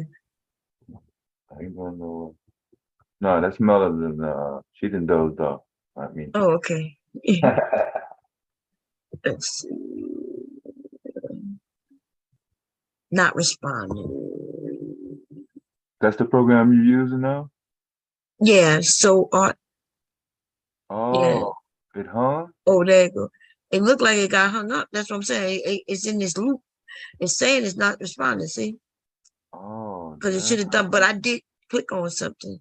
I don't know if I want to end the task. I don't see it doing anything over here anymore. And it's thinking. So I'm going to hit end task on it.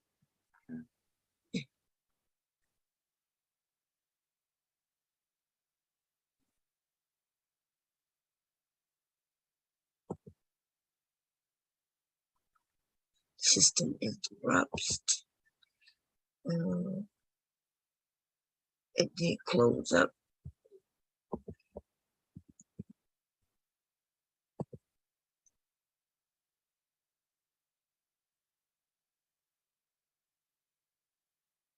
I'm going to see if it saved it or not.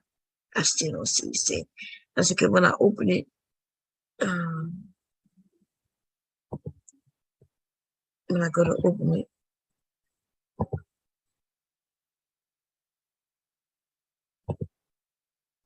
it's going to tell me it was already done. Don't die, don't. That's okay. Yeah, she got caught by a battery. We still here? Yeah, you caught it. Okay. Yeah. The screen still sharing? Yep.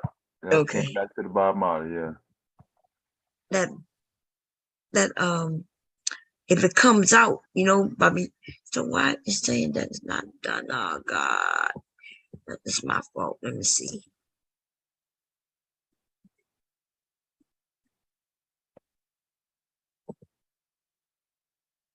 Oh damn. It should have said it was done. I still do. I don't understand why it's saying.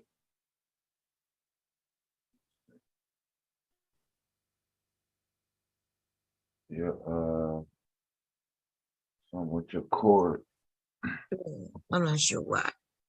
It's Your cord is not frayed yeah, on. it's plugged in, everything plugged in. It's just that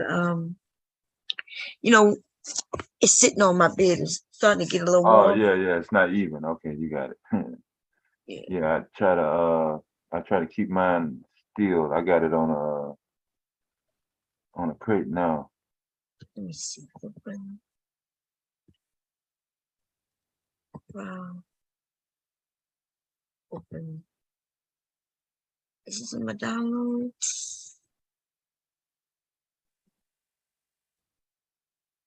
This should have been already ready.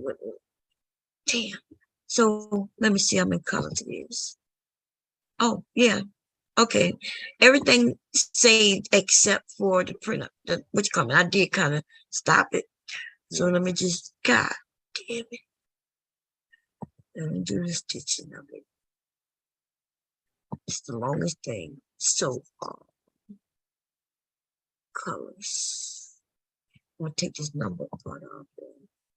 I'm gonna take the underlay off, and I'm gonna try. See if it.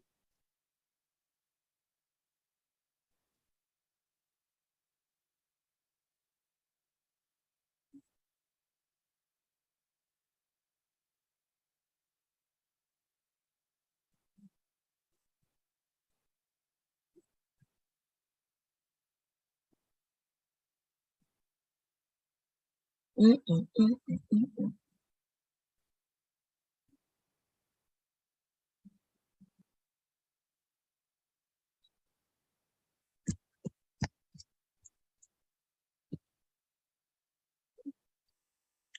a lot of stitches, especially the background. That's where the most stitches are. Yeah. That black. So what I will end up doing with him is probably putting a black down and then eliminating a lot of the black and just stitch on top of black, which will save me a lot of time because I won't have to do the black. Okay, so it's ready.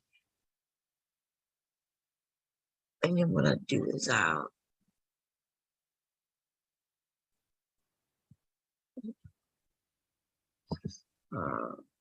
save as about one and save it.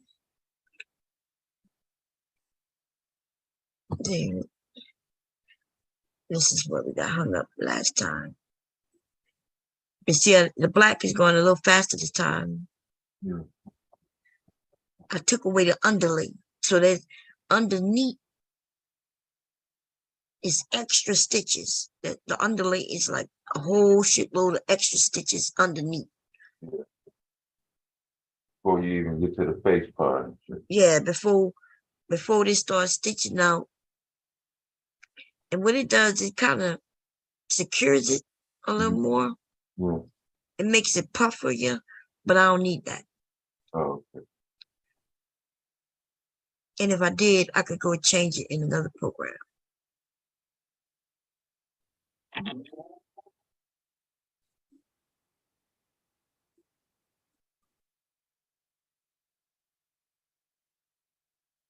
What are these? Are his colors, right? The yellow, green, and red. Yeah, the red, black, and green. Yeah. Black and green. Yeah. Okay. And the yellow. Yeah.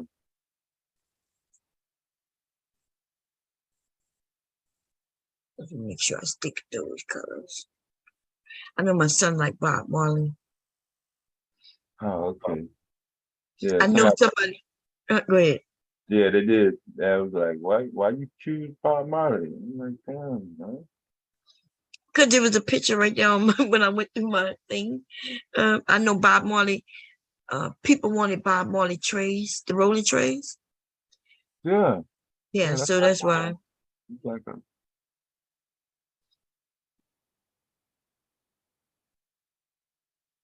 So of course I'm gonna grab shit that I know people gonna like, for me to sell.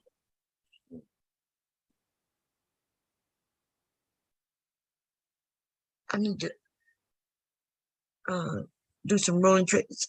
With that picture, I had a couple of things. I'll show y'all what the options were. I had some with cartoon characters getting high as hell. Yeah. I also, the rolling trays also is a beauty tray for women. Yeah. Where I put a pretty black woman on. That was a seller too of mine. But I stopped messing with that what is it called? I bought a lot of that shit.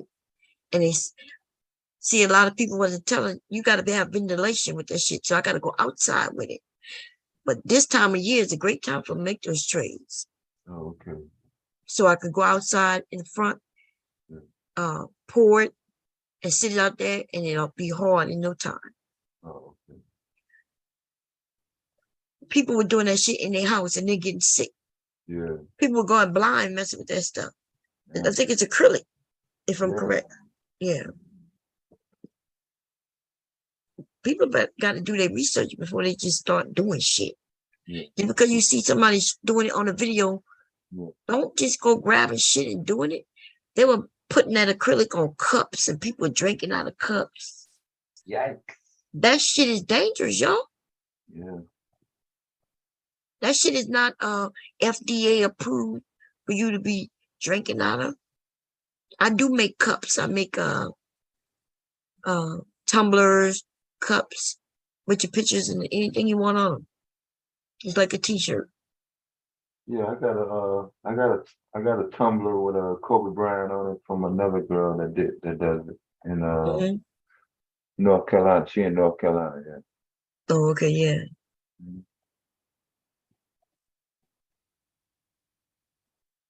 So yeah, I do all of that stuff.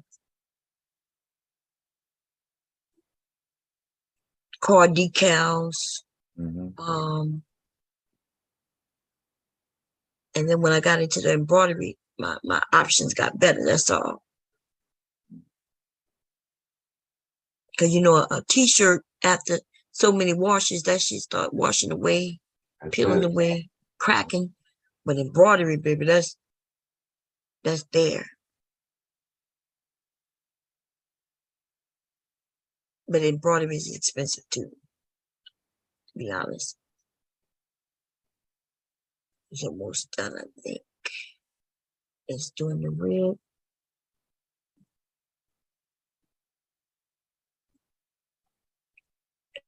It look like the only thing left to do. Yep, there you go. It was saved. Okay, let's go. Grab it. Here it goes right here by Marley. And they're gonna open the program that I need to open it. So that's a simple program that helps, right? Here you go, right here. You see it? Yeah. Now watch you stitch out. Let me get it to stitch out.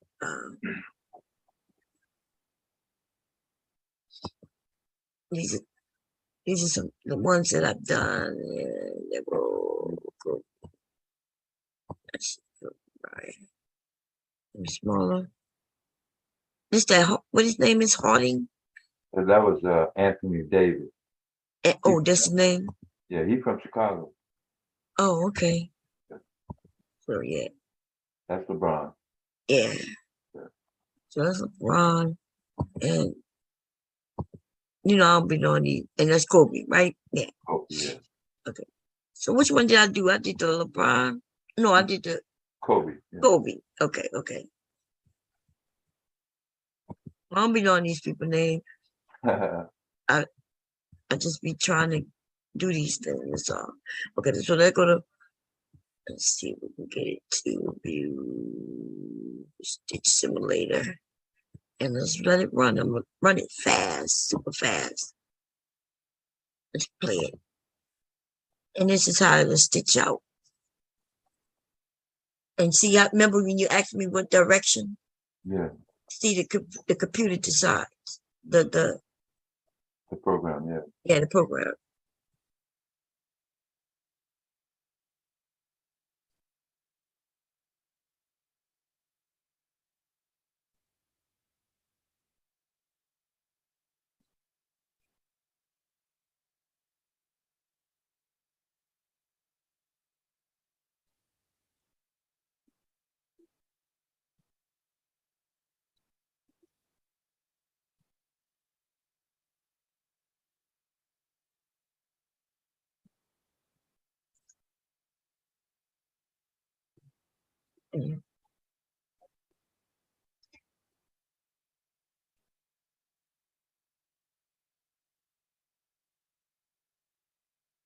Starting to come together. Mm-hmm.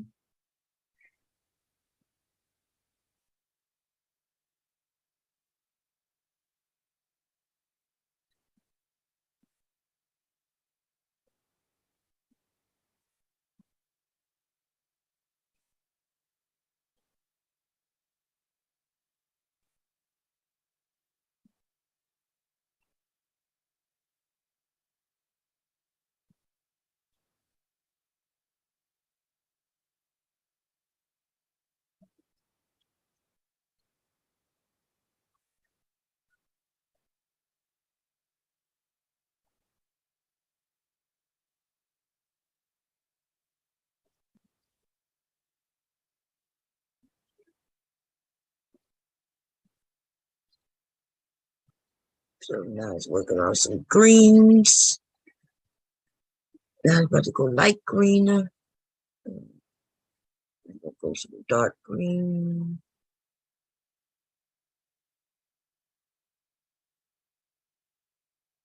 Then we'll do this yellow.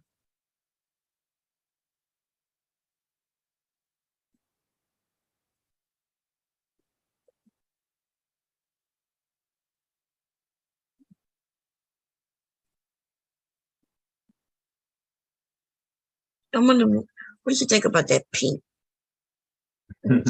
Change that color a little bit. I think I'm gonna change it. It's the white, right? Yeah. Because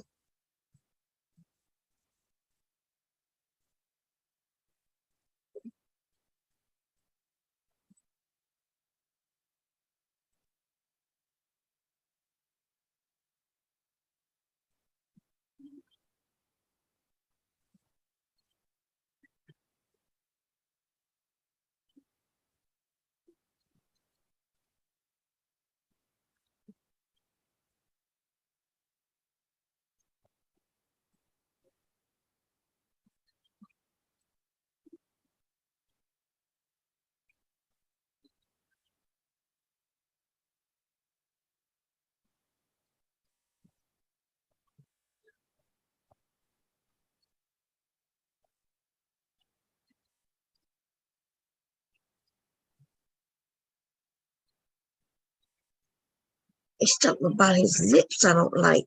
Oh, he got. Is that the way the picture was? This is my first time. This is my first time ever seeing his dreads.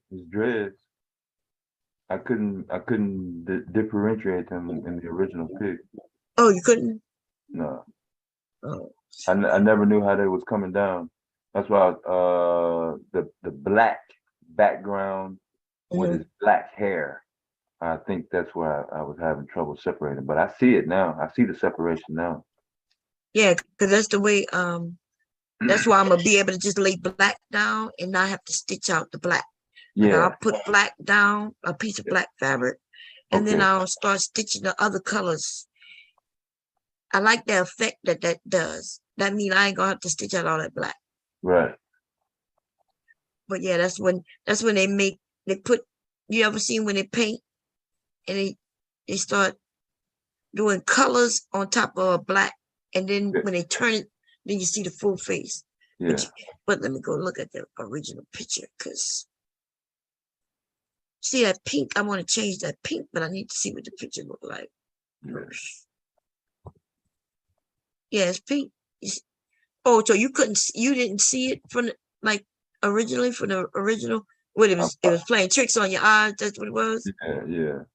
Oh yeah, that's how I made. Yeah, so this is what it looked like. Yeah. That's exactly how it stitch out, looking just like this. Yeah.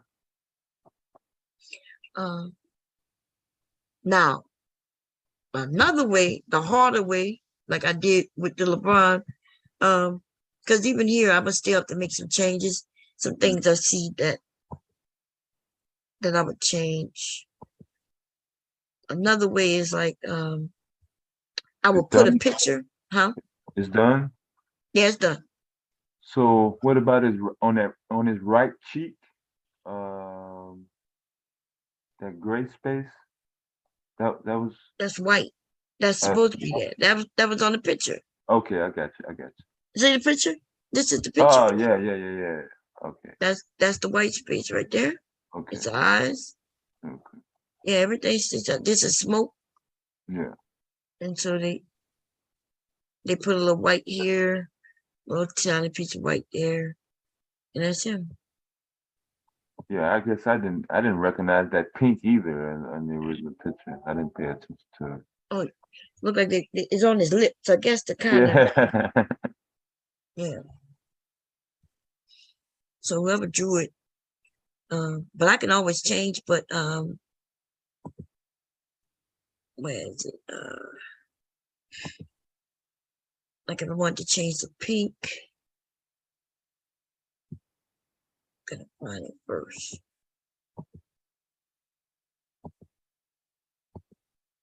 Yellow. red. Yeah. It's the black. It's darker green, a green, and a green. I go to pink right here. So if I take the pink and change it more to I don't know.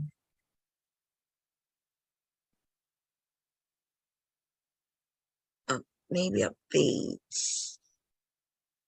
Like what color lips? Let's try like a, but that might, let's see. Let's try. Not gray, not yellow.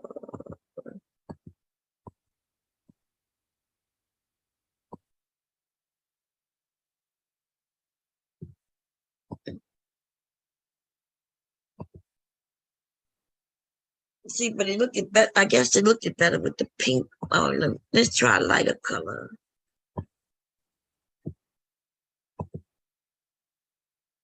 Yeah, it's surrounded by light colors. So See, so I changed the pink to more like this, beige. like an orangey color. What else? What's this green? I could go in and take different stitches out, or I could change the colors of stitches. What's this? This is green.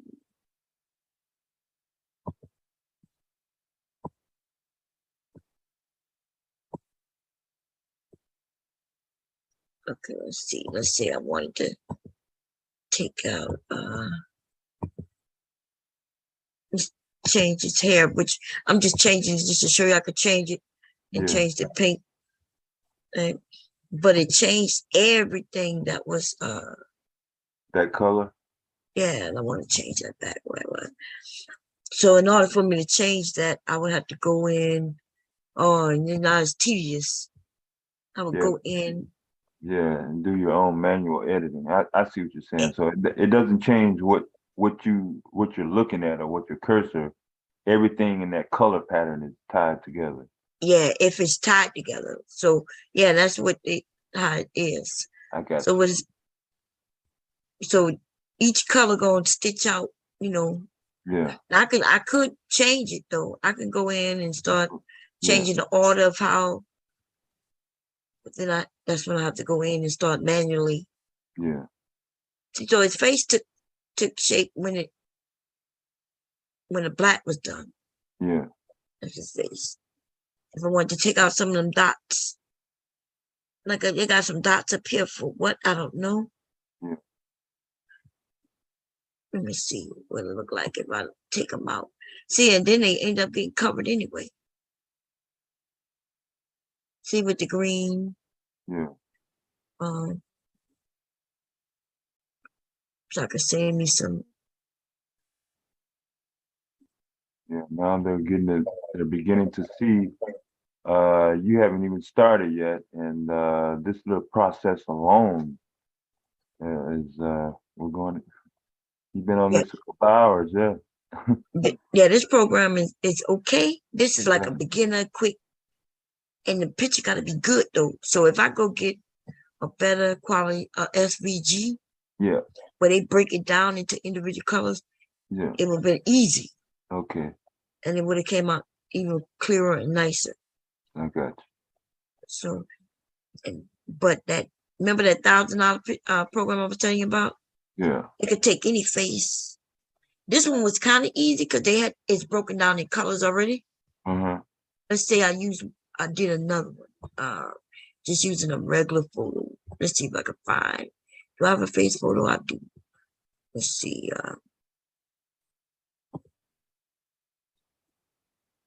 Look at pictures. Let's go to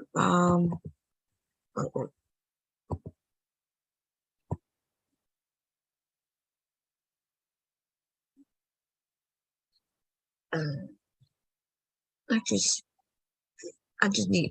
Let's go to downloads. Yeah, and fine. somebody's picture. I've been, I've been downloading pictures and cracking jokes on people. Let's see. Oh, I'm sorry, I can't do it that way. Wait a minute. Let me delete this. Y'all, let me back. Okay, I did change. So this program also costs about $3,000. This program. That's why I don't want to pay $1,000 for another one. Okay, so I got to get into this mode, and then I got to get an image. Download.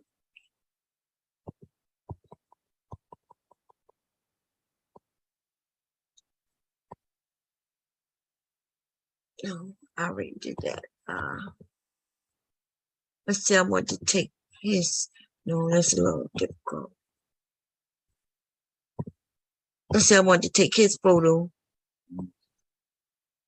And I want to digitize it. But individual, see, that'd be hard here. But in that program that I showed, let's see if we could do it. Let's go. It's harder. Yeah, his background got all them comic books in the back. Yeah, let's see.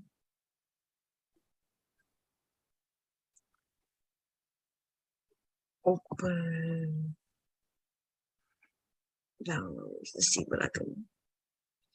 Let's try him. No, that's too dark. I just need somebody's face. Mm-hmm.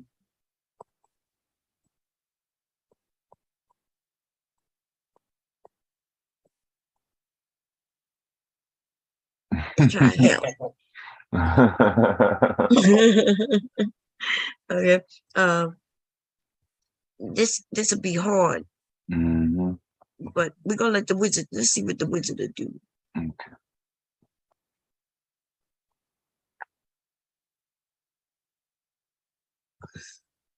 Wizard, let's try 7 colors.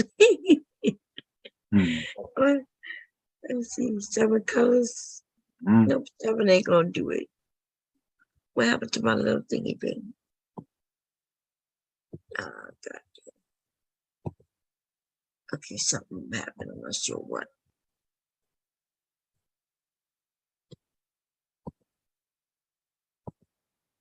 I'm not sure what's going on right now. Control Alt Delete. He in a trailer. That was like a trailer. It's not responding. Uh-oh. I hate that sound. The sound we don't want to hear, right? Yeah, that shit wake me up out my sleep, boy. Oh, this shit I got running. I need to check. Yeah, my shit get look just as long, boy. I got Zoom. One more time, yeah. I had too many things running at the time. Yeah, 77% memory, yeah. Oh man. People mind that. This shit I got running. Let me close this out. I say no. Usually, so with this app though, once I get into digitizing mode, I put a picture here and then I start actually like directing things like this. Like, so let's say I want, oh god damn it. Let me close that for now. I have too many things open, y'all. Way too many things. What's this? Way too many. Anyway, you lay a picture down, then I start using the different modes, and then I start laying stitches in areas. That's why it took me 3 weeks. It took me 3 weeks on one, which one was it? The one I stitched out. Kobe, was that Kobe? Okay. 3 weeks to do that one. And then one I've been working on for a while. That was the one, the guy I like. Kobe is the one who died, right? Yeah. What's the other one? LeBron? LeBron, yes. Somebody asked me to do LeBron, one of my sons. Mm-hmm. And I was going to see if I could buy him. but I couldn't find the picture that my son wanted. Mm. And I was just testing it. But the Kobe came out good. Mm-hmm. I got to test the LeBron and that other guy. I don't even know who that is. Anthony Davis. No. Yeah. It's let me see what his name is. Ja. I want to see if somebody got it already. Ja. Let's see. Ja, G-A-N-I-M. Oh, I got it right there. Let me see if I can find an embroidery file for him.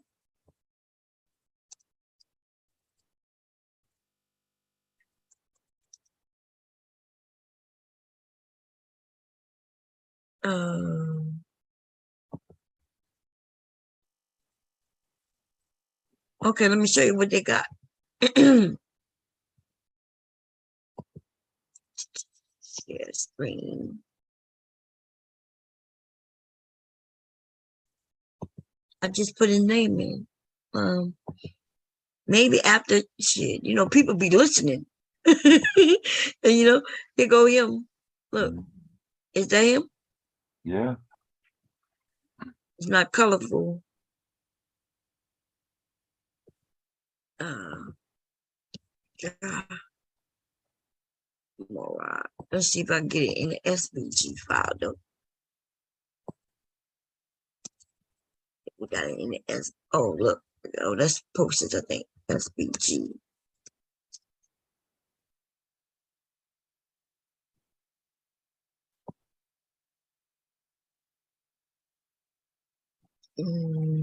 No, they just have pings. That's the embroidery one.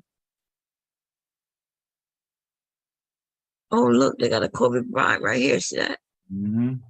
That's nice. Is that? Oh, that's the SVG. So so that's how I ended up making the ones I did. If I get it in the SVG where the colors broken up like this, yeah, like the ones I did, then it's easy for me to make it into an embroidery file. Mm-hmm. And this is just really 3 colors. Wait, no, 1, 2, 3, 4 colors. I don't even have to buy it, to be honest, if I take it right now. If I go and grab it as a picture and put it in that program, then I can make it an embroidery file. Which I ain't gonna lie, I do that a lot. Okay.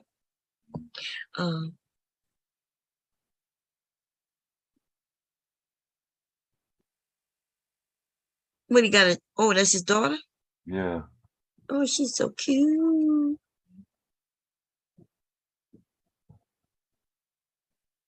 She gonna have a good life. Her daddy is a millionaire already, huh? Yeah.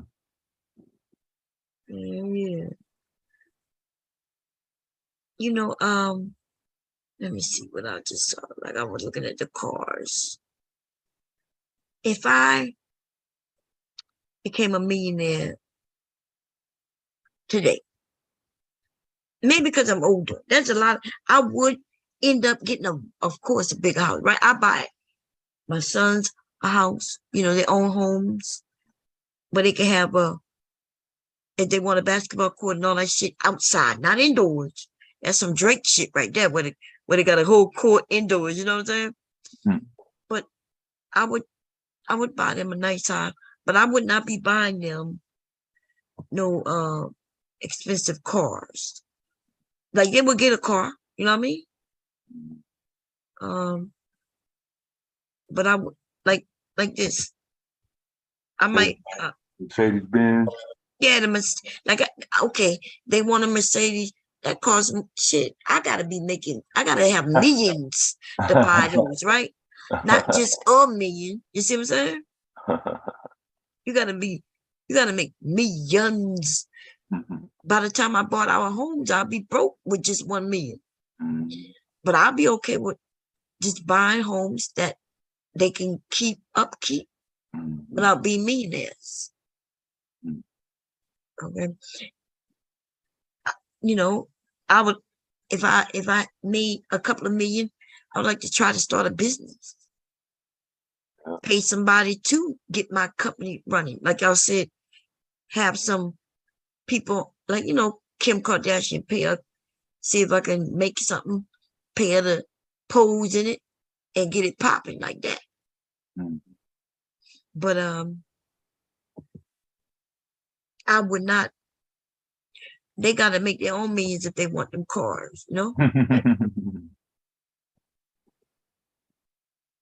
They got to make their own millions. She is so cute. Look how cute. If he's smart, he'd start his own little clothing line early. I think he's working on something. That's good. That's what you should be doing.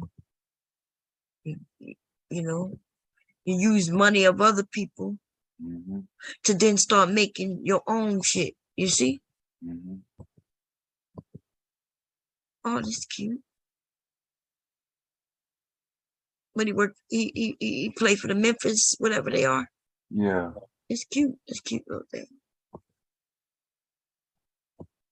I don't know much about sports. No, it's fine. And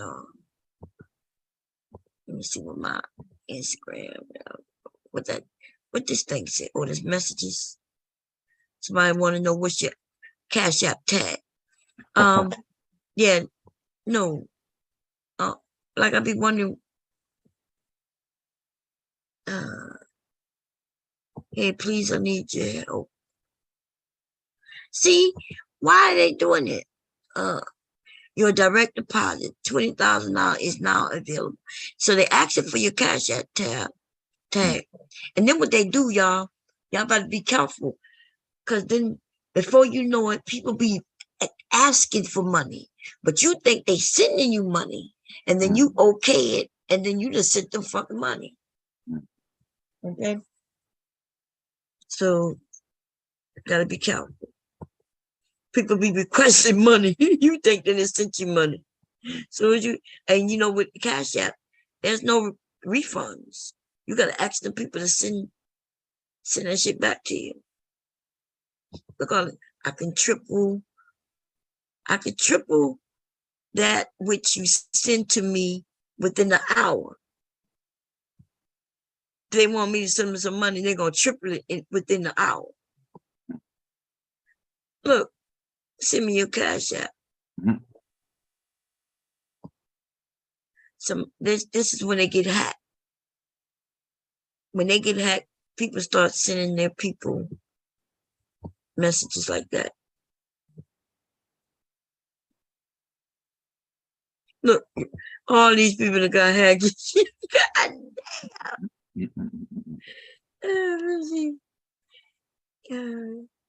don't want y'all to see who all subscribe to me, okay? So I'm gonna get off the Instagram. I wanted to find. See, Joanne's investing in Go Foods, but I need to know which Joanne's have one near me.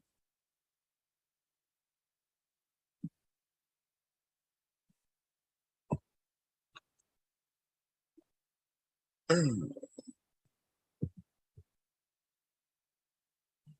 know what that is.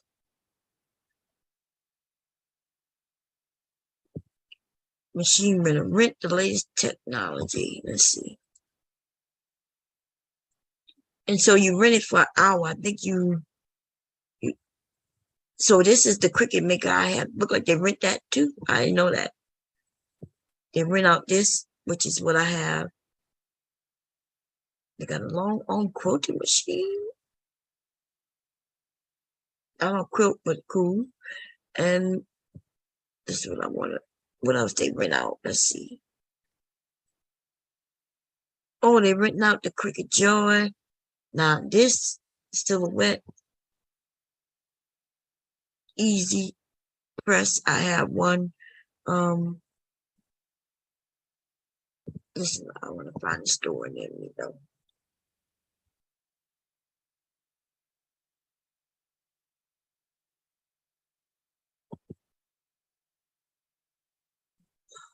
Why a minute.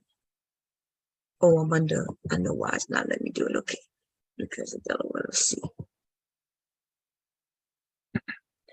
Maryland and Bel Air. I knew they were Maryland. Bel Air, Maryland. How far is that from me? That could be long far. It don't look like it's that far. It's right here. It's a state road. I live here in this area. Oh, this might be the area. Is this marking me? I think this marking me. No. Yeah. Zoom in on the map. Yeah. Yeah, it's marking me. That's my house. You know, I'm about to say it's not far from me. It is me, God damn it. Okay. Yeah, that's me. This is my house. Okay, so what they said. Oh, I went way too. Where Find it. Then you had a store location though? Yeah, here you go. Okay, yeah. Wait, okay, let's see. I'm not sure what this thing doing, to be honest. I think it's my computer. It's slow. I have too many things running at the same time. What's going on? You got it sitting on the bed. Is it getting hot? It's a little warm. Okay. In Castle, Delaware, maybe.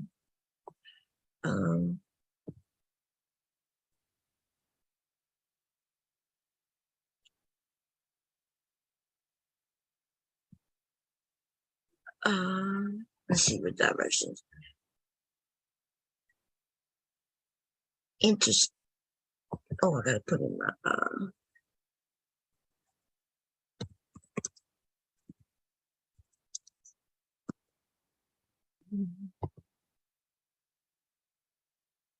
Okay, cool. Let's see what it says. Ooh, that shit looks far. Oh, a minute. What they talking about? Shit, I gotta go. Yeah, motherfucking no. 1 hour, 1 minute. Okay, 1 hour, 1 minute. Not that bad. 1 hour, 1 minute. 95 to what? 95. So they want me. Wait. Oh, they got me far away. So I'm not that far in. But anyway, I'm right here. 24. 141. They tell me. Oh, they want me to take 141 to I-95. I go to the toll, which I'm close to the toll. Oh, it's not far at all. It looked like they want me to go exit 77 to let me put in my goddamn address. Let me see how far this is. Because that's not far. I'll put in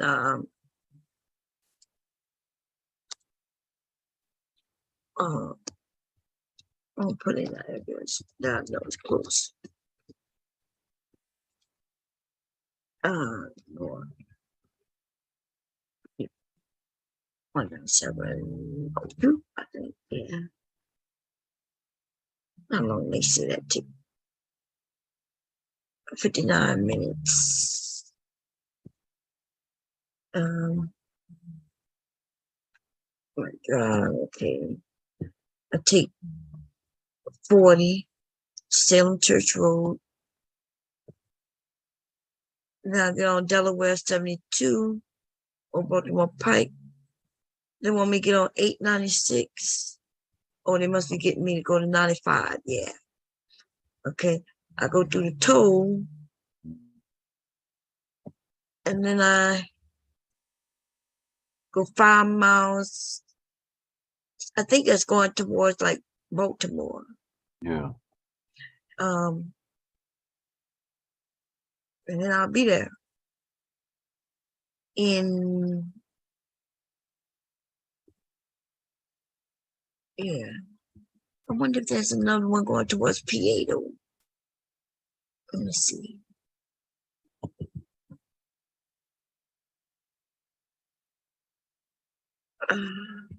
See.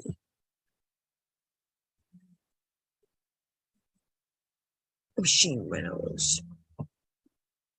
Rent the latest tech to bring the project to life.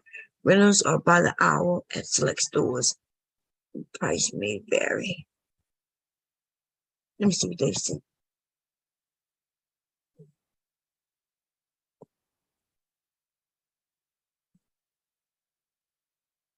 I wonder what they mean by you can rent it before you buy it. Do that mean I gotta buy this shit? I want to just be able to, like, when I want to go and make something, I just rent it for a couple of hours at the store. I think that's where because I'm quite sure they're not letting that shit out of their store. You know what I'm saying? I wonder is that.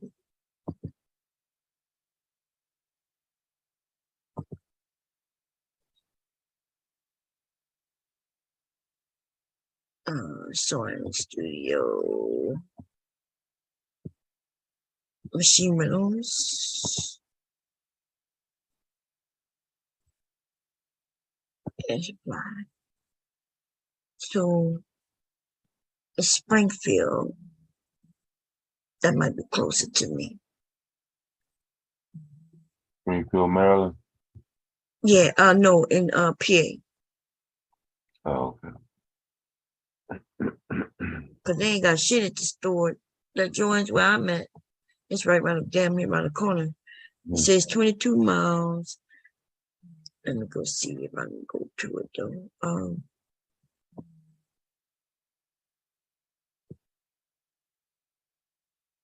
Then the one down in PA, which is 25 miles.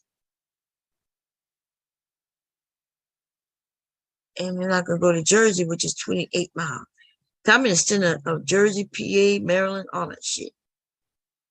It just depends on what direction I'm going. Store details. Let's see what they got. They got a sewing machine gallery. I wonder what that means.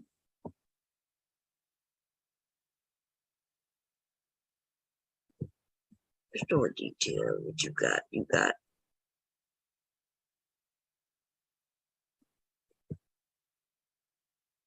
store details. What you got? Damn, this store must be closed. See, that store must be closed. But these stores got hours. Yeah, it must be.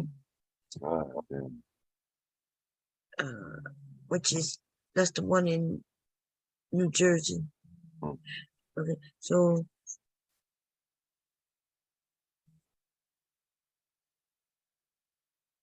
let me see what this one got. I don't know what this.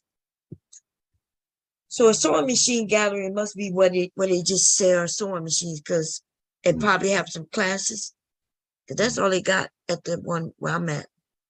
And them people can't teach me to sew down the goddamn thing. And then, okay. I go in there, ask them questions. They don't even be knowing the answers. Hell, motherfucking no. It's like we might go in the Jiffy Lube for oil change and ask them something about the any goddamn thing. They don't be knowing it. No, maybe one of them have some knowledge. Yeah. When I go in Joanne's, I'm in there for hours. I could be in there for answering people questions. You know, I'm listening. Somebody come and they asking the workers, and the workers don't. Why you work in the store in the fabric area and you can't answer no questions? You know what I mean? You can't answer no question.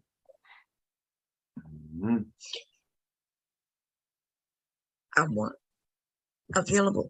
Oh, they saying it's available in store. Okay. Oh no, I don't want to buy it. I just want to rent it.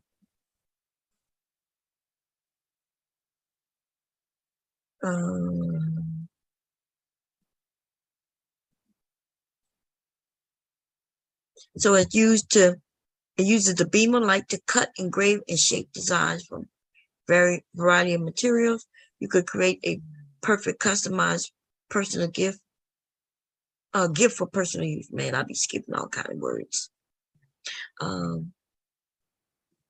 works for wood, leather, paper, fabric, acrylic, glass, metal, and even chocolate. You can choose your drawing. You can have your idea in hand in minutes. They're gonna end up making me buy this shit. Let me go. Got me buying the Go Forward, baby. I don't want to do it. Let me.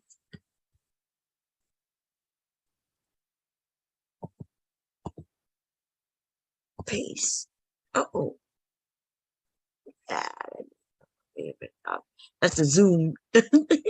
Glow Forge projects. Let's see what they got.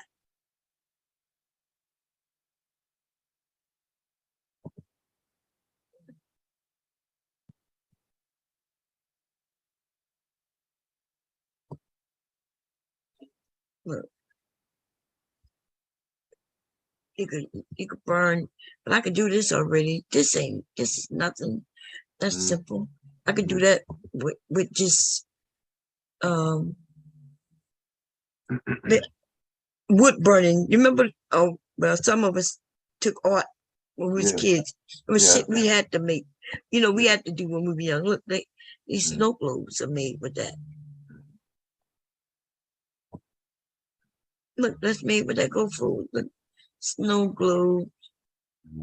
That's cute. It's an SVG file. I can make this myself. But this is for the Go Flow. But the SVG file is used for the Go Flows too, and also my machine.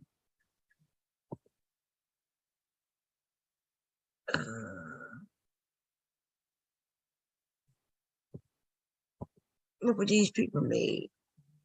Hey, what's up, everyone? Tim here from Ung Studio, and today's a year filled with lots of unexpected. I've been able to share my process of design material. Starting with my cardboard projects, I wanted to explore the idea of transforming a common material we often think of as trash and turn it into beautiful projects. So the first cardboard project I designed was the helix lamp, which explored the idea of a double helix void going up the exterior of a cylindrical shape. Next was the spherical cardboard light that explored the use of a simple shape to create a beautiful light fixture. Then there was the teardrop pendant light that took a pop light on all sides. Let me just say that at this point, I made the power fist symbol and included a light bulb inside of the fist as a sign of hope and change to the systematic oppression in America. Next was the simple cardboard cone light that explored the simple idea of rotating every. Oh, damn. Hope. Wow. Huh? Just say Black Power, man. Shit. Come on. Well, he's not black, so if he say Black Power, somebody might get on it. He made all that stuff with just cardboard in that machine. Yeah, that was kind of tight though. Yeah, that was. This guy did something 3 weeks ago. He says better and cheaper.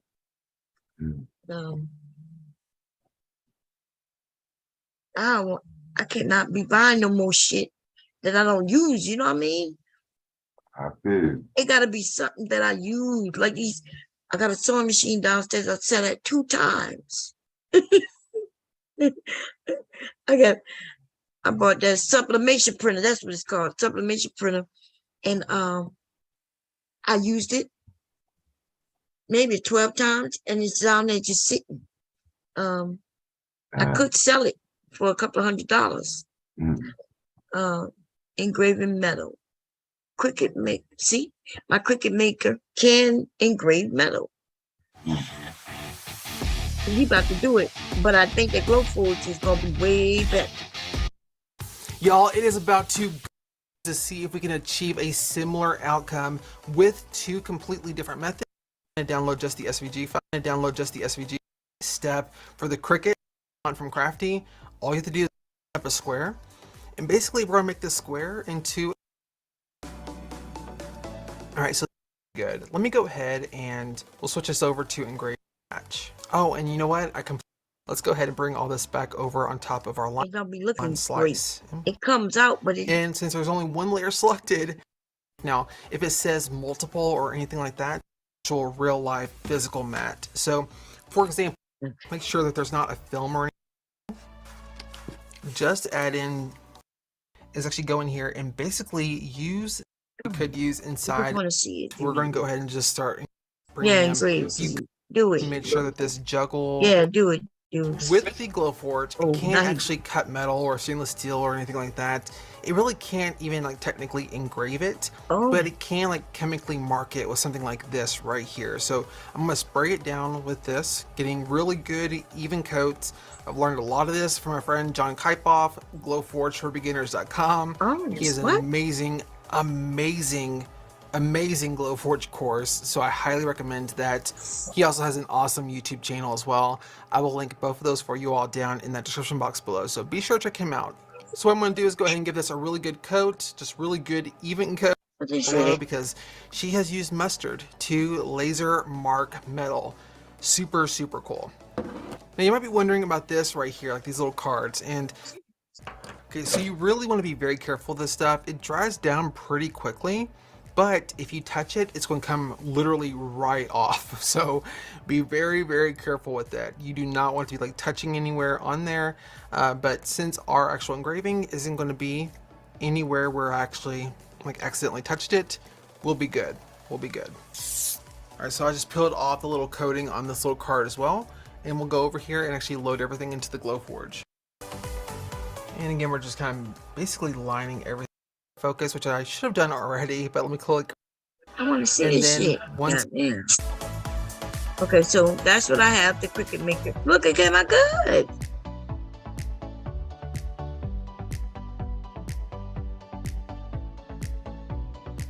It does great engraving. That came out good. The problem is the prongs, you know? And even if I got something like that, they have to have holes in it if I want to use. So, shit, but let me see it. The laser marking spray from Surmark for the Glowforge. Let's try to darken this one up a little bit as well. So for that, let me just use a little paper towel. We'll see if this works or not. This is honestly like an actual experiment, so we'll see what happens. So let me just square out just a pinch of this rub and buff onto this little paper towel. And we're just gonna go over this and kind of buff the color into the engraving lines, and we'll see what happens. All right, so I think that actually darkened it up just a pinch. I mean, not a ton, but I think that definitely gave it a little bit more definition. Now for something like this, you would probably want to go in and actually seal this with like a sealant made for metal. So there is a company called Everbright Sealant. It's our little tag store. Cool. He has like a lot of really cool knowledge and just knows a ton about this kind of stuff. So what I'm going to do is just trim off a little bit like so. What you doing? That look good. Look. Which one is that? Oh. Now, if you are in the market to actually get your hands on a Glowforge, the Glowforge came out way better.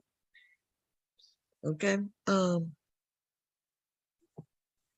See the Cricut Maker. Look, it shows here Cricut Maker. But you could barely see it, but still, and the Glowforge is dark. See it? Big difference. Huge difference. Okay. Anyway, I thought I was subscribed to him. Must be under my other channel. Yeah, I am subscribed to him. Okay. Thought so.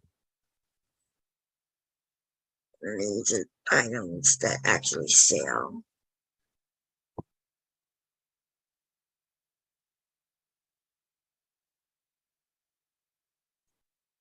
A $99 laser.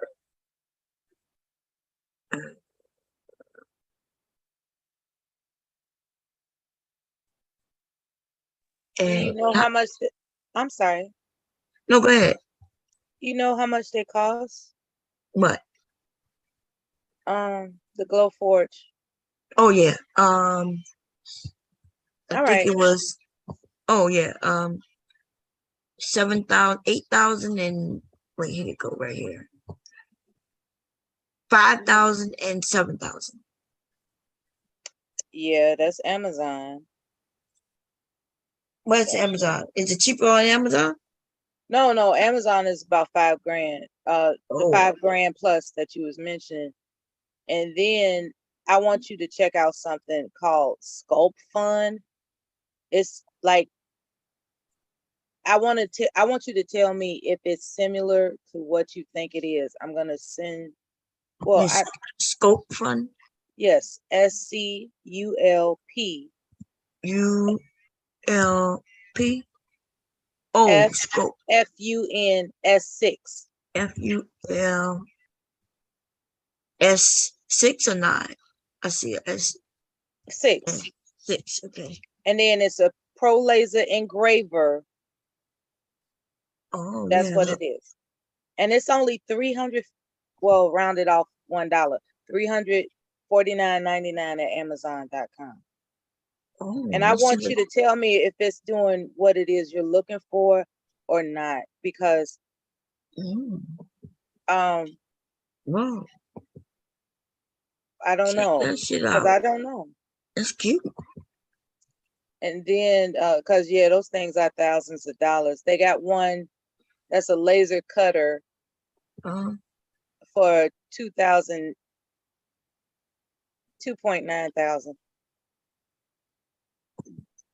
All I did, okay, so I can stop bullshitting, right? To cut to the chase, I typed into the Chrome search engine Glowforge by itself, and the ads started coming up with pictures of what's available and the price underneath, the price with the list. Blocking me. Yeah, that's all I did. In Chrome, I typed in Glowforge, and all this shit came up. I was like, wait a minute now, wait a minute. Machine. They got, then I saw that one is damn near 7,000. I was like, oh shit, let me keep, and that's why I didn't want to say that. I was like, let me hide that from them. Oh yeah. Yeah, I knew how much it were. Yeah, they have different ones. It's just that I gotta be able to make sure I can, use it. I can't have something 10,000 in my house not being used. You know what I'm saying? I know, baby. I know. Like I keep buying this shit. Anyway, I want to see what she did. She just posted something, y'all. I'm sorry, y'all. Let me stop this Hi guys, share. what's up? It's Rayvon from Love Lola.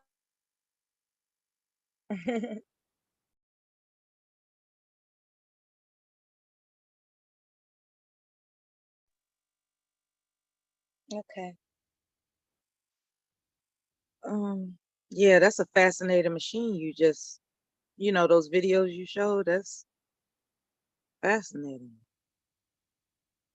It's at the same time, it's expensive. Mr. Devastating. Hello, Mr. Devastating.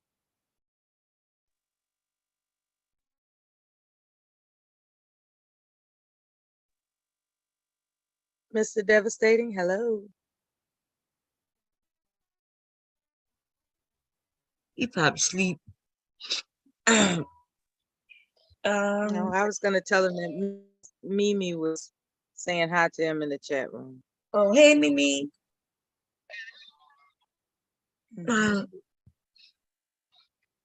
Anyway, I'm supposed to be sewing, and my ass is on here looking up shit to buy. I ain't even go downstairs to cut nothing yet. And then I got to decide when I'm making. I just saw a video that somebody posted, and they be making bags also, and I be looking for these nice little type of bags that I be thinking, and if I like it, I'll make it. I want to have a few more different things on the table, and I do have some stuff that's half done. Like I started to do it and didn't finish it, and I just got to go in and finish it. Maybe that's what I'll do tomorrow. I'm thinking about doing some pads. And have that on the table. A couple of hats. Like I could do hats, or I could do what they call them, hats, y'all. Cool. I made The kind of skull caps, baseball caps. Yeah. No, I could do them too. Baseball caps, and maybe just in different fabrics. That's unique. Yeah. Especially with the football season, I can use football fabric and make actual caps instead of just so people can have a cap instead of just saying with the cowboy star and shit. And cowboy, it can actually be the fabric, the whole hat. That's the kind of fabric that the jersey is made out of. Yeah. Well, no, not the jerseys, the shirts. Yeah. Well, okay, I guess. Yeah. Well, jerseys are usually made from out of stretchy material. It just depends on what type of jersey. They got different types. So I'm trying to see what she made over here. Is she making a clutch? Yeah, it's cute.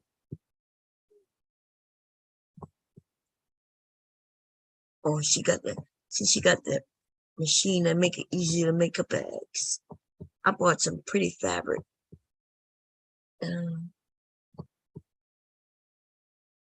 That's cute.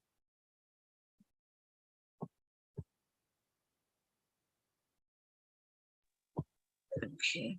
How pretty is it?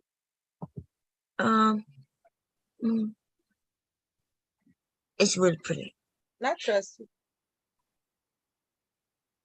When you say something is pretty, it all the time is. I seen her bags, which gave me an idea for my bags. And then except my bags are a little different.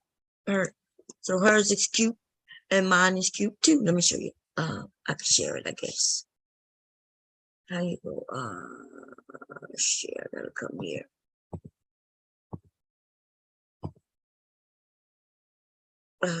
Just gotta move this out the way. See our bags right there?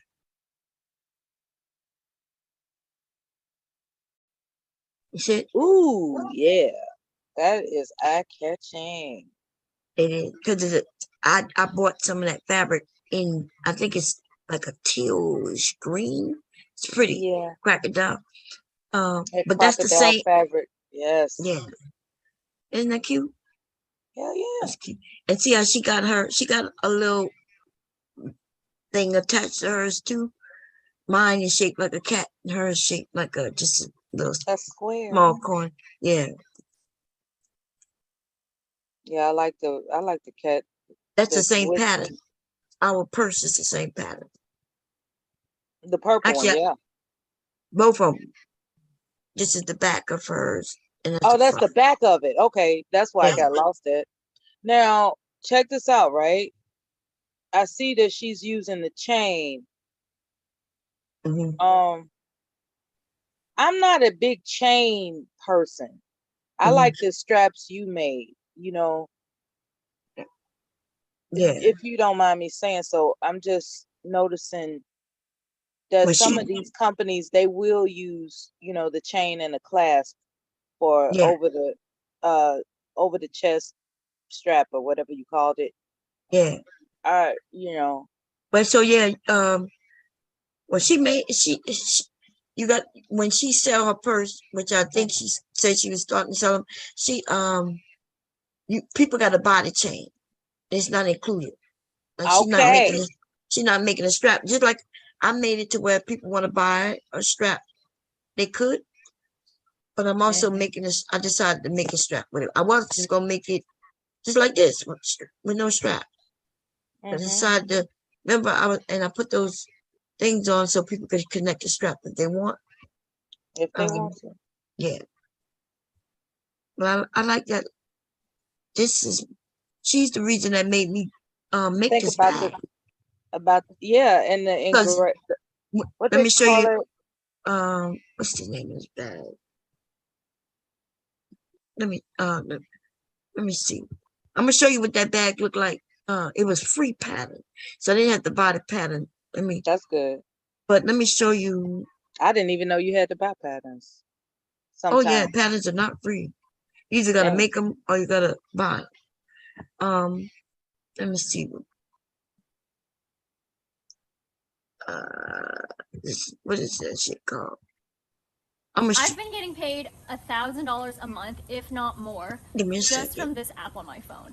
And I don't know if you can see this, but it's called Audible. Okay, Those so I'm gonna ads show you crack right me up. here. I have a check from Yeah. Audible. This is for $1,100. This one's for $1,100 again, Okay, here and we then this go. one is $1,200. Every month, I am getting paid by Audible. For those of you that don't know what Audible is, So it's actually a child company. I've been had this pattern because it's a free pattern, right? Right. But when I saw it, it's an ugly fucking bag. Look at it. Wait a minute. I'm You waiting see for it it? to come up. I'm waiting. Oh, okay. Whoa. Isn't that ugly? That's not for me.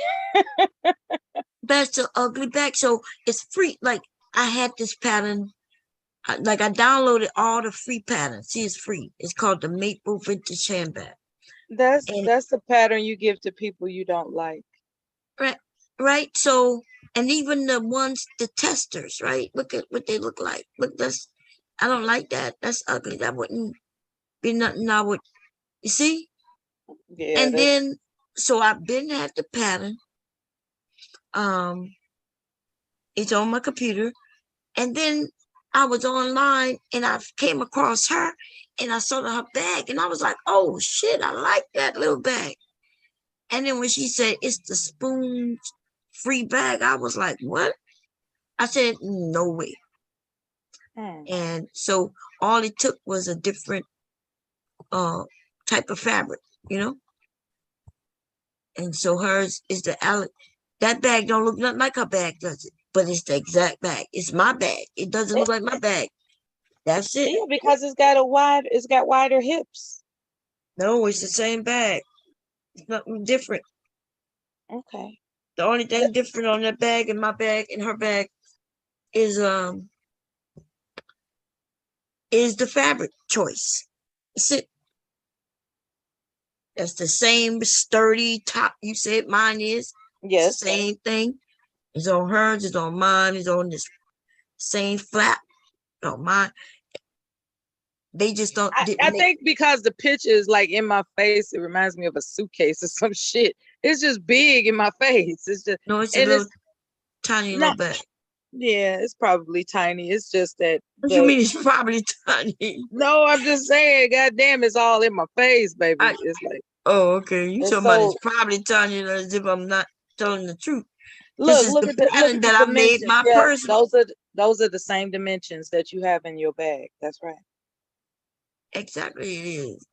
Because this is the pattern I used to make it. I used the magnetic snap. Yep. Now instead of the lock 6 turn. inches tall, 3.5 inches deep. Yep. I think the colors were just like slapping me upside the head. It was like, what the fuck? Yeah, that's oh kind my of God. ugly. What in the mamas and the papas in California is going on? You see, that now I know why it's free. Is cracking me up. The reason it's free, I know why it's free. Because remember when I had the hand sew the front? Yes. Yeah, the way she wrote the pattern, the instructions, is difficult to get it finished. So because I was following her instructions, I had to hand sew that shit, even though she didn't say hand sew it. Like, if I do this bag again, I know how to do it, and it'll be perfect. I wouldn't have to hand sew it, and I wouldn't be following her instructions though. I had to follow my own goddamn instructions. Okay, the lining, I would leave a hole in the lining, turn the bag through the lining, and then sew the lining up. For anybody who might have this pattern, that's how you do it. Okay, so it could be perfect. This is not perfect because I did it the way she told us to do it. Let's see. She got some spoon has some nice patterns. Let me see. Free patterns. Here are free patterns. And the free patterns are always, I've seen people make this into a nice bag, but that's ugly. The ethyl tote is similar to what I got here. The hobos are okay. I just don't find a lot of women buying hobos. And a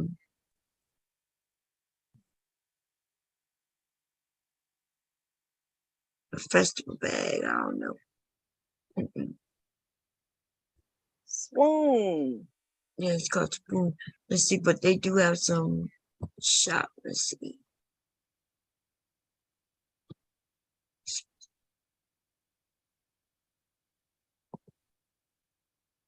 Okay.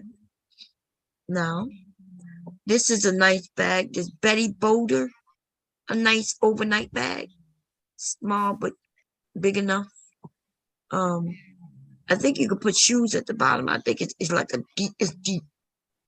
You go on a weekender also. I don't like that. I think it's the colors people be choosing. That shit ugly. To be honest, all these goddamn bags are ugly based on based on the selections of the fabric. You know what I'm saying? Right, the fabric, but the style of it though is the fabric. Right, I get it. Look at this. It's ugly, but the style of this is it can be replaced with something more attractive. Yeah. This would be a nice bag with better fabric choices. Let me see. Yeah, look at that pattern. Look at that fabric ugly. crazy. It's ugly as hell, man. Yeah, I remember those damn things. Oh, man, they tripping. Okay, they tripping. They like whoever doing it, they making so bad choices. Like even the pink and the black, okay, but why you put that brown on it? Like why you, like, you know what I mean? Like you could have did. It's like bad fabric choices. That's all.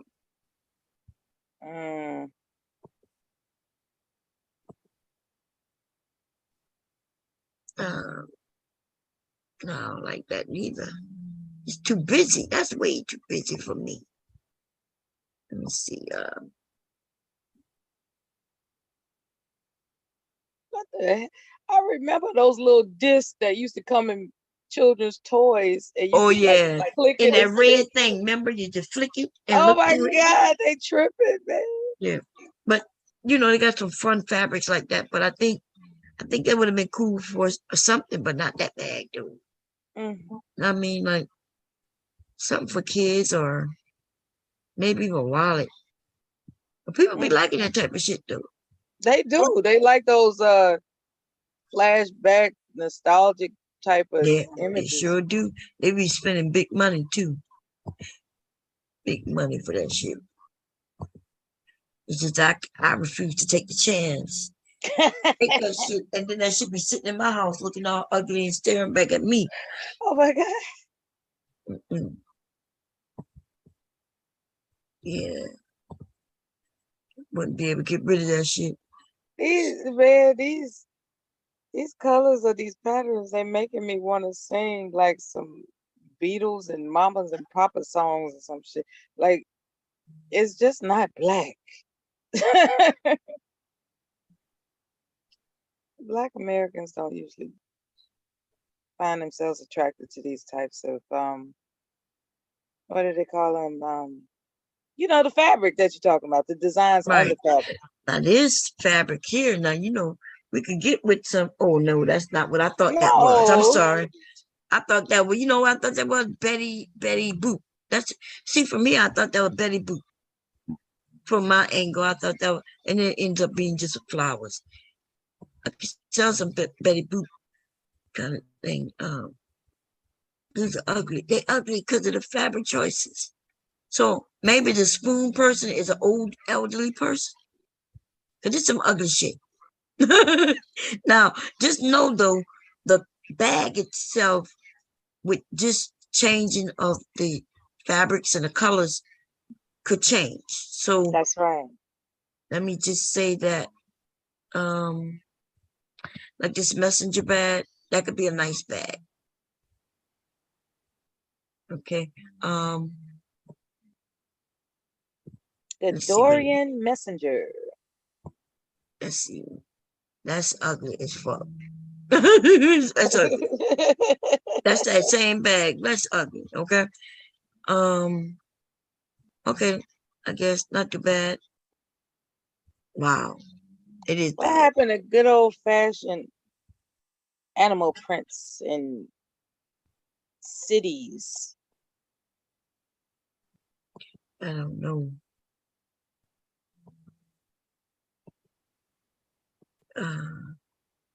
Now that's cute, but they embroidered a little bike on it, on some bike fabric. But I wouldn't buy it. Would you? Not at all.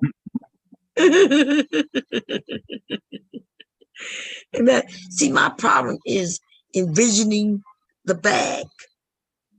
Right? That's why this bag I showed you, the one that I made, and it doesn't even look nothing like that ugly thing. It was hard. If it wasn't for that woman, I would have never made these bags. And I love these bags. I'm about to make some more. I've been in purple. I have some purple, green, and white down there, and some more black. And I'm about to make these bags. I think they're adorable. People will like them. If it wasn't for that woman that I just showed you, who I would have never made that bag because the shit ugly. I wouldn't have bought that pattern ever because it's ugly. Now they do have somebody with. Let's go look at some nice bags. Let me go to my Facebook, y'all.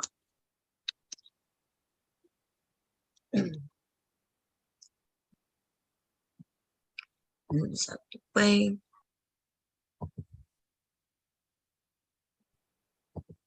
Let's go see. I check her first because she's the person who I'll be buying my fabrics from sometimes. And she just added something on the 12th. I'll be late as hell because I never signed on to Facebook. And she owed me like $100. I paid $100 for some shit, and I didn't get it, so I got a credit. But I'm about to hit her up and just ask her for my money because I keep missing the sales. Okay. But let me show you. People making with. Look at that burglar. You see that? McDonald praying the burglar. Yeah. That is cute. Retro nostalgia. Yeah, that's what we notice in people like Harley Davidson.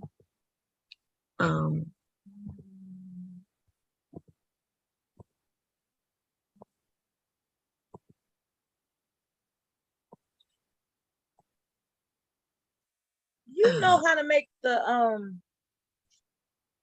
tassels. Yeah, tassels, yeah. Yeah. She's who I bought that, I think that Louis Vuitton fabric that I got. I got it from her. And so somebody, look what they made with it. It's kind of cute. It's okay. I think this was in the hoop, because the way it's done, looked like it was done on an embroidery machine. When it be looking cheap like this. Like with all them lines and stuff like that. Yeah, that was an embroidery machine. Look at that. There go my bag right there. See, I posted that. Came out nice, yo. Somebody else. Sale. Oh, a bib. Yeah, that was a nice bib, huh? That's nice. But anyway, she ain't got nothing. So let me get out of here. And she got nothing for me. Let's see what else. Who else? The three bobbins. Lynn. Now this is who I bought my fanny pack pattern from. Lynn's bags. And this is the water bottle. I bought that from her too. See the fanny pack. That's ugly. But that pattern is hot as hell. Everybody like that pattern. Okay. I wonder, that must be a work. Look like they made this. See, because they put some strip, that reflective strip on the front. Yeah. Oh, that's terrible. What the fuck? That's an industrial worker. That's an industrial worker's fanny. Baby, that's terrible. Somebody on the oil rig. Working on the oil rig. Like somebody took a dump on that motherfucker. Yeah. Now you see how they wear it across the chest and on the back. Look like they're a fire department, so maybe that's why. It's just so ugly, though. I think that fabric, what the hell kind of fabric that is? Why did they make that bag looking like that? That shit look like it's 100 years old. Looks like a truck ran over it, doesn't it? Yeah. That looked like a truck ran over it. But it is that's that pattern. An oily truck. Let me stop. Oh, I think I bought 3 of her patterns. Oh, look at that. The ears. Ooh, look. Oh yeah, ears. Kids like the ears. Let me see this though. These are some hacks, baby. I like this. What's coming out? Is those tissue wipes coming out of it? Yep. All right now. Or bags for the doggies. Okay, the dog. Wet wipes for the kids if you need it. That's nice. Okay. That's different. Good for dog walkers, you know? Yeah. That's cool. I like it, yo. Anyway. I see the little paws on it now. I see the dog thing.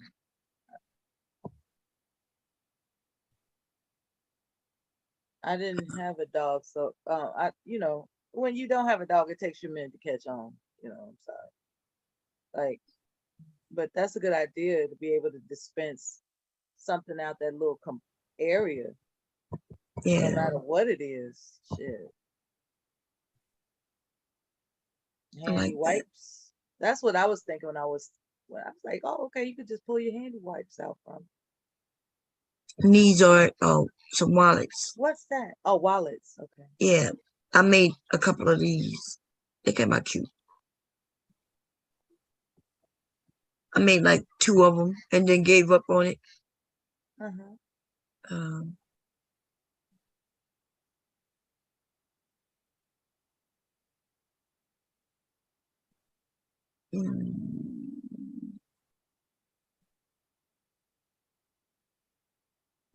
I think I got like 4 of her patterns. She got some good patterns. Okay. They big sellers. Her patterns, yeah, are big sellers, end up being big sellers. Yeah, that's Facebook. Let's see who else.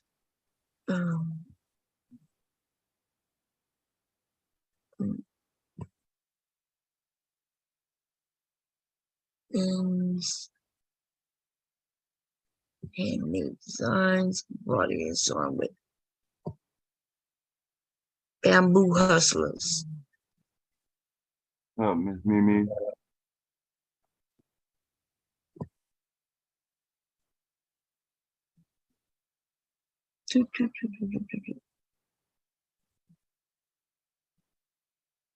Church. Oh no, church. These I was gonna join the bag of the month community, but It's like $30, which isn't bad. You end up getting, if I'm correct, 3 bags.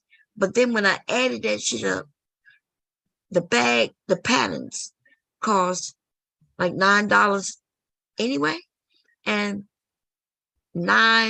anywhere from $6 to $9. So I said, suppose I don't like the pattern, right? I'll wait until the pattern just go on sale. If I like it, I'll buy it. And I didn't like it. I'm glad I didn't buy it because I don't like this pattern. Yeah, you would have been stuck in yeah. Yeah, you would This have been. this was the first month, and this could have been first stuck. pattern. Stuck, yep.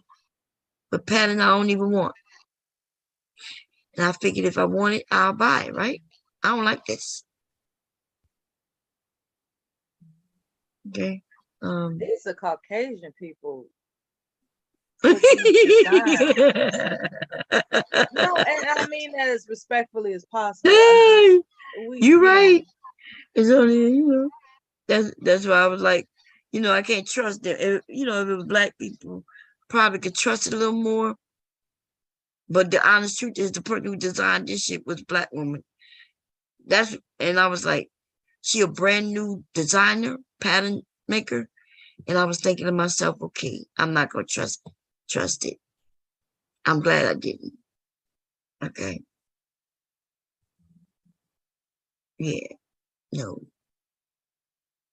What's cute about that? You know what I'm saying? Ain't nothing cute about that. Nothing cute about that. So I'm glad now they had some hot bags in there. Let me tell you. But I could buy the pattern if I wanted, or create that pattern shit myself. Let's see.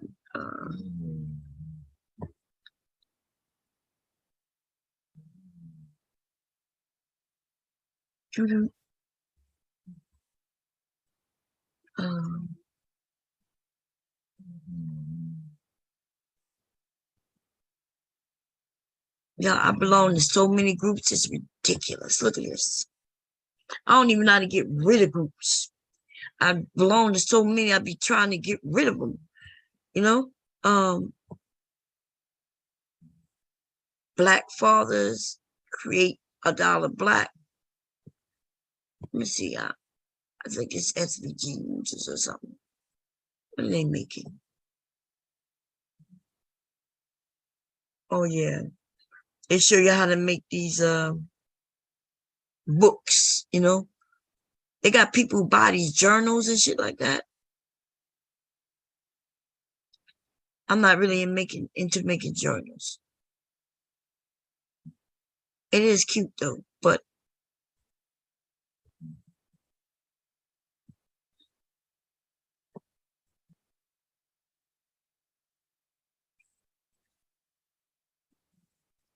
I like them journals. Mrs. Mimi said those are bags Katy Perry would love. Katy Perry is a Caucasian singer that I don't know if you heard this song before. Damn, what is a Katy Perry song? But anyway, she's a Caucasian pop singer. Was real famous at one time before she went crazy. Oh, did she go crazy? I like Katy Perry. I think she went crazy. Here go one of them. Remember I told you about the wallet that's shaped like a coffin? I think this is a purse that's shaped like a coffin. Oh, now I find out what. Okay, now I get it. Yeah, now this is like but this a purse. I was trying to imagine what you were saying.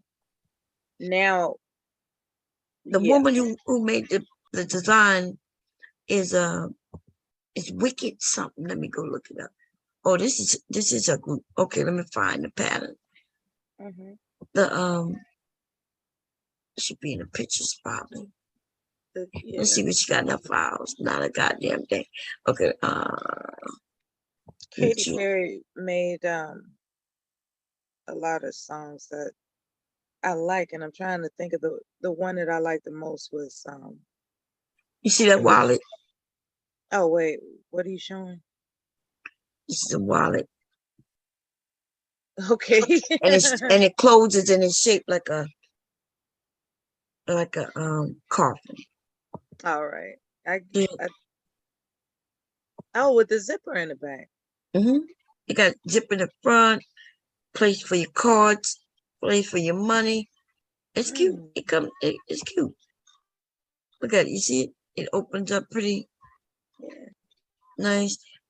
As long as the person saw it right. This one was cute. But it's a big seller too. I was thinking about, because of the yoga pants pockets. That's a slim design, and yoga pants pockets would fit that really well. Yeah, it's slender. The only thing I can only make it with vinyl and leather. Mm-hmm. Yeah, that's the only thing I can make. You can make it with. But there's somebody else with a boo bag. I don't think it's her though. It's called the boo bag. Let me see if I can find it. A boo.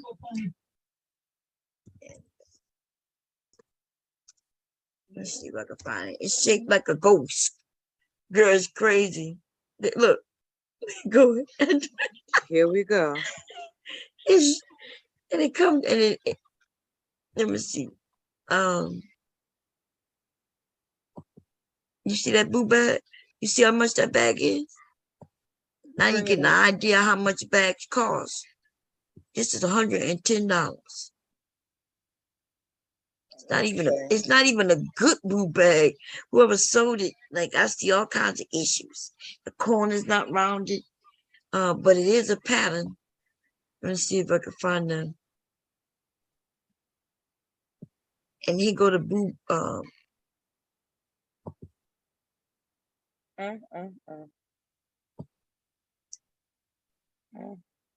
Got purse. That's cute. Now that's cute, to be honest.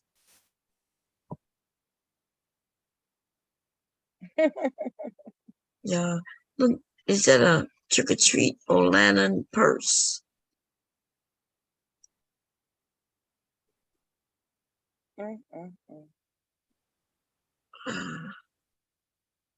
These boo bags. Bags, Halloween bags. Let's see.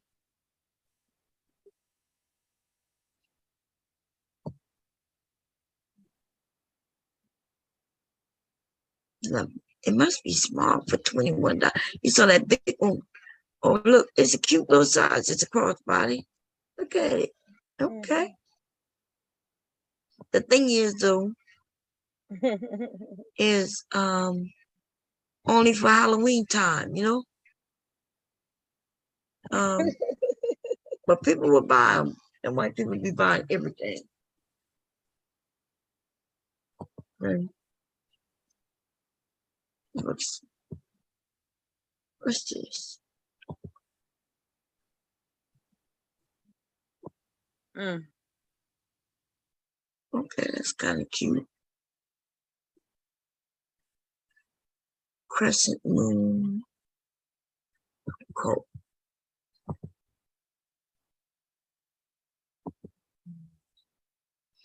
I like that wallet, to be honest.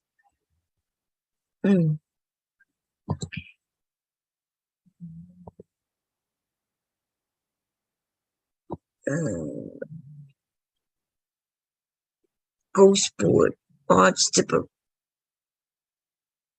I like that. I wonder if I can get the embroidery file for this. I like that. What you think about that? Anybody into these type of things? This is embroidery. I'll buy that. I'm gonna see if I can find it. Ghost board or what is it called? Like a Uji. What they would call this shit? Ghost board. That's the Ouija board. Ouija board, embroidery bag, Ouija board. Let's see. That you like that, right? Yep. I like that Did file. you see how they got the little circle at the end so you could practice your own little Ouija board stuff while you doing like somebody that has that type of wallet, they had the attachment where they could just start practicing the little Ouija board activities. That's the part that tickled me with that wallet. It's not just the pattern, it's the what they got attached to it. So they could practice their little activities. If they into that shit.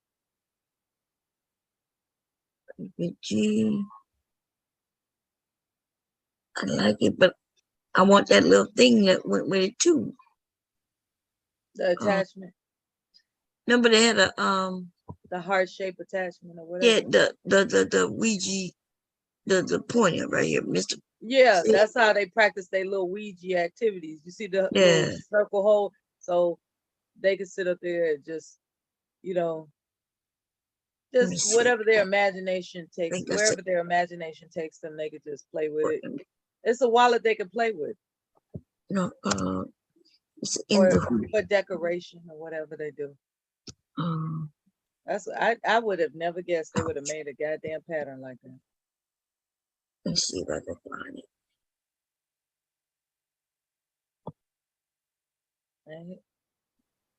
Right? The shit that I have to see. I tell you. I like that. I want it. Just gotta find it. Now, what's a gnome? Did you see that gnome? Oh, you see the gnome, man. The little... Look at this, y'all. Look at that. Now that's cute. You see the bloody eye? Isn't that the? I was about to say, is that it? Or that look kind of like it? Where you no see comment. gnome? No comment, Bob.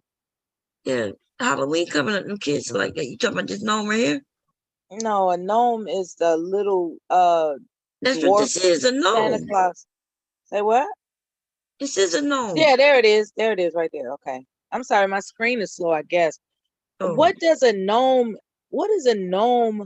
known for? Being gnomes outside in your yard. They're supposed to protect from evil spirits. I don't think so. It was just statues, as far as I know. Or are they mischievous? I thought they were supposed to help your garden grow or some shit. Oh, okay. They watch over the garden like a scarecrow. Yeah, like a. I think that's what the myth of the gnome was. Look at that, that's cute. That's Dracula. Dracula is cute, huh? Yeah, there's a coffin purse. That's cute. I want that bag file. This is it? Nope. The only thing I like about that is the part that says goodbye. It's a good thing that that if I made it, it wouldn't be. No, because of this, you know, I'm not into spellcraft type of stuff. That's all. Yeah, I am. I know you are. I like that ghost. I've known that for years. You call the ghost board? God damn! I want that file.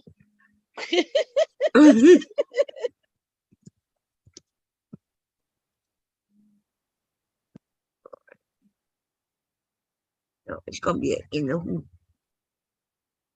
In the hoop. Let's see if I can find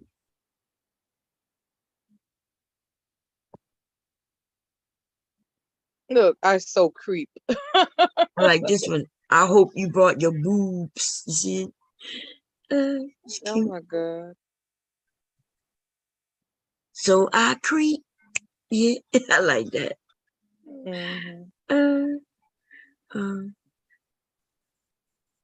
Yeah, you You gotta remember Halloween is coming. That don't mean I gotta like it. You ain't gotta like it, but I do. Cause that's what I make money. Shit. Mhm. Yeah, you showing what you like. Not what I like, what I like that I know will sell. That's right. The bottom line. Damn. I want. Look, $30 for the little pouch. With the eyes? Wait a minute. Oh, there it is. That's how much it is? Hell yeah. And you think I'm not gonna make it to sell it? When it's made even quicker than them kitty cat things I made. I never said don't make it, baby. Oh, I know you didn't. I'm just saying. See, it's small. It is cute though. And it gives people something that they like, and they got a lot of people in the mystic world. Now look, they got a pink. Okay. Yeah, they got white, black, and red. I think I might stitching. I might have to end up with, it might be 2 files. Mr. Fine Oracle.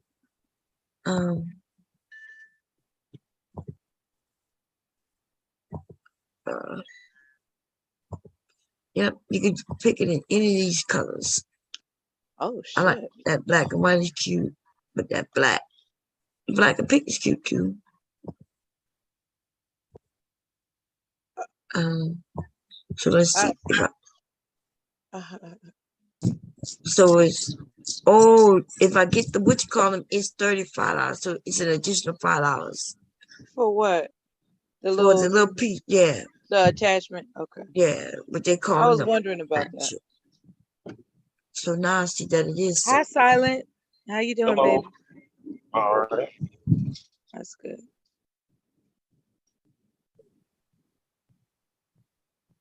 Look what people are saying. People are buying the hell out of this thing. Oh, they didn't put nothing. I was reading the wrong thing. Let me see. Hey, Silent.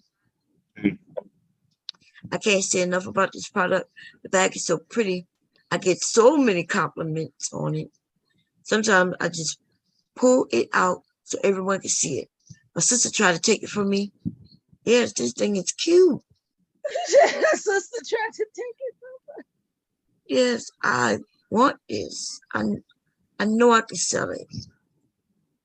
Without any doubt, it would sell. I start making that shit now. I just need the file to embroider that. But now that I know it's 2 pieces, 2 individual pieces, now I know what I'm looking for. I only have one question. What does the lining look like? Anything I want it to look like. Right? It could be plain. Okay.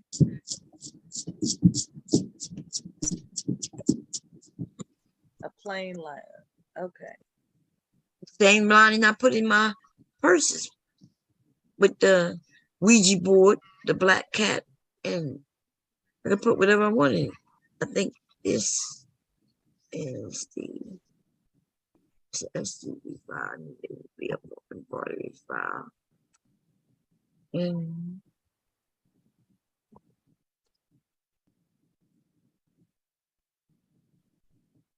okay.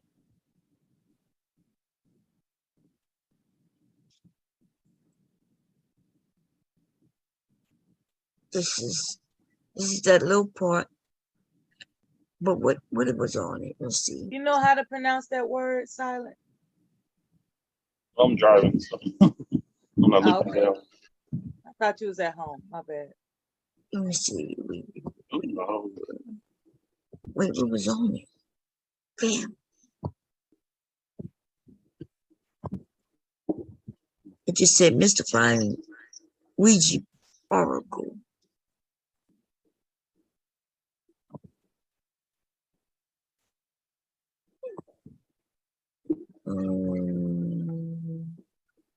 So I creep in.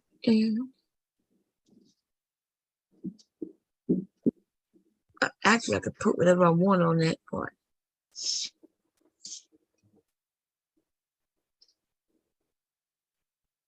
It should be something like this. Y'all be playing around with the Ouija boards, huh? Say what? Would you play with the board with me if I bought it? You got any I'll play questions? with it. Oh man, let's see his SVG file. SVG file also. It's SVG file too though. That is what it's called. The Ouija.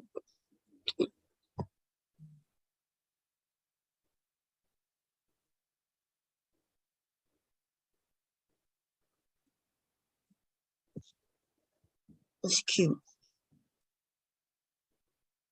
I'm gonna put a heart. Let me see.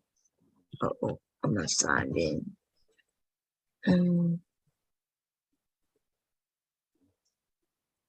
How did the night go? We went good. We weren't doing nothing. Just playing, watching. I'm gonna put a heart on it. Oh, I can't. Oh, here go another one. Let's see. It's cute. But it don't have that. Some dude get apologized. Oh, I don't know. I ain't seen him. Oh, okay.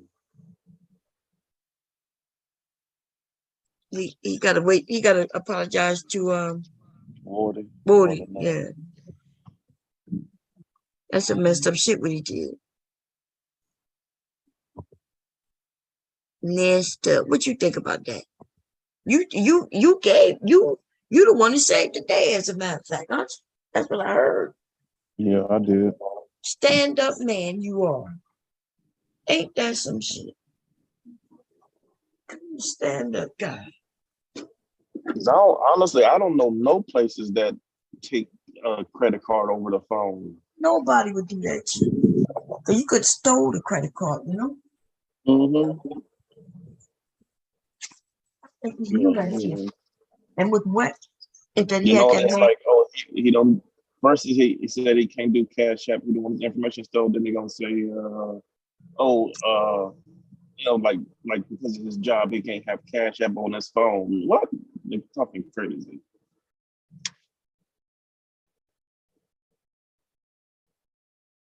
Then he gonna tell me I'm gonna send you $50 right now. Right now. Oh, you got me blocked. I'm like, how you gonna send me? What you mean I got you blocked? I ain't even ask you for no $50. I ain't ask you for nothing. He just said, oh, I'm gonna send it to you. Okay. Then I say, okay, send it to me. Oh, I'm about to send it right now. I'm like, okay. You got me blocked. I'm like, I don't have monetization, dude.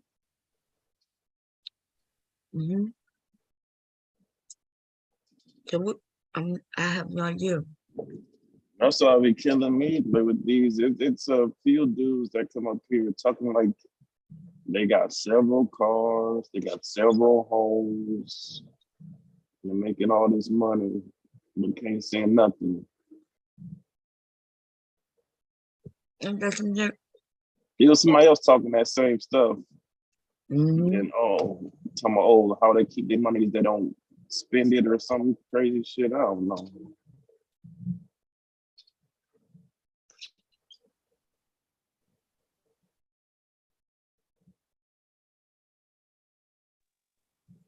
I remember it's a few people, like I used to donate to some people on YouTube, but when they started being braggadocious and they got all this money, okay, you got all this money, you don't need my money then. Since you got all this money and we broke, because we won't see no money. I know that's right. I'm like, shit, I'm as broke as I am. You want to brag to me. You got all this money. And you want to ask me for donation?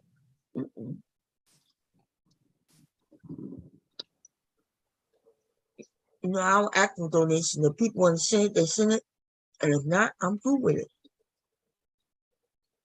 As a matter of fact, the first time I ever saw an Angry Man video, I kept on hearing his name. I was okay, let me just see what this dude talking about. I went there and I found him at, I guess, perfect timing because he was throwing a temper tantrum about nobody not sending no money. Come on, this is the only day I ask for donations and blah, blah, blah. He just started cussing them out and they start sending him the money. I was like, man, you gonna talk to me like that? Honestly, it kind of seemed like he was bitching them out and they gave him the money. Oh, no. Let's pray the man.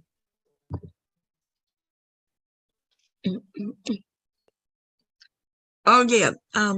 When you get a chance, show me with the marine fabric that you're talking about, because maybe I'll see if they got some available. Oh, it was that same fabric you made the drink thing out of. That's what caught my eye, and that's why I asked you how much they was. It was that same fabric. Yeah, but I don't have no more of that. That's why I don't even remember where I got it from. Oh, okay. And I can't picture. It was in pictures, right? Yeah, you show me. Yeah, you show me the picture. It's on my tablet somewhere. Mm-hmm. I'll look at it and see. Because I didn't think that was. I knew it was in the army, right? I think. I don't know where I got the fabric from. I went to look. I do have some military fabrics. But when you said Marines, I was like, I didn't know I had Marine fabric. So I don't know. Yeah, when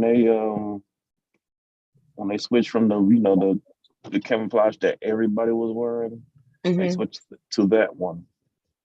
Oh, let me look it up. And the Navy, they switched to, it's like the same design, but blue. But if you were stationed with Marines, you had the same color as what we had. Wait, is it blue? No, I'm talking about, like, I'm just saying the different branches. Like when Navy, when everybody was switching they camouflage, the Navy did the same pattern, but blue. Unless you were like a corpsman, then you got the same colors that we had. Yeah, like even right now when I'm showing it, I see the Marine camouflage. Oh yeah, I did have some of that. Okay, so they got the desert one, which is just brown, different. And I did have some of that. I remember I made 2 more. Yep. I wonder where did I get it from? Let me look. I know where I got it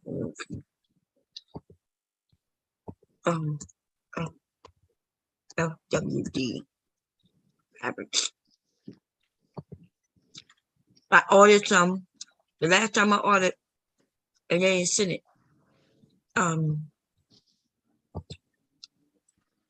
Let me see if they had ran out of it.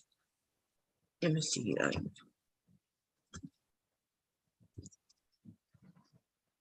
up, brother man? I'd be like, you make all that money. Let me see. You tell me which one is the right one. Man, where everybody yet? Nobody here yet? Did you see? Yeah, no, did you see? I'm looking. Okay, good. That one. I got some of this gray here. I think there's the only one. Oh no, I got some without here. Oh wow, that otter brings back memories. Let's see. I got this,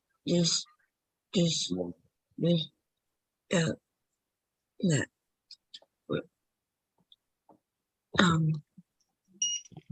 This say gray marine auto, camo, which I do have.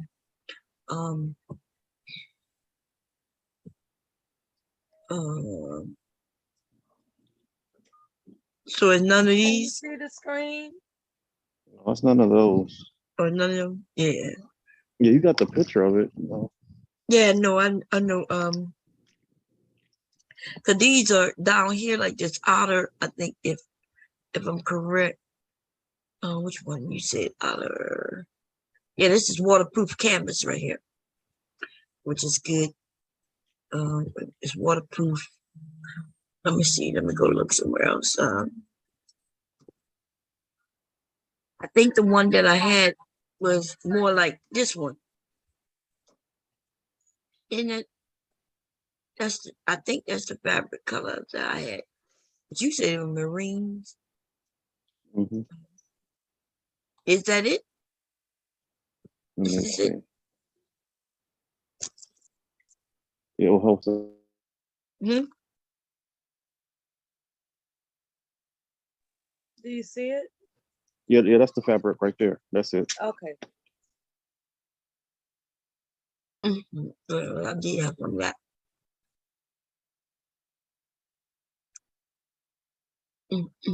Yeah.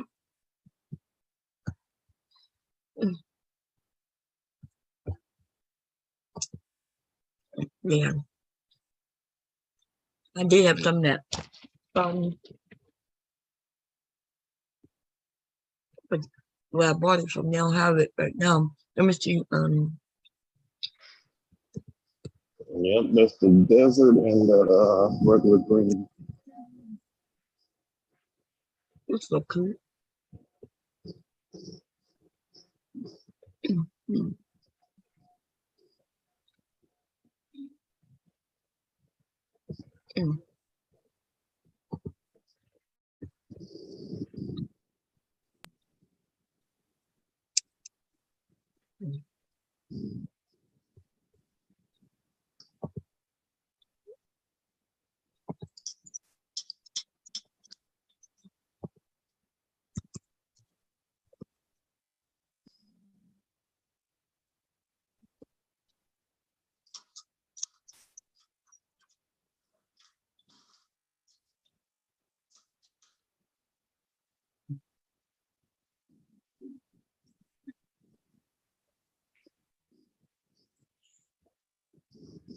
So I got me driving this big ass machine out here.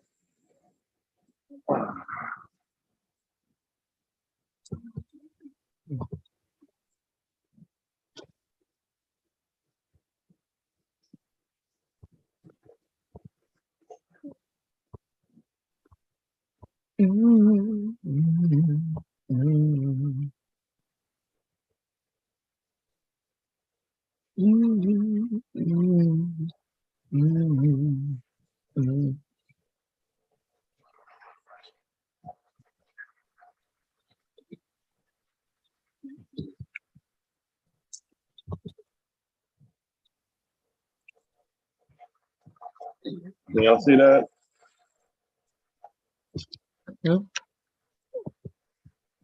Wait a minute. Oh, okay. Those are the pallets. The machine about to climb up on the drive outside.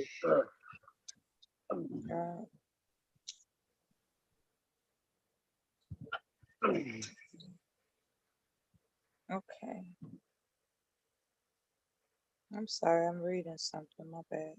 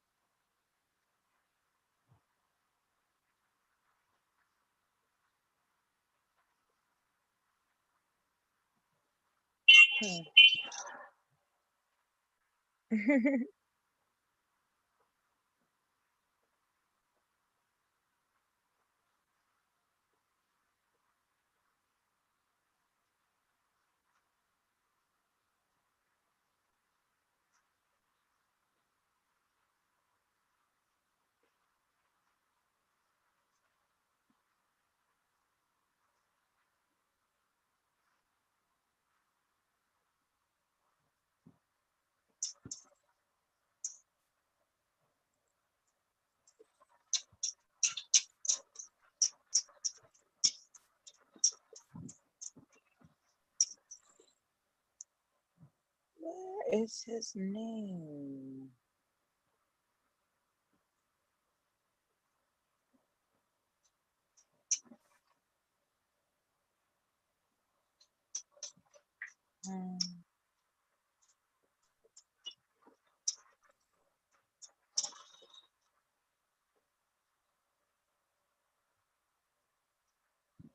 What time do you have to wake up to go to work? Silent. Or does it vary depending on the assignment?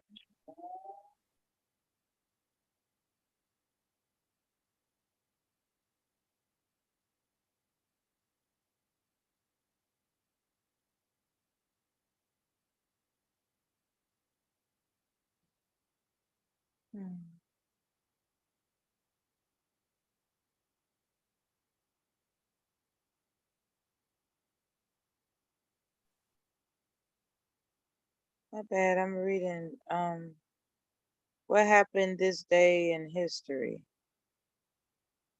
Sort of. A mass shooting.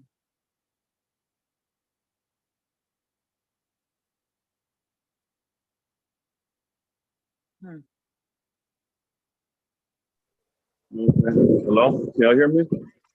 I hear you now. Did you hear my Okay. question? Oh no. I was asking, do you have a schedule? Pretty much.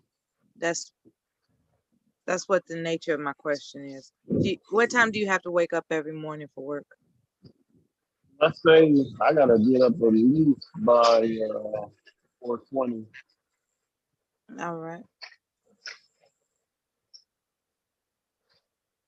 I want to make sure I get my shower in and all that stuff. I gotta be at the station at least by 5:20. So,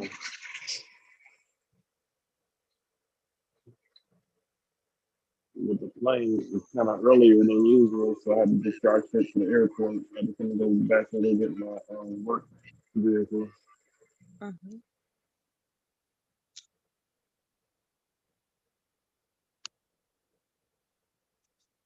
Yeah. Do you know who RBR is? I don't know him like personally per se. I just heard Big J arguing about him. Right. Then yesterday, I heard y'all trying to talk about something when they start asking RBR questions. I guess he has some medical problems. Yeah, he was on the panel earlier. He sounded all right. Yeah. Rue called him a legend. Okay. I was gonna ask him, questions about, relating to the title of the live stream, and Rue cut me off. It was like, no, this a legend. I said, you're right. He is a legend. Yeah, he's doing all right. Sounds like it. Yeah, I was there on that part. Like, he was about asking questions and he started talking to RBR, and because the subject wasn't even about him. It was like, okay. Yeah, it wasn't. Eventually, it drifted off from the title of the stream. Eventually, he was really happy that Bond took the time to check on him and everything. So it was nice. Nice to hear him sounding like himself.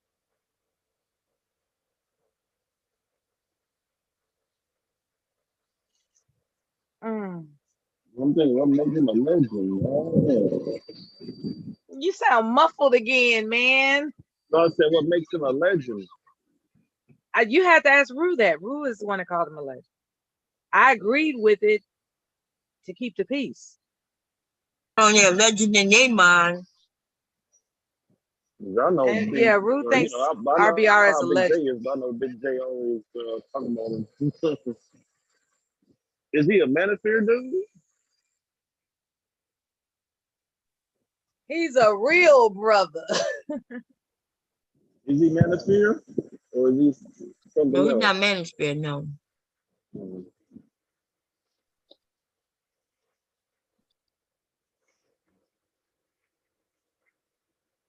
Honestly, I can't think of nobody I could say on YouTube that's a legend.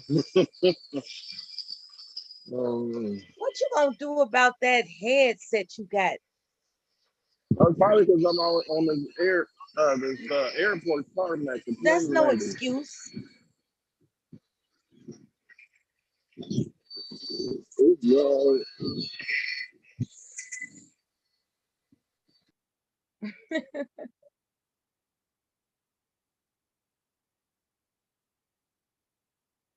You're the Marine part of this entire operation.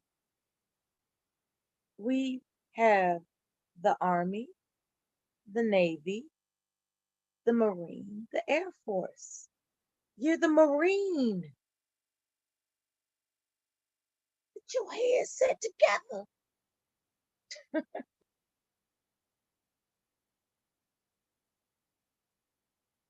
I'm just saying.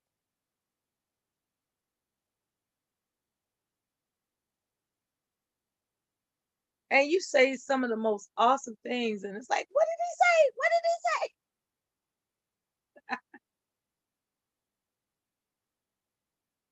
say? And somehow,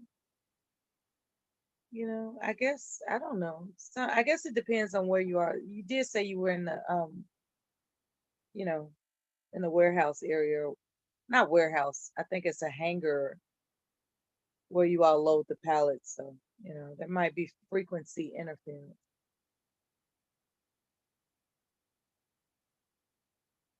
Anyway, you said something about what you think when people label someone as a legend. I really wanted to hear that loud and clear. So it's not you, baby.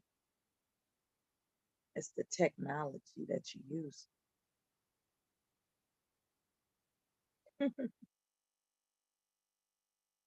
I think I'm sleepy. I think I'm sleepy.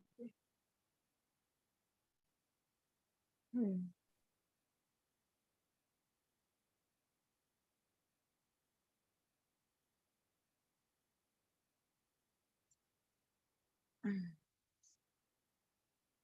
What the hell else did we do? I just like Mom said, I guess. So.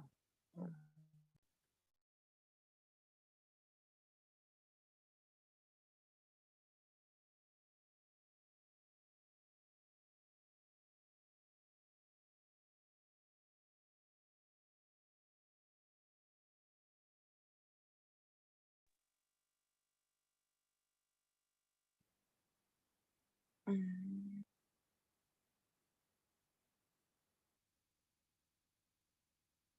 Let me type in the chat and get out of the chat. That's what I do.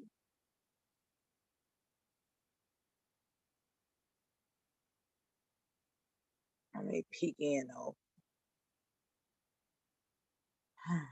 Mrs. Mimi says, good morning, Silent.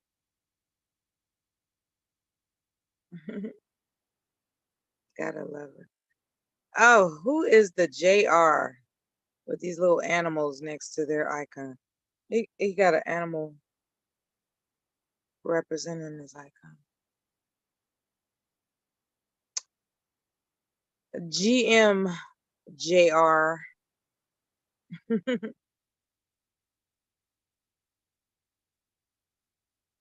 Let's see. I'm gonna read.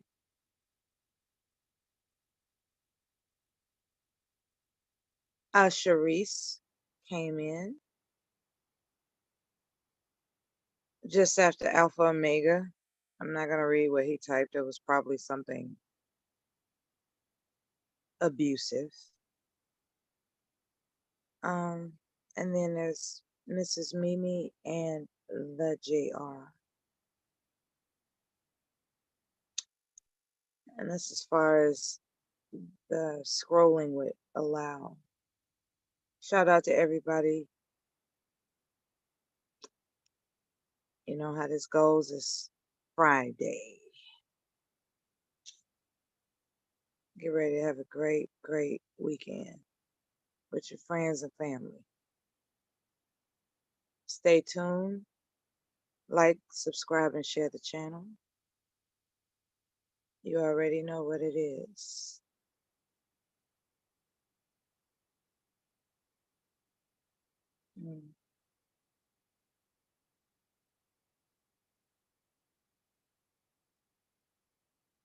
We're going to wait till Bomb returns to her channel. She was on here a few moments ago. It's not like her to leave without saying something. So, happy Friday, Mrs. Mimi. Happy Friday, everybody. I'm not going nowhere. I'm just right here. Still looking for something to sew. Trying to, coming up with ideas.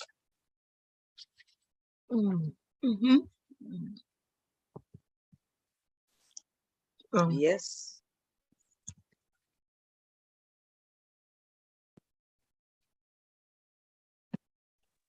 Silent had mentioned something about whatever he mentioned.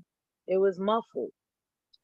I hope I wasn't being too critical, emphasizing that he's the Marine portion of this military operation.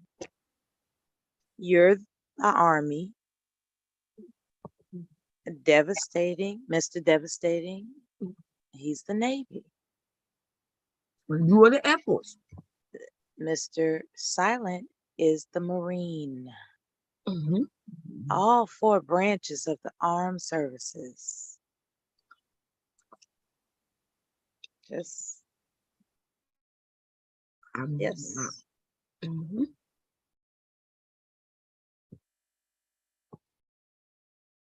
Now, Bomb, just to stir up some mess. Okay. I'm sure you remember why you started your new channel, the Bomb Cherry Juice channel. Do you remember? I'm sorry. I'll tell you. I don't like asking stupid questions, so I'm just gonna tell you. Sheila E was on that bullshit, remember?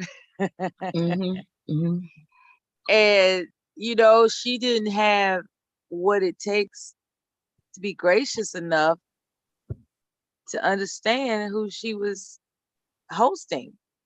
And you took it upon yourself. You was like, fuck that. You must not know who I am. We fucked up. You got me fucked up around here. Baby, you started Bomb Cherry Juice channel, and here we are. And ain't nobody thinking about she. Is she still around? I have no idea. The last I heard was what is his name? Magnum Logic said, "Hey Mella, did you hear Sheila drunk as fuck on her channel, struggling to try to talk to people?" I was like, really? I said, Miss Penthouse herself? For real? So that's just a little messiness. I'm not gonna say that. I'm not ever gonna claim that I'm beyond being messy. I'm just saying. I got it in me. I just don't like to share it oftentimes. Meanwhile, here come Koja. Good morning, Koja. Hey, darling. Hey, Koja. Hey, how y'all doing? We good. How you doing? I'm good. I'm just on my way to work and I just stopped in to say hello to everybody. I'll probably get in some much time this weekend. How y'all been? What's been going on in the streets?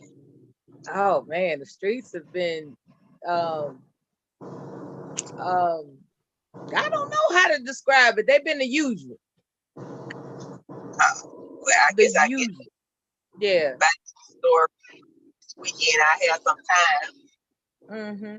And stuff. So I just wanted to pop in and say hello. Let everybody know I ain't forgot about my YouTube family. I was wondering whether or not you forgot about us. I thought we was gonna have to hurt somebody looking for you. I know that's right. Can I share something? Of course.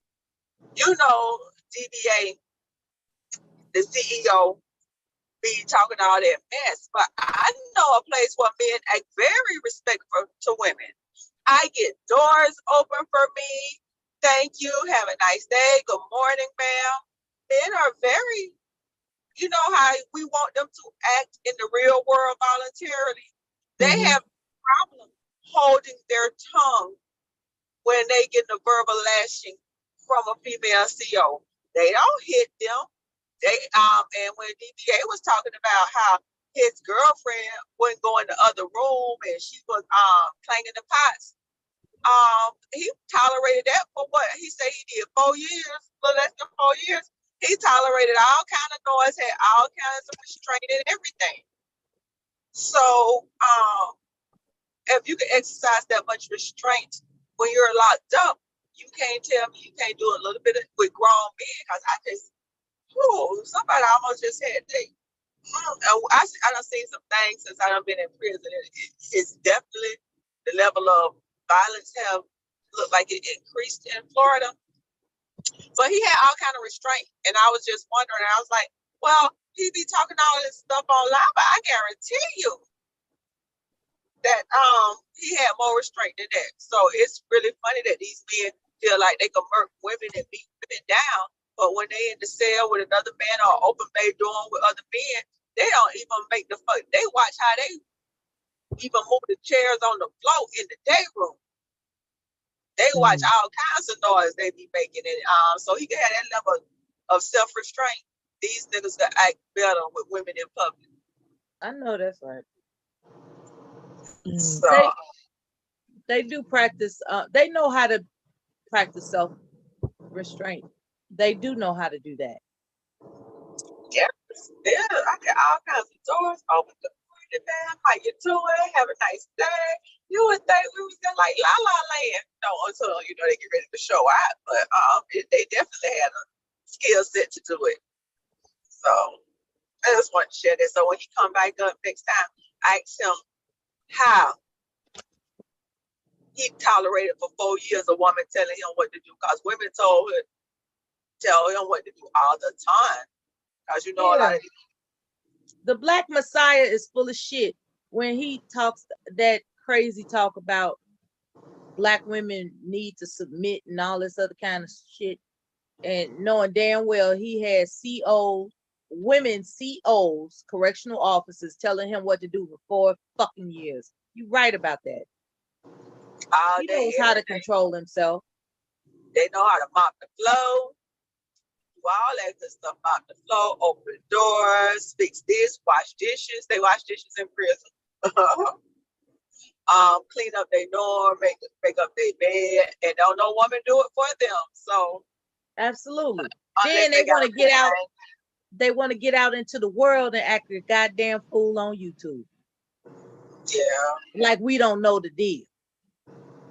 Yeah. So I just wanted to share that a little bit. It was on my mind when I was at work.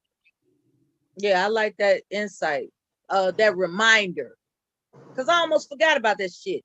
I almost forgot. It's like you trying to tell me you're gonna blame a woman for inciting aggression that you have seemingly no choice but to voice, like cussing out from B's to H's and everything in between. However, when you were in that institutionalized situation, you damn sure knew how to control yourself then. What's this? These women, no, motherfucker, these women are the same gender that told your ass how to keep order on the inside. So why you acting up now that you on the outside? What's up with that? Don't act like you don't know how to behave, nigga. So what they say, the law is not made for law-abiding citizens, but for the lawless. or something like that. So he tell me that they are literally children. You know, children don't exercise self-restraint unless being forced to, or things like that. So that's what he basically saying, that he's not a man, he's a petulant child, and he had to have a foot on his neck to act right. And the only way he gonna act right is with a foot on his neck. And you know, that's what, and they put, you know, and let's talk about men that intentionally like think they're gonna get away with a crime. Those the ones that crack me up the most. It's like, what made you think you was gonna get away with a crime? You know, and then when they do the time, they get mad when people turn their back on them. Like, you know, it's like, well, didn't you make a decision to go somewhere else, otherwise known as, you know, where they put people doing that kind of shit? You know, that's, yeah, you brought some insight this morning. Thank you. Shit. Man there that I knew from the other prison, and he's still there. So I because I kept seeing his face, I was like, I know you. You said South Bay. I literally didn't have kids when my kids was in my stomach. My twins was in my stomach when he was there. I had my kids while he was there, and he's still in prison. But he said he get out. I'm sorry to hear that. I don't revel in people being incarcerated. That's not my. He murdered. I don't know what he did. He didn't murder nobody. He was trafficking, and it's amazing that you can get that much time for trafficking heroin. But murder people. He was trafficking heroin. I think so. See, that's a conscious decision, right? I don't know. Damn. I don't know if that to be true. I don't know that to be true. You know, people ain't gonna say, and I ain't going to look it up.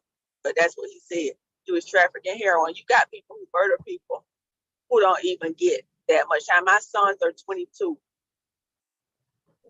And I had my sons 3 months after I got in that prison. And he been, so that means he's been down 22 years I know of. I don't know how long he was at another camp before then, but he said he had 30 years. So he was a young man when he got in there. And he ain't no old man. He would be, I guess, I'm guessing middle age. I don't know his age. I'm just going by. That is so awful. Like, I mean, like all his life. Oh my God. You know, other than coercion or force by gangs or whatever the situation is, I'm not understanding that aspect of thinking that people can get away with something like that. You know, and so here it is, 30 years incarcerated. I don't revel in that. I just find that to be with the culture. Tearful. You know, I cry for men that are incarcerated. I actually do. Because, you know, my brother was once incarcerated. And, you know, I don't want to even imagine how scary that must have been to adjust. Eventually, you know, he got himself together. It's just that he didn't even have to go through that. You know what I'm saying? Anyway, Culture, you know, thanks for checking in, Culture. I'm listening. The level of violence is definitely increasing. I done saw some things since I've been in that I would say I never saw that level, maybe a couple of times, but it's definitely an increase. So I don't know what's going on. The violence is getting more vicious in jail now, in prison. Definitely. Damn. And I don't know if they can't blame it on women, but I do see more nursing homes and walkers at this camp because it's not a state facility, it's a private. I do see more nursing home, walkers and wheelchairs than I see at my fucking nursing home I work at. I was like, yeah, I need a wheelchair basketball team. All these wheelchairs up in here. But, you know, so it's definitely an aspect of growing old in prison. I don't know if these sentences were that long or, you know, what happened, but it's definitely growing old in prison. Growing old in prison. It's a thing. I just want to check with everybody. All right. All right, Mom. Okay. All right. Have a good one. Yeah. Have a good one, Culture.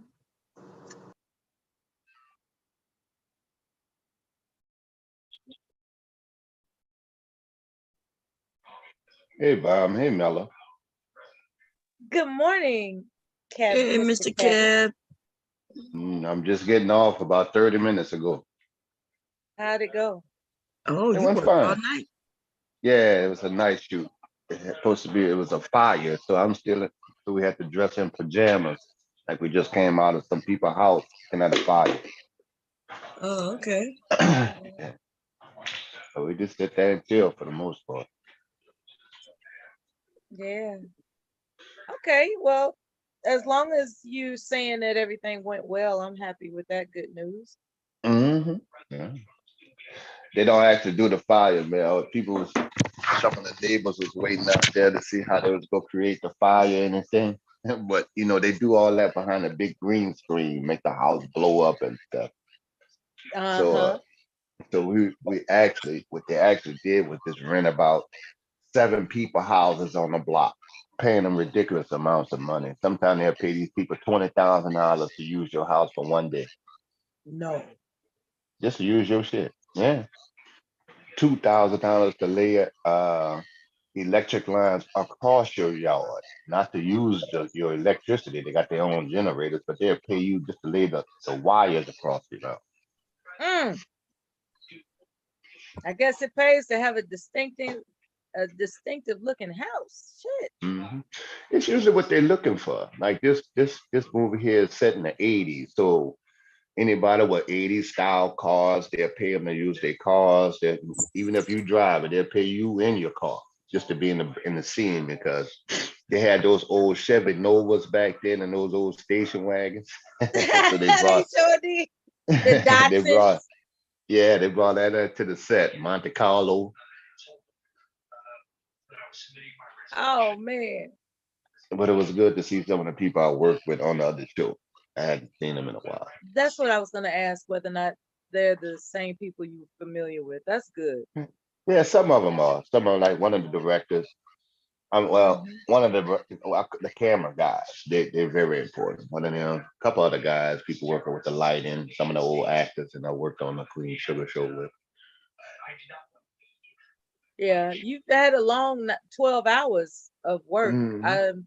So you got to get the baby off to school, and then you could get some rest. Well, I might as well stay up now, Mel. Yeah.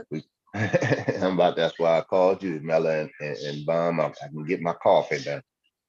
We heard from RBR today. He sounds Yeah, strong.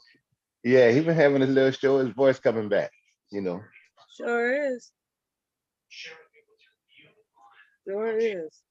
He I got to gave us tell a Max. nice amount of time too. He was very So kind. I got to tell Max, when something happen to RBR, you ain't gonna know what to do with yourself, man. Stop that. It's like an underlying Oh, see, family now with you you starting too. shit. Mm-mm. No, that's what I tell him. If I start shit, it's gonna be with that individual. Yeah, man. Oh God. I'm not gonna comment on that. I'm not gonna comment. That's not for you to comment on. I thought it was. Ooh, they would go back and forth like crazy. But all seriousness, even if we went back and forth with somebody, I mean, like Bond would want, I don't know, maybe Bond would like a man to get hit by a car, but not really, just to knock him down, not to hurt him. Yeah, we've said it before. We actually don't mean anybody harm. No, indeed. We actually don't. Even if it sounds like we do, we actually don't.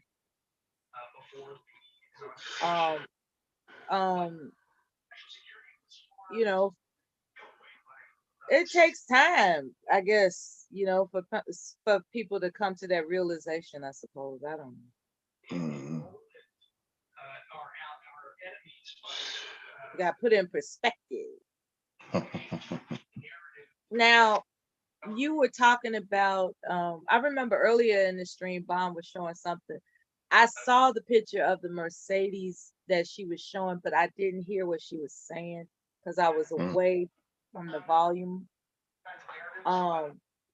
If that makes any sense. But anyway, I saw a Mercedes van, and what came to mind was what you were saying about how you were gonna develop another stream of revenue by having a pickup service and a luxury vehicle. And you gave the model of the Mercedes you were talking about. And I E-Class didn't know whether or 350. not you was talking about the van or the sedan. No, I was talking about the vehicle. And I was just gonna let it pay for it. I mean the Those must sedan. the sedan. The sedan, okay. Yeah, I'll sell it if I can. But then again, it depends on how much the vehicle costs. I might Yeah, have they to cost a pay. lot. Yeah, I might have to pay an extra 10, 15,000 when I can get another luxury car. Yeah. Yeah. They got some things in the working. But those Mercedes vans, those are work vehicles in other countries. Yes, they Mercedes Benz, are. this is regular work Overseas, vehicle. they are. I had to ask Solid now. Solid, how much they pay to get their vehicles back home? I heard him mention something like that, I think, before. I'm sure it's That's a good question. some ridiculous amount to put them in the containers and bring them back home. You know, I had this friend in Florida. Her car had to be shipped back to Florida. For whatever reason, the cargo fell off the ship and her car was in the ocean. She got paid more than what the car was worth. Yeah, I'm sure she I don't did. know how that worked, but that's what she told me. Those maritime ships have some serious insurance on them. Yeah. I think she had a Camry. And it was she had a picture of it. She loved it. You know, that was her first time buying a brand new Damn. car. And you know, and she was sad, and you ask her what's wrong, and she tells you her car fell in the ocean. And so she explained that it was being shipped back, and I was like, okay. Mella, Yes. you about to leave anytime soon? No. Okay. So you got the host now. When you're ready to go, or when you just call me to, if nobody's up here to give it to. Yes. You just call me. I'm about to lay down, y'all. Okay. I ain't do no sewing. I've been up all night, ain't do shit. Yeah, But you're preparing for it. Well, I need to go lay down so I can wake up and sew some shit. Today, All right, Friday, then. I got how many items I sold? I only sold 3, 4, 5, 6 items. 6, 7, 8, 9. So I got about 4 items to sew before Sunday. All I got it. Okay. So anyway, I'm going to sleep maybe, and then call me if you need me. Anybody need me? Okay. All right. Bye-bye. Okay, bye-bye. All right. Oh, make you some co-hosts. Make some co-hosts. Oh yeah, thank you. I do forget that sometimes. Thank you. Yeah, I'll come back. When I get on my computer, I'll jump up there. I'll be up for it.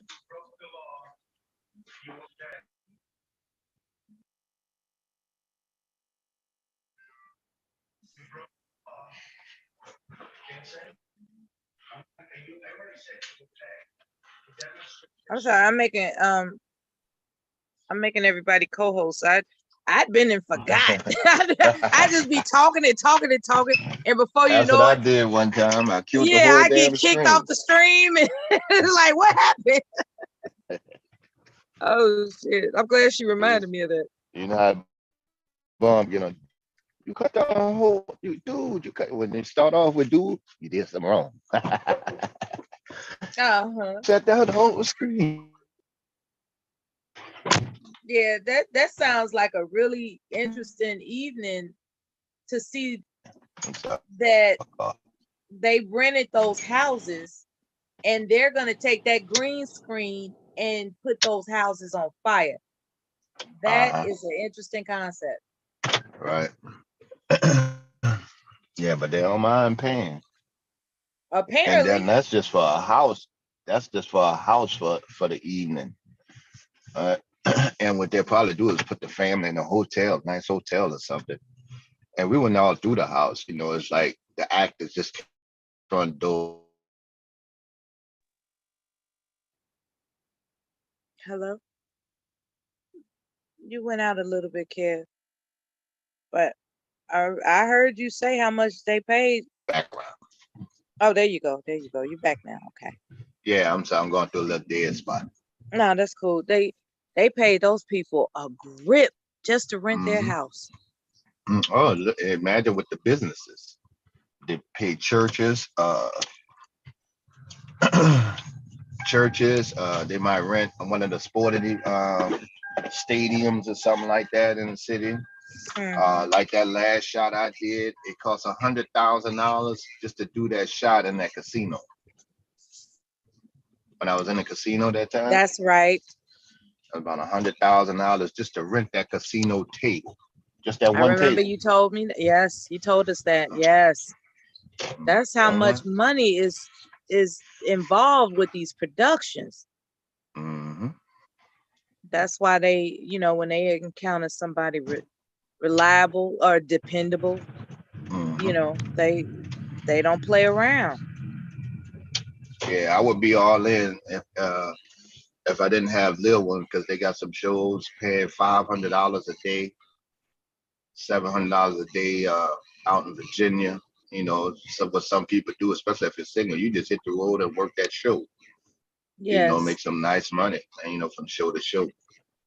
Yes. Yes, it's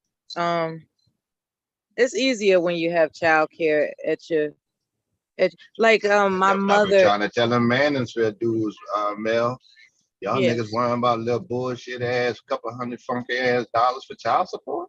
I'll pay that because I can make so much more with the freedom of my time, and they just, that's right.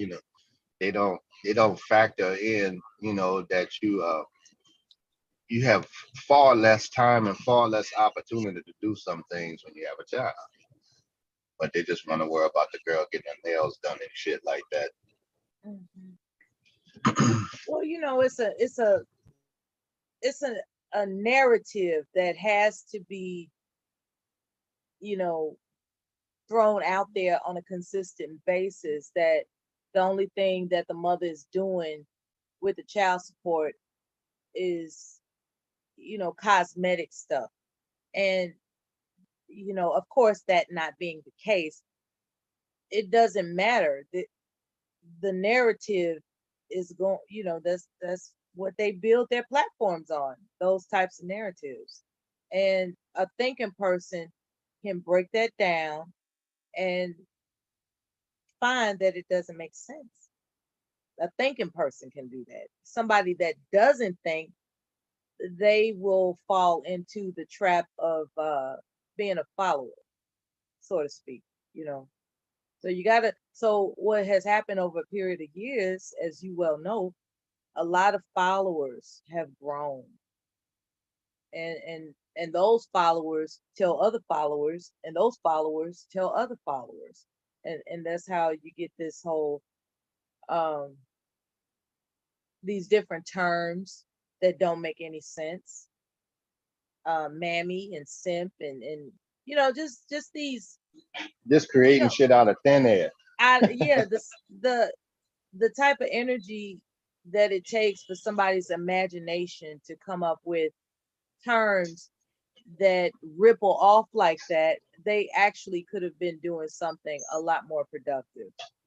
That's the part that saddens me. Like you said, time is money, and this is what some people choose to do. And I guess everybody has their own sense of purpose. It's just like you said, the purpose of trying to make people believe that paying child support is a burden, when in fact the greater burden is on the custodial parent, is crazy to me. And I don't mean burden like the child is a burden. You know what I mean, right? Yeah, I got you. The response, the obligation. That's what I call it. Well, the thing is, the custodial The domestic parent, responsibility. the custodial parent carrying 75% of the weight, even if you paying of raising a child. Right. And the sending some money is the easy part. Now, I will say that sometimes they do have some isolated situations. And the one thing I do in those type of deals, I'm sorry, man. Come on. And those type of deals is when the child is not yours, you have to pay. Well, that's different. All right, but they acting like that's the major thing. Most people not on don't have those kind of issues. Got a little unfairity with that one, but for the most part, I don't know too many dudes paying over $500 or $700, or $500 or $600 in child support on that. You can easily get you can get a damn security job and make that up with no problem. I can hustle up my child support just with extra work, They want to enhance and want to slow my lifestyle. We also have to consider that superficially that some guys who complain about it, they also have this spending habit, right? And so it taps into their spending habit, and that's a big source of the complaint for them as well. Right. It'd be different if you was creating a lifestyle. You'd be focused. Right. So that's the thing with their spending habit might be, any number of things. It could be from how to pimp out their cars to wearing certain name brand clothing and jewelry and all that other kind of stuff.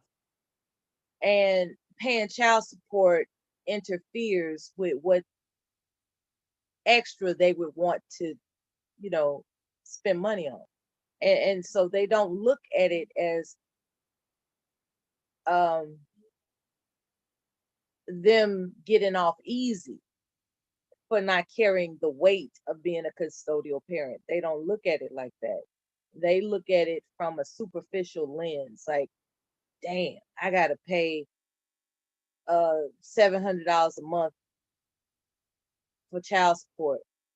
I could have bought some rims with that. You know what I'm saying? That's the way they look at it, as opposed to, woo, I don't have to wake up 5 in the morning to get the babies ready for school and make sure they bathed and fed and schedule the doctor's appointments and go to the PTA meetings, try to join the council and try to find out what college applications they have to fill out. They're not thinking about that stuff.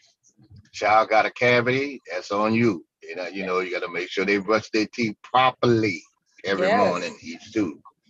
Child gets sick, that's on you. So, God forbid, some type of physical emergency, that's on you. And everything pertaining to that child. Some happen to that. Anything in school, that's on you. Your child can barely read on a 4th grade level, that's on you as a dad, as a parent. So everything is on you. Yes, and when you're a working single parent, having to take off work abruptly for those instances is impactful. Right now, you think about extracurricular activities. I mean, that I got too, swimming the class activities. coming Oh up. Lord, the activities. I got to go. Dance lessons, singing lessons, music lessons, arts and crafts, after school tutoring. I got to go get her. She got to go take a physical, just to join a little volleyball team. Sports, equipment, and uniforms for the sports. And the biggest thing is travel time. Travel time. I gotta go pick them up from practice, drop off at practice. Supplies. Get all the sports. Yeah, I'm about to say all the sports stuff. Basketball, tennis, volleyball, tennis, swimming outfits. If you want your child active, It's a lot. And the focus could be on building a bit, since they got that non-custodial time on their hands, they could build a business and write a lot of the child's needs off they could write it off from their business, since they got all that non-custodial time, they could build a business where they could write those expenses that the child needs off. Not only build a business, Mella, you can hire your kid. You can hire your child. Tell me about that. All right, you can get some tax off for writing off your kid, having him or her as an employee of yours. And now, don't quote me on that because I'm just learning this stuff.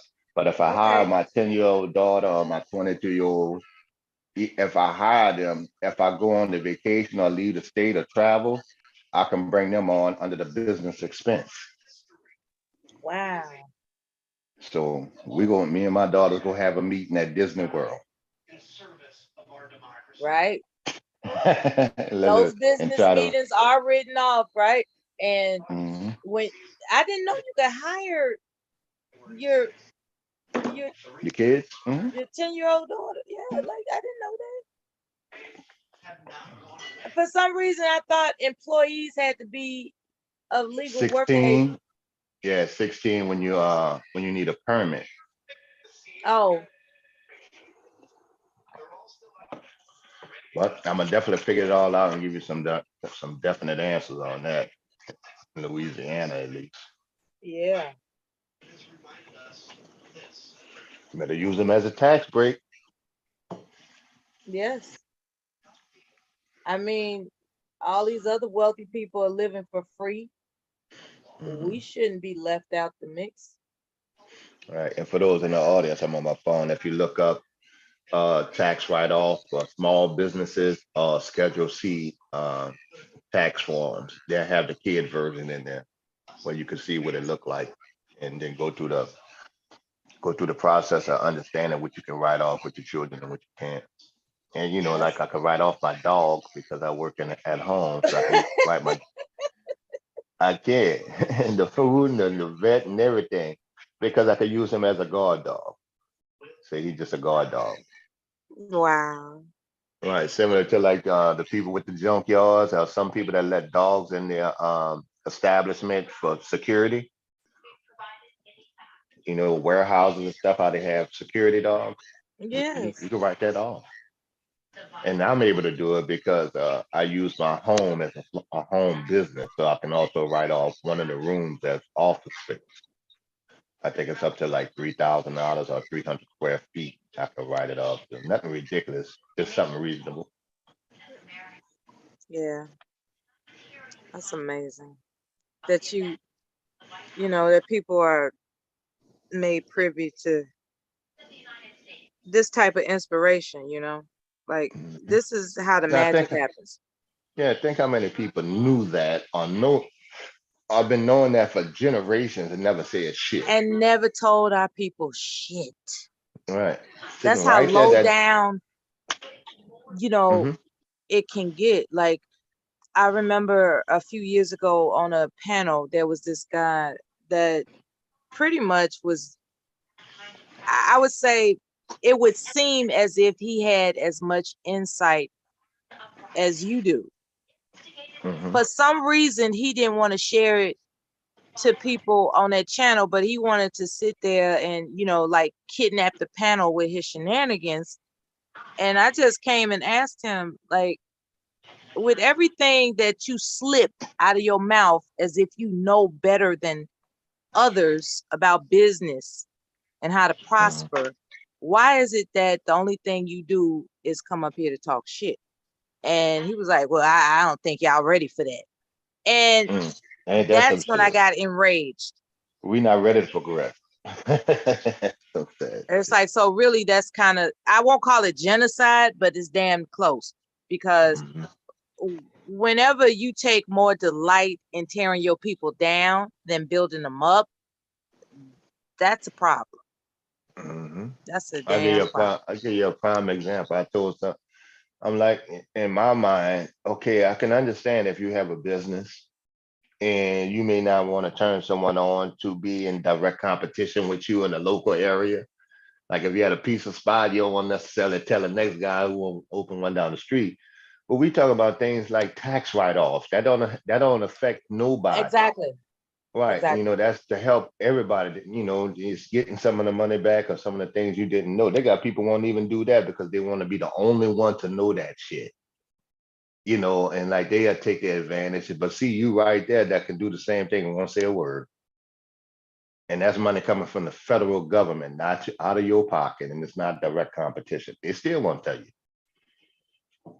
It was Some the people got same scenario with the VA when I went to get benefits. I was just fresh off the plane from overseas, divorced, and when you fresh off the plane, you don't have a gig, right? So I'm going to seek monetary relief, to get me over the hump until I become employed.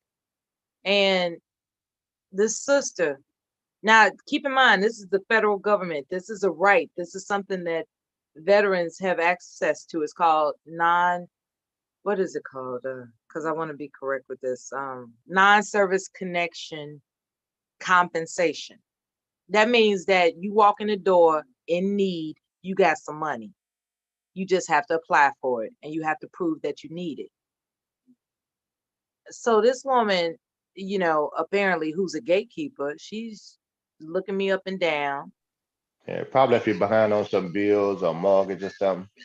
That's what you Yeah, mean? just a little help. But that wasn't it. It was like I was fresh off how you a runaway. You just, you don't understand. You don't know all the benefits that was coming to you. Not only that, when you get divorced and you say, I don't want to take anything with me, just get me back home. And you get home and you intentionally get home with you're just you're so infuriated that you made the mistake of not taking that man for everything he got. You just want to go. It's like, I just want to get the fuck out of this marriage. And you just you go back to your parents' house and you sit there and you realize like, damn, I got to make some money. Right. Damn. Right. I got It's to like, restart. Damn. yeah, from ground up. And so that's when you realize, oh, that's right, I'm a veteran. And then you find out what a regional office is. You go to the regional office because there is financial relief that you qualify walking in the door. Yeah, we had something like that at UPS where you could go in and get up to $5,000. Exactly. Right, yeah. But then you got those nasty ass little gatekeepers that look black. They are black. Well, they could be black. Oh, I know what you mean. Yeah, those nasty little gatekeepers that act like it's their money. It's like and get pissed you getting it and they can't. I guess so. I've seen them. Yeah, those government workers, they are jealous of some of those clients. They would say stuff like, these clients, I wish I could get this. And I would, I've heard them say that in different government, this one agency in particular that I work for. This one that I work for, I would hear them talk crazy about the clients calling in for appointments, and they would talk snarky about they lazy ass need to get up and do, just talking crazy about the clients while they sitting there chewing potato chips and licking their fingers with hot sauce. It's like, God damn, like, why are you in customer service or office coordinator if you don't like people? Now there's a job for those who don't like people. It's called working with machines. Work with machinery. Yeah, like sit your non-friendly ass down somewhere. I like the ones that give you all the information. I like the ones that give you all the information. Like, you could get this. Yeah, you can apply for this. Go ahead and apply for it and try to work it, like try to give you all the information you can for all the benefits. I like them kind of people. Because you don't know, like you said, you fresh off the plane, the boat. You don't know what everything you can do. Yeah. Yeah, I was fresh off the plane for sure. And I was just like, oh shit, I forgot. Here go one for you, Mella. I'm looking across the screen.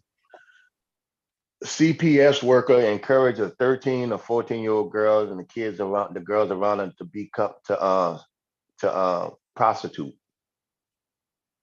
And they call it that's on tape. terrible. Right, one of the 14-year-old girls, the girl was saying she was hungry. She said, well, look, you need to start selling some for JJ or something like that. You can make this, and got on tape. I think I heard that story. Yeah, CPS Yeah, I worker didn't got know him she out was. there trying to horn. Yeah. Mhm. Now you reminded me. I remember that story. Like she was she was supposed to be helping the child, but she was telling the child to sell her ass if she hungry. Not just That one kind of girl, stuff. several. Yeah, Several. she was just a mean, nasty woman, and she might have relationship disappointments going on, and some women get jealous, and I don't even know what else to call it, envious or whatever. There are some women that know they are in a position of responsibility to assist the benefit of others, and they take that and they corrupt it with their A damn CPS worker. God bullshit. damn. Right. That it is her responsibility to assist others on the side of a benefit. And she wants to sit there, suck her teeth, probably. God knows what. Because I met hoes, excuse my language. I've met people like that. I've met people that were just so ornery that they didn't want nobody to have a good day. They didn't want anybody to have a good day. You know what I'm saying? And that's that comes from something that I can't even explain. I've had bad days. I'm not going to take my bad mood off on somebody else. That's my fucking problem for having a bad mood. Okay?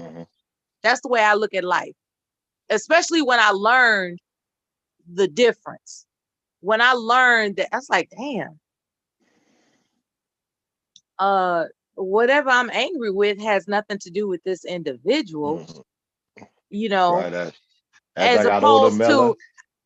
to I actually have a problem with. Now, see, when you have a problem directly with somebody, that's different than just like I'm looking for a target to fuck over because I feel like it. That's an evil person. Okay. And it's important for people to not, I don't know. I don't even know how to describe it. Oftentimes there comes a time when when someone announces a grievance and then cuss you out, that's when it's about the grievance itself, as opposed to you just talking, you sharing your life story or whatever. And it's like, you know what, bitch, you stupid. You know what, bitch, you crazy. You know what, bitch, you know what I'm saying? Like you just snap on the motherfucker because you're in a bad mood. That's some shit that needs to be adjusted. That's the way I think.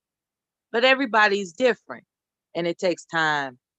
And I'm not saying that any one of us are perfect. I'm just talking. What do you think about that? Have you ever snapped on somebody just because you was in a bad mood and you realize like, damn, I ain't even have a grievance against them. I just felt like fucking them over. Oh yeah, I got to the point. Well, I got older now, even so I can, even when someone's coming with that negative energy, I'll be like, keep your negative ass right over there. Somebody call you all the time and they always got issues or problems. I'm like, man. They always call with the like, okay, I'm so glad you said that. Take, for example, somebody that you call to check up and see how they or find out how they're doing. How you doing? Oh, girl, my water boiler. Oh, girl, my car got this problem, and I got this problem, and this problem, and that problem. And it's like every time I talk to this motherfucker, she got a problem. So then, lo and behold, let's say, for instance, they win $20,000 in the lottery. You don't hear from their ass to say, girl, I just won $20,000 in the lottery. And then you gonna say, I'm so happy for you. Oh God, you've had so many problems. I'm glad something good has finally occurred.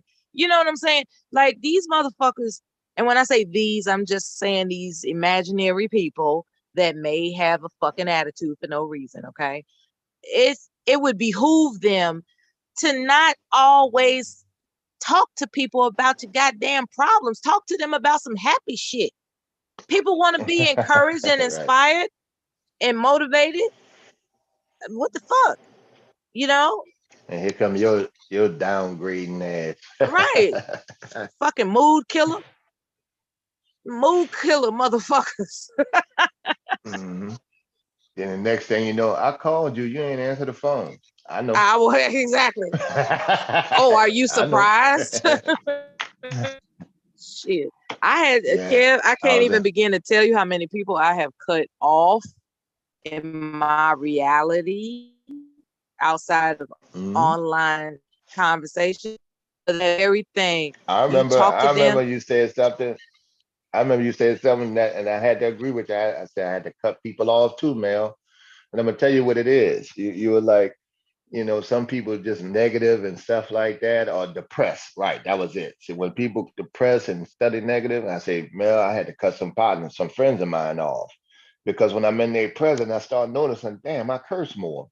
This nigga curse all day long. Yes. I'm cursing now. Yes. And then you know what I had called myself? You know, me saying bitches, that's not a normal thing for me. I'm like, man, this bitch, I'm like, man, I've been around your ass too long. Get your negative ass away from me. It's contagious. That Right. negativity is contagious. And a lot of people spiritually don't take that seriously. Negativity is very contagious. And I have no idea how counselors develop a guard against that. There are people whose profession is wrapped around people coming to them all the time with negativity. I don't know how they do it. I'm trying to figure it out. You know, in my own little way, I'm trying to figure out, how do I absorb what I'm hearing that's negative without it actually, you know, having, because we can all sit around saying, I don't give a F, right? That's a very common phrase. I don't give a F. I don't give a F. Come on now. Stop playing.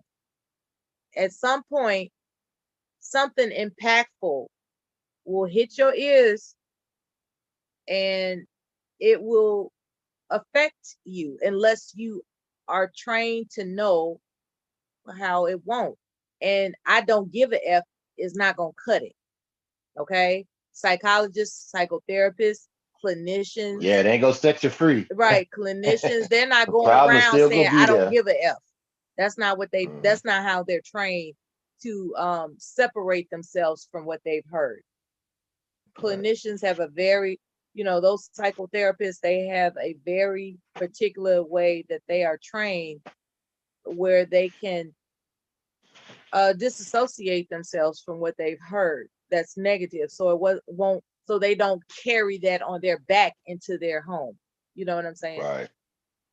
And then there are a lot of people that don't know how to do that, and next thing you know, just like you had mentioned, you calling you're referring to the B word when that's not really your habit. That's not your habit. Right. And if No. you stuck around that person long enough, it would have become a habit. And then now there's something to, you know, detox from, I guess. You know, you gotta, you know, when you discover, not you, but when someone discovers that they've acquired a different way that they go about doing things, Yeah, some bad depending habits. on the length of time it takes that they continuously engage in it, it becomes a habit. And fortunately, all habits can be broken. So that's the hopeful message and all that. All habits can be broken. You know, everyone can be whomever they choose to be, because all habits can be broken. You know, and I find a lot of comfort in that. So I'm not really afraid of negativity. I do know it's contagious and impactful. And in the event I'm not careful, I could develop a habit of thinking negatively in a subconscious way. I just have to remind myself that all habits can be broken. And that's kind of like that's a message that the public hopefully can absorb, you know. There's something about a lot of people that just want to hear it. They it's thrilling. It's thrilling to hear people curse each other out. It's exhilarating to find out the latest stuff that's going around as conflicts. Yeah, the latest drama scene. All that drama. There's something about people that's how Jerry Springer got to blow up the way he did. Yeah, I remember when I first saw a Jerry Springer show, it had to be 94, I think. And I'm in the break room, and there's this little, it's a little modest break room with a little modest television. And there's this show on, and I'm seeing people slinging chairs and fighting and tripping. And I'm like, this is crazy. I can't believe I have to eat my lunch looking at this. And so I come back the next day and the next day, and the same show is on. I'm like, what the hell is? And I'm hearing people saying, Jerry, Jerry. And I'm watching the audience on television loving it. I'm watching the people in the break room not taking their eyes off of it, not even to watch a damn spoon come to their mouth. I'm like, oh shit, people are really into this type of thing. There's something about me that just didn't study psychology at the time. When I look back, I do realize that was my first encounter of discovering how media, because that's what RBR was talking about earlier. Media is another wave of, for Black Just another women. tool. No. I'm talking about your question when you asked what's the next field that Black women can dominate, because we have the healthcare industry locked. And I was telling him about how robotics engineering was a good mention, and all the other good mentions, real estate and all that stuff. And then he said media. He said, I think it will benefit Black women to dominate media. And it would if you got the right Black women up there. If you got the right Black some women, intelligence. that's right. I'm getting tired of seeing these damn fly by night, motherfuckers, just entertainers speaking for Black women. Like the, Cardi B interviews with the president and shit like that. No, we got enough intelligent Black women not for you now have to reach around And she's not even and Black find though. someone who. Yeah, I know. But that's where they went. But see, that's what the key word is, silent. They go with minority and diversity. So she's just as good as Black to society, but not to me. You see what I'm saying? That's why I don't like that diversity and minority. No Black women. I need a Black woman to speak. The only ridicule, right? The only ridicule I'm gonna take as a Black man gonna have to come from a Black person. She the only one that can actually, can have a damn gripe with Black men. Other than other shit, I don't. Right. You got nothing to say to me. We need real Any other Black racial women group or all that in real prominent positions of media power. And that's something that I didn't even think about. He mentioned a woman's name. Oh gosh, I wish I could remember it. However, I do remember that she owns TV One. I haven't watched TV One, whatever that network is. I haven't watched it. And she owns something else, but apparently she's one of the most prominent. And for RBR to say this, because I didn't challenge him saying, what about Oprah? I didn't challenge him. He mentioned her name, and he said that she's the one to emulate as to how her business model, and her climb. She's a single mother, and she made it to the top in media. And so when he says she's a single mother, that did bring some distinction to it. So, and plus, I hadn't talked to RBR in a while, so I wasn't going to challenge him about shit. A single parent mean you put in extra effort. Yes. You have to, because you're taking on the whole responsibility of taking care of a child, and you still accomplish some shit. That's extra effort. Yes, your engine is running for real. That child is the fuel of your inspiration that keeps that engine running. There is no room for failure. when you take seriously your responsibility for that child or those children. It's Who do you just think was our best last the last good speaker I could think of? And I'm talking about females. I like Warlock, but I like Stacey Abrams. Stacey Abrams, so damn intelligent. You can't do nothing, but she go hold your attention. There's not no question she can't answer.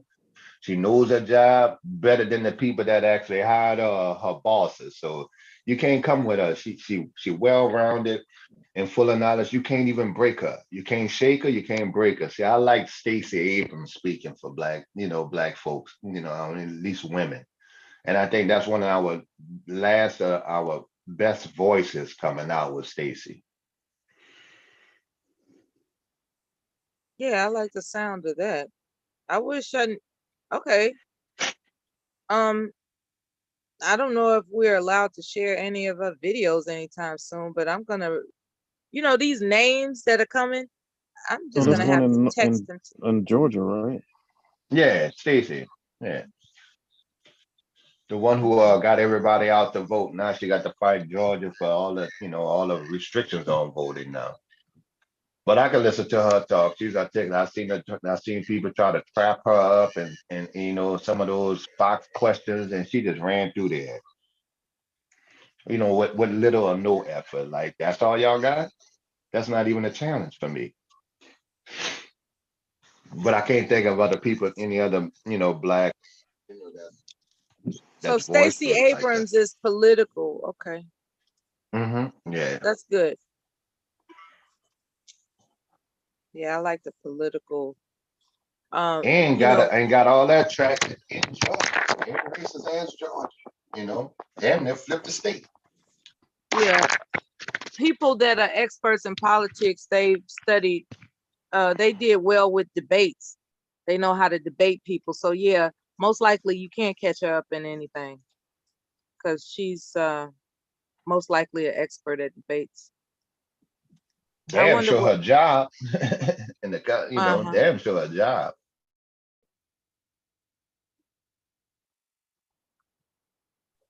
Yeah, I'm looking forward to learning more about her. Yeah, I study a lot of health and nutrition, so I don't really get into the politics and It sound like business. they'll skip past her and go interview Megan Thee Stallion. The most likely. Yeah, because of the popularity. I mean, and it's just not that. It's like I've been watching ESPN for decades. How Lil Wayne get on ESPN? What does Lil Wayne has to do with sports? You see what I'm saying? Because they'll bring him up there for the popularity to get the views and all that, and they not go. They go right. They're interviewing for views, not for information. This boy been high since he was 12. I'm looking at him on the He show. been This nigga high since he high was is a 12 and he on motherfucker. ESPN. Oh, Yeah, giving advice, sports advice, and I'm like, oh, come on, man, stop it. And look at the people that I mean, I like Snoop Dogg too, but look at the image. yeah. It's all entertainers. Why we got to be led by fucking entertainers all the time? That's right. Because that's what they pick out for, because that's what they won't hear, and then they'll put it on the views of popularity. Nah, man, we ain't no entertainer. This dude rap, gangster rap. Yeah, it's funny to me. I'm looking at a whole bunch of street dudes and drug dealers in prominent positions on TV. I'm like, Yeah. damn. Who'd have thought it, right?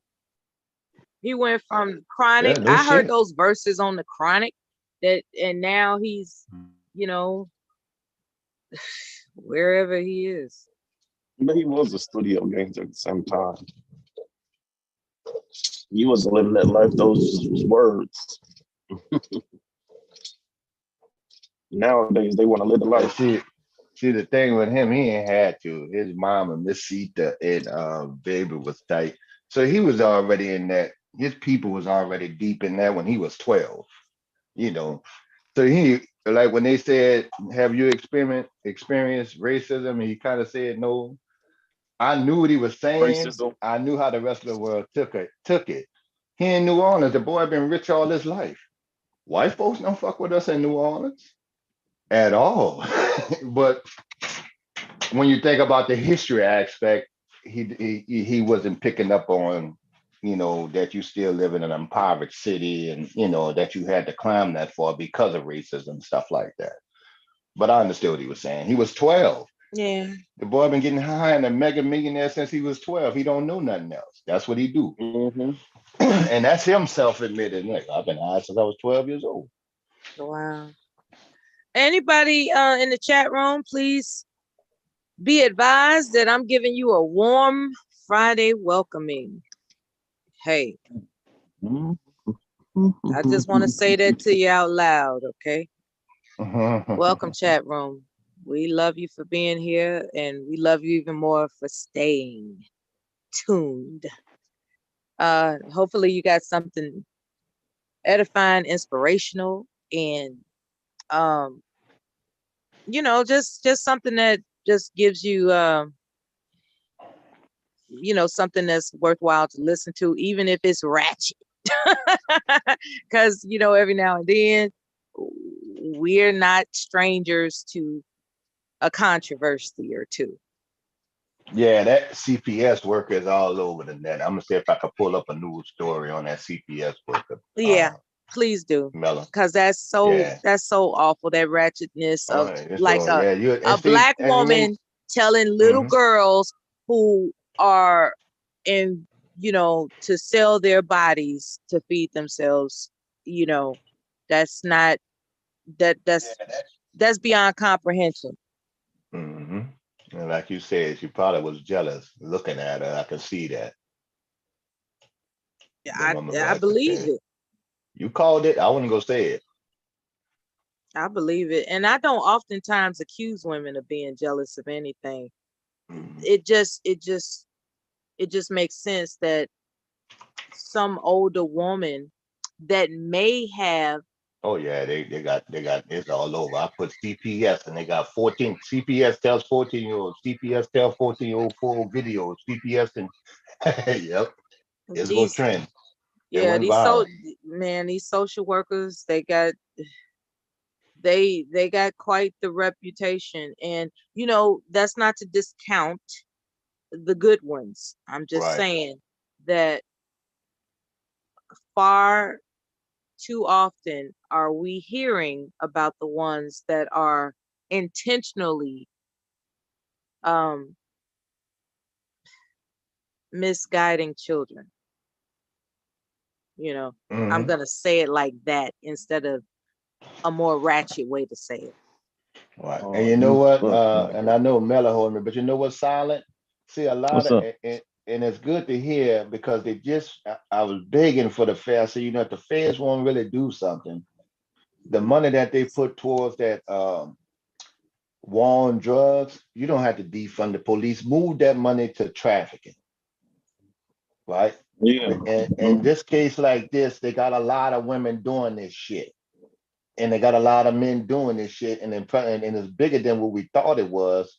Like what Kelly, he had help getting Weinstein had help getting all these, and getting all these kids, these young kids into those vulnerable positions. And here's a woman right here doing the same shit. Oprah was helping Weinstein.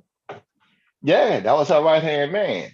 But in all fairness, she didn't know his business. To me, I think even sinister than that. How she built that school in Africa for them girls, just for girls. What y'all think about that? Hello? I didn't hear it because somebody tried to come in. Oh, I said how Oprah built that school for girls in Africa. Yes, instead of something in America. Laura, I mean, that could be some more trafficking there. Abusing those kids. I believe those children. Yeah, some of the teachers were abusing those girls. Right. In Africa, they beat the kids. They hit them with a stick. Shit like that, Yeah. Yeah, those some African countries. I don't want to say all countries, but in that situation, yeah. Yeah, I think she had to go over there and overhaul the entire thing when she found out that those traditional practices of beating children were being implemented in her school. Because that's not what she was there to do. She wanted to build a school of leadership, not surviving abuse, you know. / trafficking.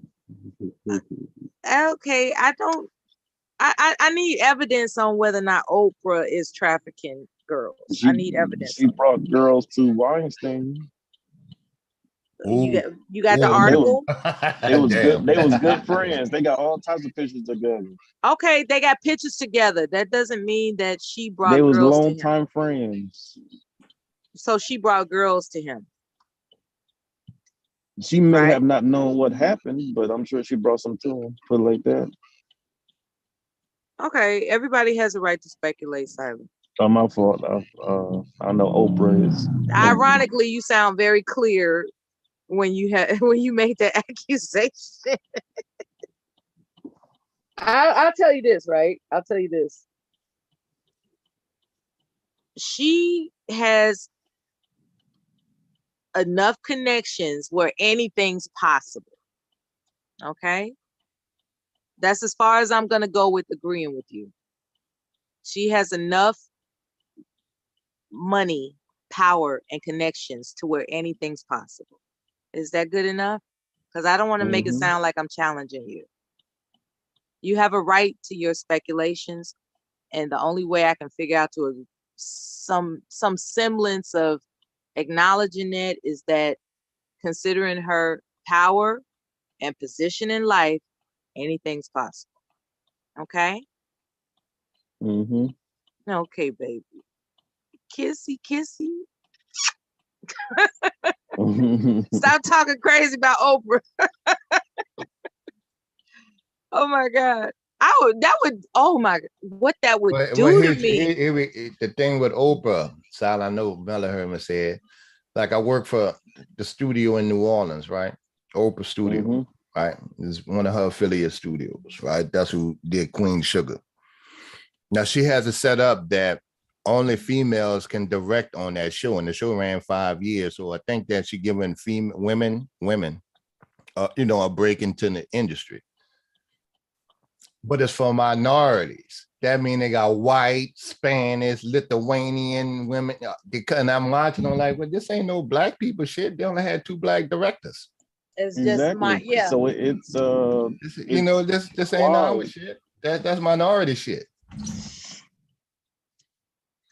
Honestly, I'm about to start shooting something. I've been watching these low budget movies that be getting on Minorities instead of just black people. I've seen movies I can make better pictures than that. Shit. I'm looking. Hold on now. That's my work. Now I put hard work in that show. No, not that show. I'm thinking about some of those low budget movies, and they be either just it's not that difficult to do, Silent. All you got to do is get some funding and a storyline. That's why I went. Look, people got on RB because he said they flat out called this man a liar and less than a child of God because he said he did Friday. And they're like, well, you ain't no director, and he said you ain't got to go to. You don't. He just got some money together and just got the time together. That's doable. You can make your own story these days. Shit, they damn near doing it with the iPhone 13. The iPhone 13, you can make a movie. Right. Even some of the directors pull out their iPhone and capture a shot. Man, and you they got it hanging off their somebody. You could just get your friends together and say it's a YouTube skit and let's have some fun. You give them some scripts, and next thing you know, you got a damn show that they want to commit to because they like you and they want to have fun. Like, I like Master P, but I ain't like none of his damn movies. But he made money off it. I never saw a Master P movie. What? There's a reason for that. See, I got the hookup. You said that. Okay. But you'll see a lot of stars, and I got the hookup, like Silent was just saying. And, Monique and all them, Eddie Griffin, he gave a lot of them their first chance. They wouldn't get those chances in Hollywood like that. That's what I do like about it. The craziest black movie I had seen was Soul Plane. What the hell? Now, what about Pootie Tang? That was crazy. I never saw Pootie Tang. Some of these Yeah, black that was movies. funny though, Pootie thing with that belt. What about Undercover Brother? No, I saw Media I'm Man. gonna get you, sucker. I saw that. All right, there we go. We got that. That Meter was Man, a one The of my Wayne brothers favorites. always came with something comical. I got to give them that. Or Blank Yes. Man. Blank Man could have been some. If they took Blank Man, I know they comedians, but if they took Blank Man more serious, it could have been a real good movie. You know. what I'm gonna I get you know they. something. No, Blank Man. Oh, okay, I didn't see that one. Right, with the Waynes brothers. Yeah. You know And when the you know Wayans he brothers can't do White those Chicks. skits no more in this day and time because he used to act like he was autistic adult superhero. You remember that? Oh yeah. Yeah, he can't do that shit no more. You It got was that what right. Handicap Man on Yeah. Living Color. Yeah, he can't do that shit no more. You got that right. Times have changed. Mm. It was a few movies like after I'm Gonna Get You, Sucker. I didn't really follow what the Wayans brothers did. I remember You know, Low Down Dirty Shame. Mhm. I remember that had Jada in it with The scary movies. And you know, but I think what it was a lot of budget. It was budgeting then. Now we got the funding to make it professional. I can tell you when it comes to these studios, you kind of get what to pay for. If you're doing a little starter thing, that's fine. But if you got a nice size budget, it gives you a lot of wiggle room to do a whole lot of stuff. That's why when you see low budget movies, they don't do stunts. Stunts is the most expensive thing. Is that right? Yeah, because you got to pay the stunt guy, you got to pay for fire in the background, you got to pay experts to make sure the shit don't go awry. Yeah, because I know like the first thing I shoot is either gonna have to be a comedy or a drama, because there's no action. It's just drama. Right. And so for one of the guys from the production company was telling me, Mella, and he was explaining it to me how it go. He said, when you have a big shoot for budgeting issues, you want to get all your most expensive filming out the way first. Stunts and all that, your big arenas. And because then at the end, you can see what you're left with and you can kind of wing that if you have to. All the big actors you got to pay. You want to get them all their stuff shut out the way. Sweetheart? All right, this is that news story of the I CPS worker. apologize. So we're about to see the news report about the CPS workers, no doubt. I appreciate the fair use. A 14-year-old girl in foster care to become a prostitute. That's right, and this girl is one of hundreds of Child Protective Services is caught on camera telling a 14-year-old girl in foster care to become a prostitute. That's right, and this girl is one of hundreds of kids in CPS custody living in hotels all over the state. Fox 26's Randy Wallace live from Southwest. Yeah, and this is in Texas. Houston here with this story. Randy, the exclusive. Yeah, Jonathan. Now, earlier this year, a federal judge scorned Child Protective Services for making kids available for prostitution in the CPS system. Now we have a case where an employee with that state agency is actually encouraging prostitution of a 14-year-old child. Don't be a hoe, be a real hoe. Wouldn't they remove a child from a parent that told their child to Well, she told her, if you're going to be a hoe, be a real hoe. be a prostitute? They should. And they would. Keisha Basley has 9 kids. She turned her child. What'd you say, Silent? So that's her saying that if you're gonna be a hoe, be a real hoe. Yeah, telling that little girl that. That's crazy. And the little girl recorded, she said, well, I'm just hungry. I just want some food. Well, you can make $1,500 if you have sex. Protective Services to help her with her 14-year-old daughter, who she says was running away and causing trouble at school. My daughter told me that the worker had been telling her that she should do these things. So she said she decided to video her. Please. CPS is housing the girl at a hotel. She's one of dozens in Harris County. In the video, she tells the CPS employee she wants food. The CPS worker tells her to be a prostitute. I mean, she was basically encouraging a 14-year-old girl to become a prostitute. And giving her an incentive to do so, and almost a threat of not having her needs being met if she didn't do what this woman very explicitly told her to do. If the parent, was to do something like this to my child, I would be bashed. I would be called a horrible parent. I would lose my kids. Basley filed a formal complaint with CPS. This should not happen to girls in their care. This should not happen. This is unacceptable. Jamie Masters, the commissioner of CPS, came to Houston to personally apologize. They got a whole CPS building. You know they're trying to, see what I'm saying about that trafficking? I'm willing to bet that woman was go cash in or set her up with some damn clients. All right. Now, we're not going to escape the fact that these girls ran away from home for a reason. Mm-hmm. And see, this where the manosphere will come in, because the mother you saw has 9 children. What? Yeah, I was leaving that out. Water Sniper had asked, "Is that the child of mother?" Like, yeah, she got 9 kids. Because the first thing coming to your mind, well, why is the mother speaking in the child in CPS? Exactly. Because they said she was misbehaving at and running school away and stuff. And running away. Yeah. 9 so what's kids. behind that? You wanted some attention. It could be a foul household. She got 8. I'm gonna say, yeah. She got 8 other siblings. It's probably hard to that much. Yeah, that's a foul. That's hard. Who can? It ain't right. I don't know who can do that one.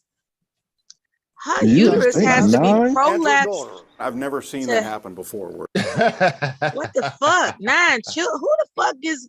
Come on now. Right. And so I'm like, why are you on TV, ma'am?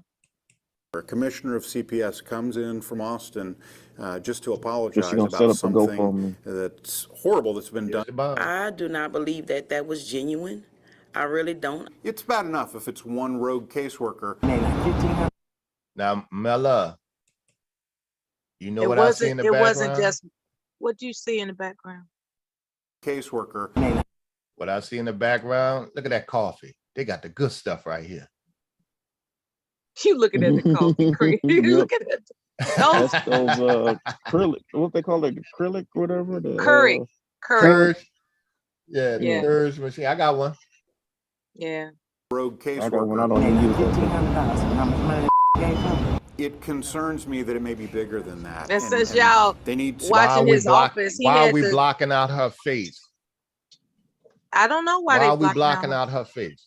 I don't know Yeah, why. We're not blocking out that damn tummy rolling over her belt. She low down. Shit.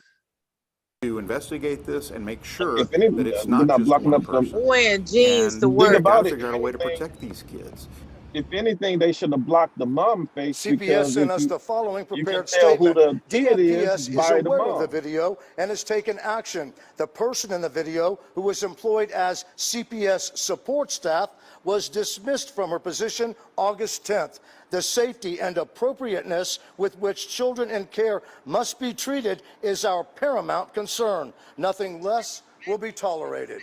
Reporting live from the There's some strong statements after the damn fact. Right. seem And like they let's don't try to not protect their forget worker that more they than their are, mom. well, they're in a union. Right? So when they said she was dismissed, you know, oftentimes they have the ability to apply for reinstatement. They're Right. not Well, really. you know, I think they said she was an affiliate, you know. She might be like the extra hand or something like that. Oh, she was an extra. Yeah, right. So regardless of the fact, you know, whether it was, you know, somewhat a powerful position or not, you know, they just, a lot of these places just hire anybody. Even when I was in juvenile, they hire anybody. It don't matter. Didn't matter who's gonna take the job. It didn't pay much. Yeah. Damn, no, you still poor. Yeah. So people just took the job to take the job. I remember working for a veterans, I guess, transitional housing agency, and it was traditionally all men. And I was there when it came time to distribute eyeglasses. That was pretty much my function. I wasn't trying to intermingle with the clients or anything.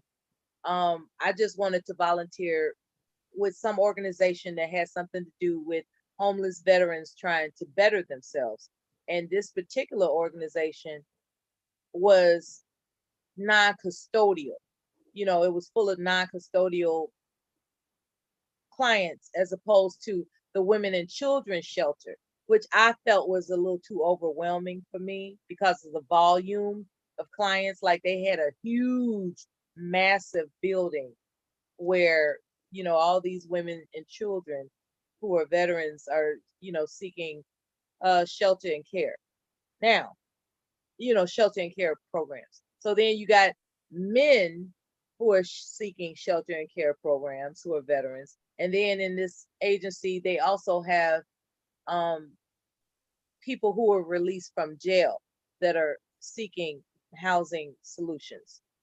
With all that being said, I wanted someplace to volunteer, and I found a way because I knew the director that I could fit in by making sure that the eyeglass, because they get to get their little, their little physicals and everything, and they get to be issued eyeglasses. And so those eyeglasses have to be distributed. You have to, keep everything organized. So that was my little detail, right? And I didn't mind that because I didn't have to deal with anybody, and I was just, unless I wanted to. So it was kind of comfortable. What wound up happening was eventually they started allowing women into that facility, that building, so they were having it co-ed. What eventually happened was some of the women were being harassed by the men.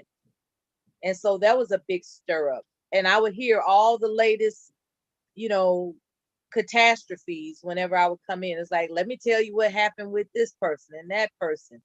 And it was getting increasingly difficult to manage that co-ed situation because, as it turns out, the men resented, they felt that they were disturbed enough. They didn't need the additional accompaniment of disturbed women in the midst. And so And they it probably was became a embarrassed problem, too. even though say what? So the man was probably Yeah, can embarrassed you too. imagine like men and women from disturbed backgrounds, being under the same roof together? I was like, what the hell are y'all thinking? But that's what they were trying to do. They was just, they were trying to install handicap access, and they were trying to modernize things and make it cohesive and co-ed, so to speak. And it just became a real problem because a lot of people brought their psychological hiccups into that environment. And it's different when men are managing men, but when you got men trying to manage men who want to, bombard themselves over the women, it just became a trip. Now, nobody was getting sexually assaulted or anything like that. It was just a whole lot of tension in there. Like they wanted, like it was crazy. It was like I could feel the difference. Cause see, I walked in there, and within 2 months they started integrating women, and within less than I would say maybe 2 weeks, I could feel the thickness of resentment in the air when I walked in the door. Like it was everything was just all surly and crazy. It was you could feel it spiritually. And I said all that to say this. There was this one time that I happened to sit in on an intake interview, because they interview the clients before they're accepted into the facility.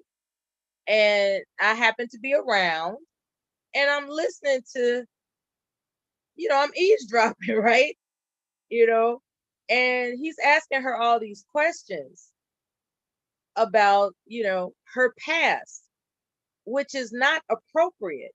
He's asking her, well, what did you do in jail? You know, that type of shit, you know. It's like all the checklist is whether or not the person had ever been incarcerated, or do they have food allergies, or do they have any disabilities. But he started asking her straight up personal questions. And I was just like, see, no wonder these women can't find themselves safe in an environment sometimes with men, because They're men walking just around with a vagina and the men not taking them seriously. they just didn't take them seriously. And it was really sad when I heard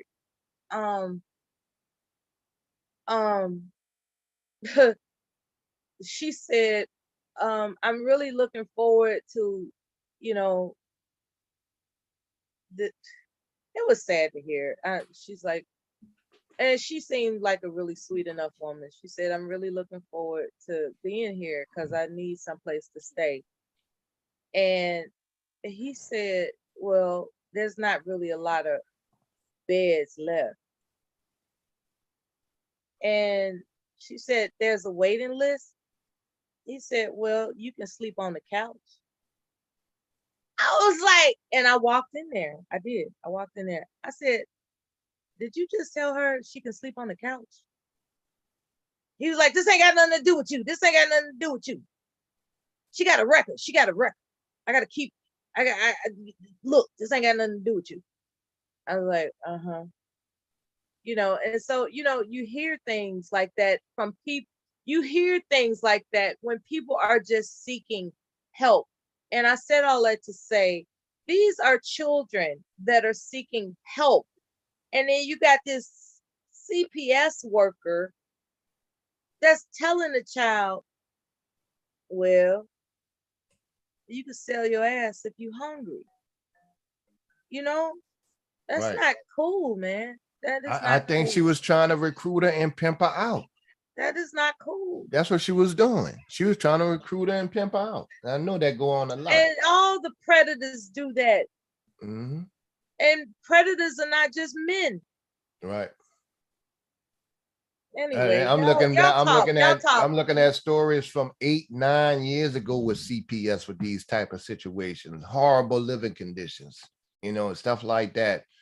And they're just sticking these kids anywhere. And that's why sometimes I have, you know, somewhat of a bleeding heart for the younger dudes, you know, for young people who had to go through something in life when they had bad starts, you know. So you don't know what them kids been through. I seen kids go through a lot of shit. They never even had a chance for a childhood. Never had a childhood. I barely had one, never had a childhood. Not a happy moment in their life with their parents. That's right. And then they become 18. People that have survived heinous childhoods, violations that are unspeakable, and they're here today, you know, just trying to make it, you know, just trying to make it. And then you got some jerk that just want to be wicked. You know, because what? They're in a bad mood. All right, this is worse than I thought. Shit. Go ahead and show it, Kev. I'm ready for it. Yeah, I'm gonna put it up there. Look, this is 2017, August 17th of this year, and this was another report of unsanitary and living conditions and what was going on in these CPS places. Here's one worker. One worker was saying, I just was given a job. I didn't know what to do. They never told me. Just hire somebody to sit there with the kids. And what they'll do is they'll do it like a house parent type of thing. And just to have anybody sit with the kids overnight. The guy that taught me how to shave was a barber. That was his second job. You know, he had no training with kids and teens. That's why you have a lot of issues. Trust me. All right, this is another one. A whistleblower reveals appalling living conditions for kids in DFACS. From the police who respond. Sorry, there we go. It's just incompetency on the state's part because this whole situation is just It really is. We got a fight going up in here. By the Hit me in way, my I'm face. not My lip watching is it. bleeding. I'm just listening. It's just showing. It's just showing the No, you ain't room. got to describe it. Just let Oh, the all right, audience all see right. it. Yeah. Thank you for letting me know When the the police details respond, so I can unlikely just residents listen. housed Okay. and Thank staff you, baby. ill-equipped. Very unprepared. I had no idea what I was supposed to do. Fulton County Department of Family and Children's Services turned offices into homes. It was crazy. This whistleblower began working at one of the Fulton Defects offices this Fair year use, as a everybody. behavioral aide, staff assigned to monitor a foster child. She thought she was hired to serve kids in dorms, organize units. She says it was anything but. I assumed there was an area for them to stay in that was more like rooms. It wasn't. In some cases, blow-up mattresses on office floors. In others, blankets became makeshift beds, wire cots. Allegations of unsecured rooms, unsanitary areas, and unsafe conditions. CBS 46 Investigates uncovered reports the properties are plagued by children doing drugs, escaping the premises, stealing site electronics and money, concerns of sexual promiscuity, attacking workers, attacking each other, kids as young as 12. My child was in her room and two other girls came in to fight her, and no one did anything about it. We obtained body camera, 911 calls, incident reports, all documenting a pattern resulting from long-term stay of foster teens at the Defects office in College Park and on Fairburn Road in Atlanta. The practice, it's called office hoteling. We're staying here because they don't have nowhere for us to go, so we're living here. This year alone, police responded to the offices more than 100 times. I'm so tired, bro. I'm so tired of coming here, bro. Huh? I'm so tired of coming here. Yeah. In this particular instance, a teen vandalized the building. One is trying to make contact. I'm not switching. Mr. Fabnell with him. Looks like a guy. Defect staff shows the officer the damage, then takes him to the child. The officer asks the child if she wants to go to the hospital for a mental health crisis. So I'm just trying to make sure everything good. I mean, it's not, but it's nothing you can help with. Ultimately, the child is left in Defect's office custody. Hopefully this is the last call. It wouldn't be. State data reveals this so-called practice of office hoteling was happening even last year, not just in Fulton. And Mella, what they doing, what you can't see is like they actually sleeping in offices on air mattresses on the floor. All right. And Across the state. hello. Uh-huh. I wanted to say about the previous incident I mentioned personally observing. The difference about offering, like, it was, I guess what was disturbing for me was that he would tell the men there were no beds available and you will have to, be on a waiting list. He didn't tell her that. And that was the difference. Like, I've heard time and time again, them telling people that there were no beds available. When it came to her, he said, there are no beds available. And she said, oh, I have to be on the waiting list. He said, well, you could sleep on the couch. And to me, that was too inappropriate in that instance, even if he was being sarcastic, which he, because, they're not going to let somebody sleep on the couch. That's just not going to happen. What my point is that he felt free to be sarcastic with a woman that is in the same position of need as the other men that had applied. The difference is he felt the need to exercise a sense of sarcasm with her as opposed to the male clients. And that's why I pointed that out. Okay, so anyway, resume the video and thank you for describing what I'm looking at or listening to. Thank you. 1.5 months, and across Georgia, more than 4 months. Children are in the room with the door closed, so I opened the door. They all sitting out like that at the project somewhere, smoking a big fat blunt. This whistleblower says she resigned, accusing the agency of systemically failing children. They feel like they're unwanted because, they just drop you off in an office when no adult cares about you. I mean, that's what it seems like to them. State leaders did not interview with us, so we took our findings to the Independent Oversight Agency, which investigates defects, the Georgia Office of the Child Advocate, or OCA. Yeah, look, you got CPS, and you got people that investigate CPS, and all the children still getting failed. Yeah. You got all these people with government jobs, and the kids still living in squalor. Yep. That's amazing to me. Seeing those places, interviewing those kids, we had an emergency meeting with state defects leadership, DHS leadership. If you could see this, man, like, why y'all having a fucking emergency meeting now? Y'all never went to the facility? Right. Just go check. City Hall. If you're a City Hall advocate, no, you elected to City Hall or local, y'all don't go down there and check on the shit. The kid's the most important thing. It's called derelict of duty. Yeah. Called bullshit. That as well. Same thing. And ask that those kids be moved out. DFAC's offices are not designed to be places where kids live. The OCA director, Jerry Bruce, was once a juvenile judge, a former DFAC's attorney. He understands the intricacies of the system, which currently has about 10,000 kids in foster care in Georgia. I mean, no. That's just Georgia, Mello. 10,000. That's just Georgia. That's just Georgia. What's 10,000 times 50? Because I say 50 because of the 50 states. However, when you spread it out to metropolitan cities, 100,000 off the top of the head.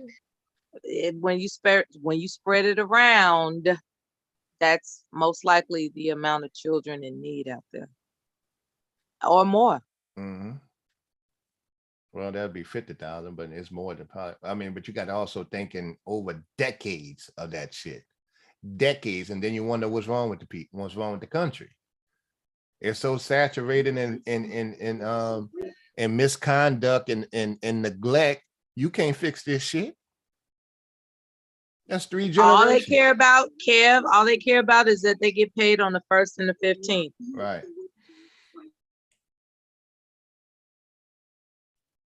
Millions of dollars in salary over those years, and we regressing.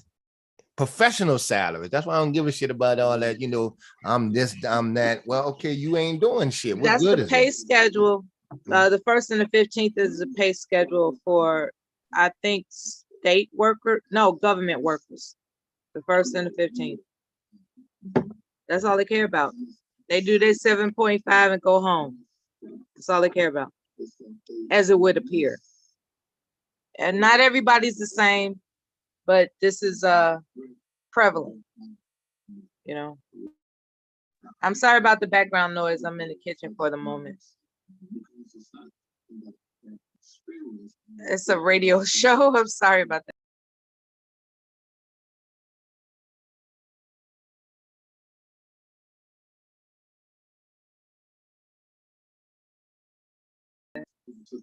I could let y'all hear what I'm listening to in the kitchen, but I'm not gonna be in here that long. I just came in here to get a bottle of water and get out. So, you know, I keep a particular radio station broadcasting. Keeps me informed of things that's going on. That's all. Let's see. I don't know what else to tell you. I'm not the type of person that shares things. I think I was telling you before, Kev, that there is a part of me that wants to be open, right? However, over a period of time, as I've discovered how people will get really, really, really, really low down towards one another, I've made a decision that some people aren't good people, and I just take precaution, you know. I've been tempted many, many times to so-called cam up and all that good stuff, right? It's not gonna happen because some people just aren't good people, and it's better to err on the side of precaution, you know. Let's see who's coming in. What we got here? And let me give you a co-host on your computer. I got co-host for you on That's the. Reverend. That's the Reverend Devastate.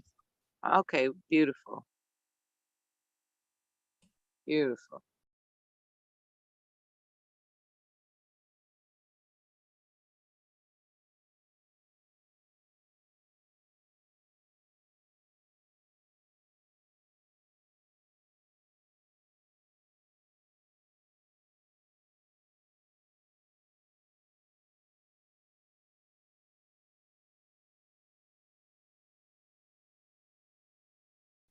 Okay, I think I got my camera on, but guess what? You can't see me.